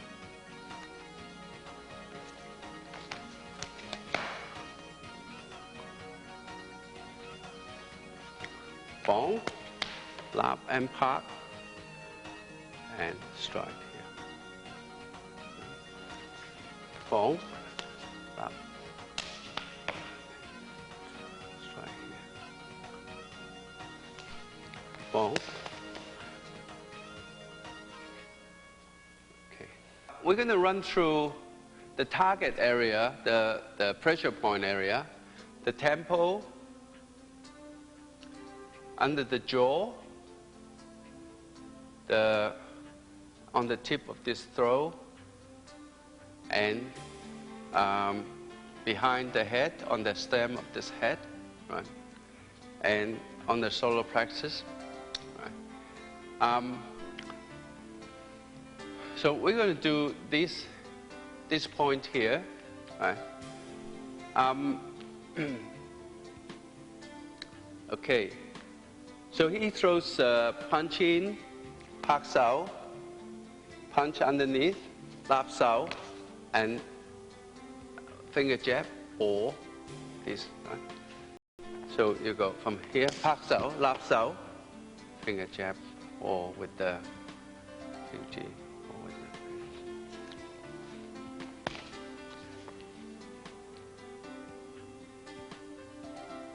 Right, so using from here, lift this up, and then you're controlling. You can actually go straight into that, but you exchange, that's fine. Right? So you got from here, 1, 2, 3, right? Or 3. Right? Okay. So 1, 2, 3. 1, 2, 3. Right? So you lift this up. You lift this up and then bring it down, and then you check the elbow, controlling this point here. 1, 2, 3. 1, 2, 3. Okay, the side. 1, 2, 3. 1, 2, 3. 1, 2, 3. 1, 2, 3. 1, 2, 3. 1, 2, 3. Okay. Now, another point is about here, right? So, because that's underneath the arm. Right? So you could do this by, if you draw the arm out from here, right? And then you can strike from here, right? So you got from here, hit here, you draw this, strike from here.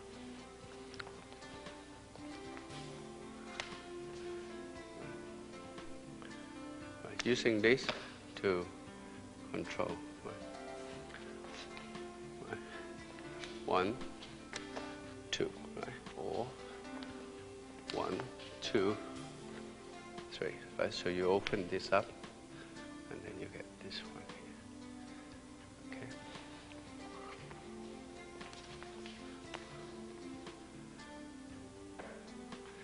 Okay, the other side. 1, 2. 1, 2. 1, 2. 1, 2. Okay, now we're going to run through the technique for the target area for the pressure points, the dim mark technique. Right. So the first one, we want the temple area, right? So you got from here, and you got here.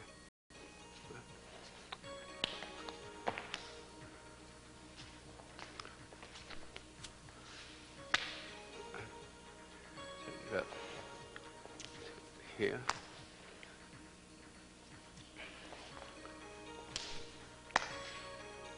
Okay. So the second technique, we want technique on the throw here. So he's coming in from here. So you got from here, punch, take this across.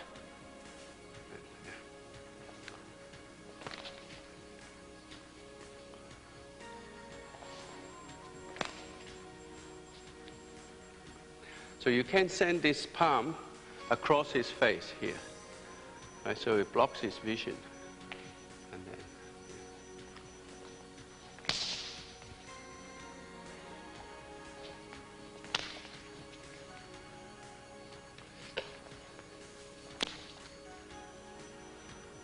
Okay. And then next target area is here. Right. So he can throw round punch. From here, you take this around, hit, take this around,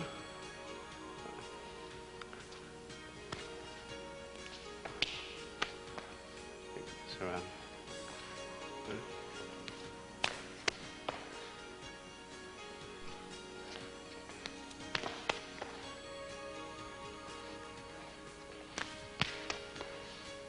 You're controlling the elbow, and you're controlling his balance, opening the target area, BOEC. Right?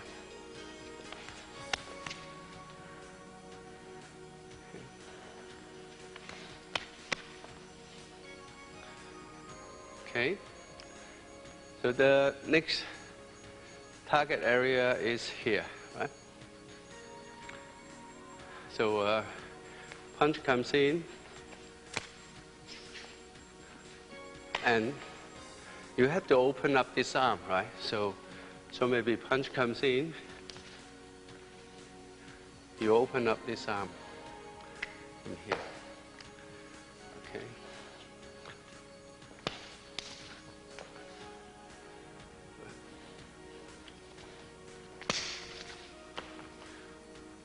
Okay.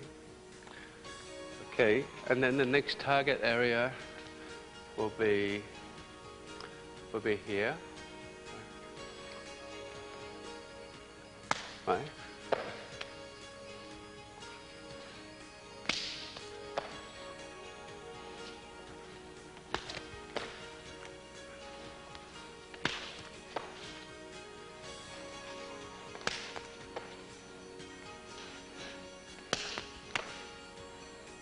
So you catch the elbow, so you open up from there. Okay, and then the target area for here, you just have to go inside, so he throws a punch. Right. So here, and or here.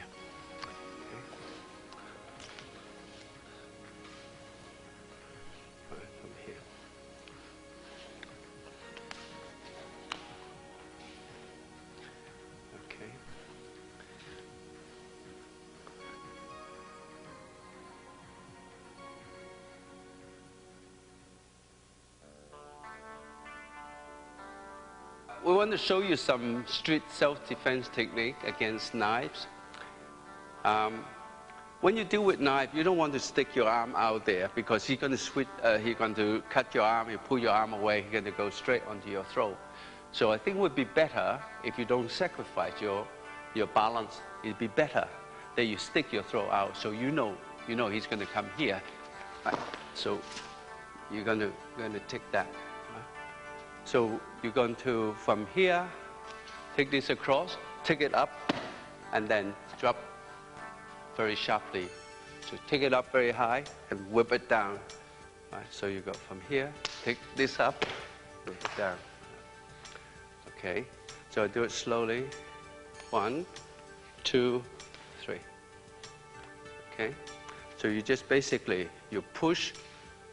Right, so you make your body disappear in front of the knife.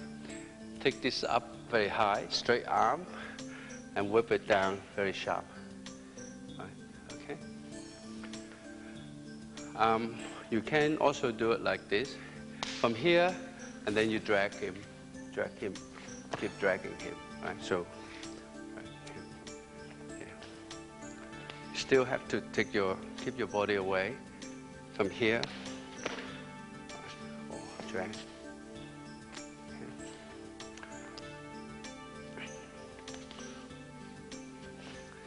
Okay, we switch position.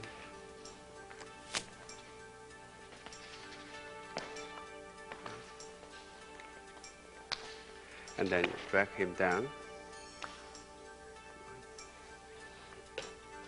Okay, so if you have somebody slash at you, right, you stop, with straight arm because this is the strongest position. Take it overhead. Take this arm. All right, so arm break here. There's a pressure point in here, just above the elbow bone. Here, this point here. Stake, right, so face this point, overhead. Take it across, keep going. All right, here.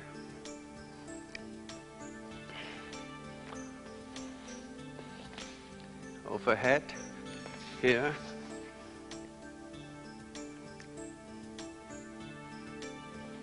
So you use your bone on your arm here, grind on that pressure point. So here, overhead, because you're going to keep moving this leg, because you're going to cut into your leg otherwise. Right? So you can push this down, keep pushing this down, pushing this down.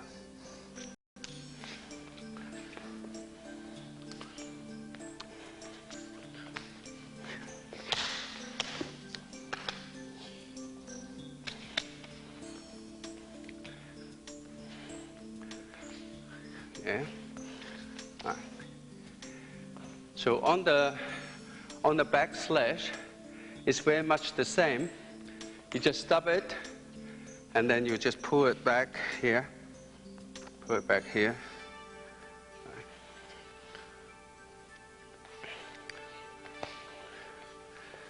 Yeah.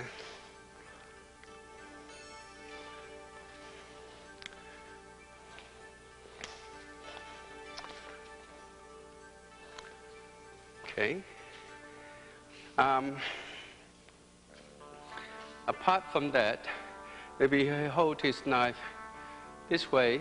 It's coming overhead, right? So you stop here, and then you take it across.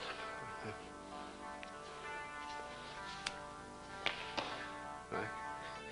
So it might be you have to stop it before it reaches the end here. So you got from here.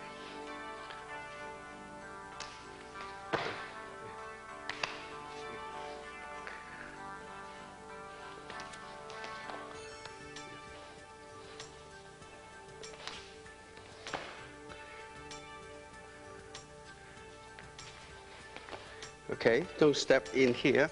Right, make sure this arm is right angle. Right, no good here. So the arm has to be right angle here. Okay. I want to show you some technique against a long pole. When you deal with a long pole, you got to block. You got to block with the toughest part of your palm, which is your palm and the mid part of your arm, and you're going to block close to this. So the whole theory is that because the power, say if he swing at me here, the power actually is come from will be the most powerful at the end here. So from here, right. So what I did is, I'm going to have my grip wider than his grip. So the leverage is much more than his grip, because his grip is closer. So his grip is, say if his grip is here, and I always have a yin-yang grip, that one that facing up, one that facing down, and I twist this arm and I pull down, and I can. Right? So if he picks it up from here, right? So he picks up, okay? Block here, take this around here.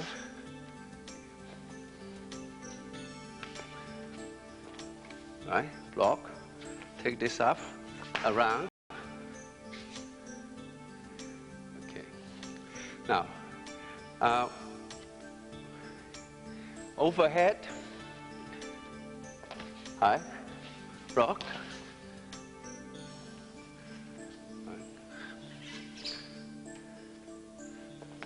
overhead, right? So you stop here, comes down, right?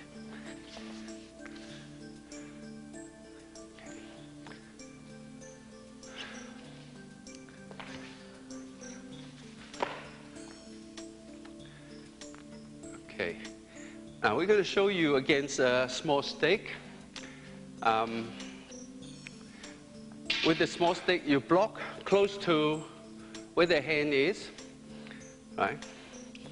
Block here, you rip it off from here, block here, you steady here, slide to the end, so that's your pivoting point, rip this off, and this off.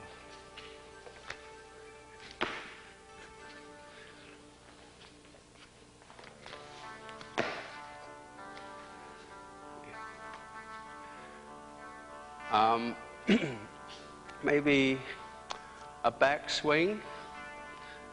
Same thing, you block close to where he holds the stick.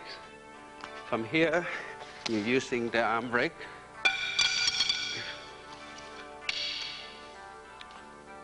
Right?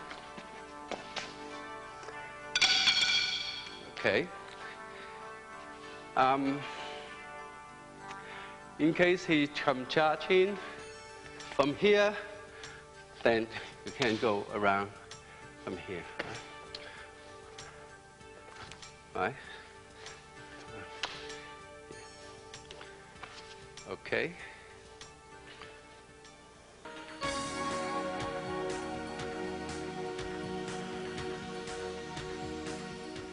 Hi. We're going to show you the Qi meditation for nerve and courage. First, when you do the Qi meditation, you put your tongue on the upper palate, behind the teeth, on the ridge there. And when you contact at that point, it connects the two meridians, the front trunk meridian, the yammak, the back trunk meridian, the dokmak. And then when your breath comes in, imagine it goes up the cranium, down the spine, and loop around and come out from the nose. So when you do that, you activate the Qi, and you have 6 meridians on this side and 6 on that side. You have the lung meridian, the large intestine, the circular sacs, triple heart, the heart, and small intestine. So when they're facing each other, once you connected the front trunk and back trunk meridian, and this forms a circuit, and you would find that they would repel each other because the same polarity are facing each other. So if you do this exercise, you move your hands down and up, you will find that it will sort of tingle. You will feel the tingle and your finger. So if you relax your finger, you would even see your finger moves involuntarily. And if you push this in and out, you will feel a force. You feel the force that's pushing you. Okay. Now, this is the general pose. And the pose we want is this pose, your palms facing each other. So when you do this pose, your palms start to get warmer. You do this pose for 8 breaths.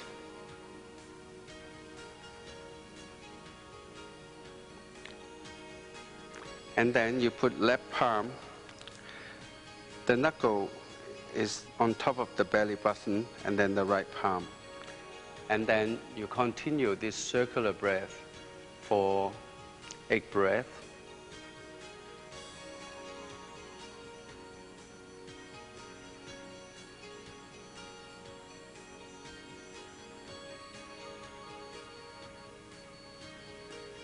So you would feel your palm is getting warm, and this is called the dantian. That's where you store your qi. So after the 8 breath, you shift your concentration on here. On this pressure point here, you shift your concentration.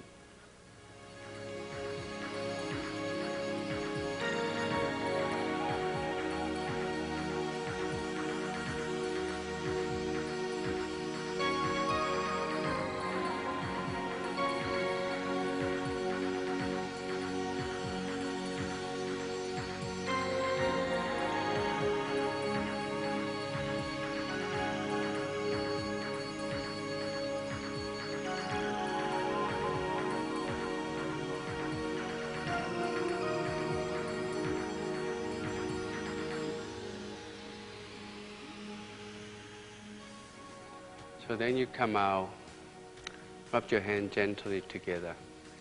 So with this pressure point here, there's three main points. This point and the solar plexus and the dantian.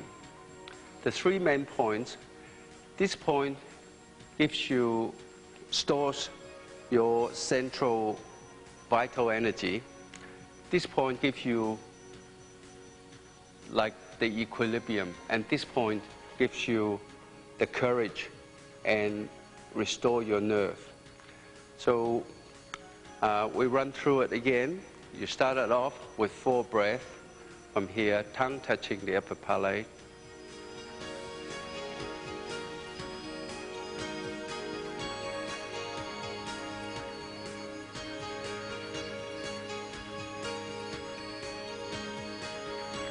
And then go into this breath.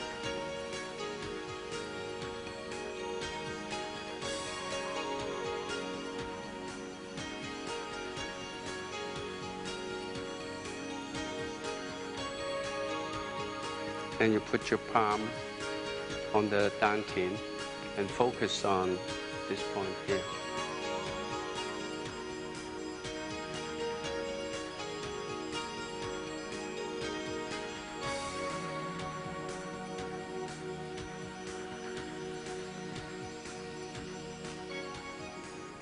And thank you very much. And remember, practice hard. And also, we have many, many good videos here that you could use as a reference. Thank you very much for your attention.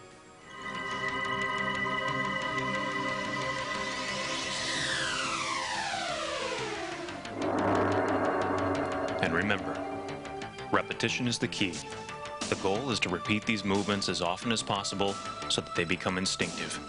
This, combined with a relaxed mind and body, will make for a complete Wing Chun practitioner.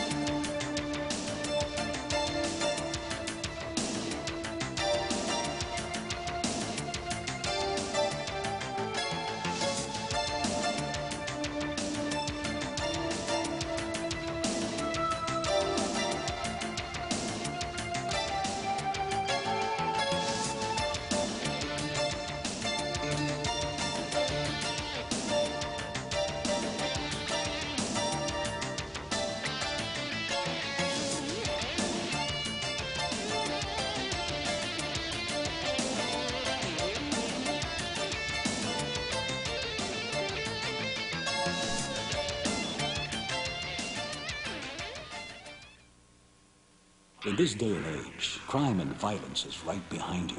You can fight back with self-defense, and the best source is Black Belt Magazine, the world's leading magazine of self-defense. Learn how to defend yourself with fully illustrated in-depth articles, interviews with martial arts celebrities, plus trends and current events. Go with the best, Black Belt. To subscribe today, call 1-800-57-KARATE. There is only one martial arts legend. That legend is Bruce Lee. In his lifetime, he authored and co-authored only 6 books, including the Tao of Jeet Kune Do, as featured in the movie Dragon, the Bruce Lee story. There is only one place you can get all 6 books written by Bruce Lee, O'Hara Publications. Don't settle for anything less than the original. To order your copy of a Bruce Lee book or any other titles about the martial arts, call 1-800-396-4272. What are martial arts? Mysterious, building the body and mind, devastating, exciting, Learn how to defend yourself now. Let the experts show you on Black Belt Video. To order your Black Belt Video for only $29.95, call 1-800-581-5222.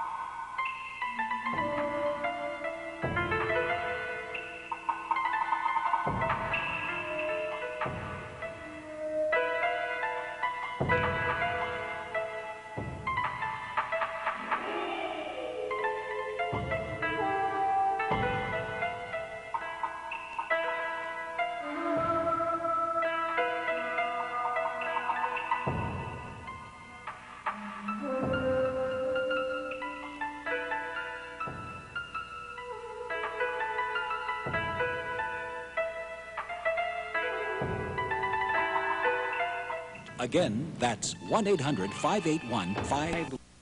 Moyat, a disciple of Yip Man, taught the art of Wing Chun to Li Moy Shan, among others, in the 1960s. Sifu Li opened a school in the early 70s in New York City. He later retired and passed all responsibility for this school to one of his earliest disciples. V.A. Thomas began Kung Fu training in 1970 in the Fujiao Pai school headed by Wai Hong.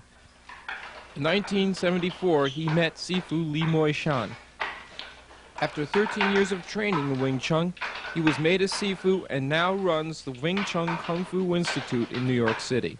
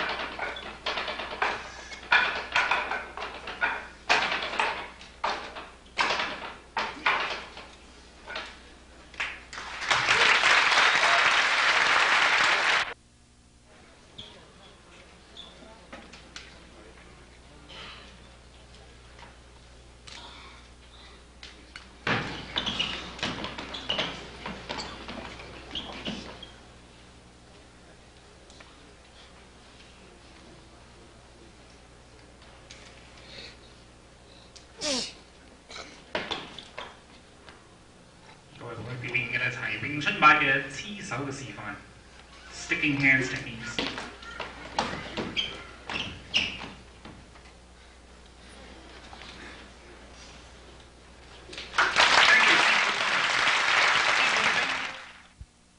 Sifu Johnny So started practicing Northern Shaolin Kung Fu in 1964 in Hong Kong under his late teacher Yim Sorng Mo, who was a disciple of Master Ku Yu Chung.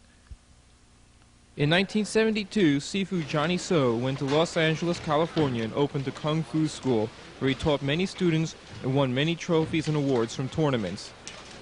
He later came to New York in 1979. Besides a busy schedule,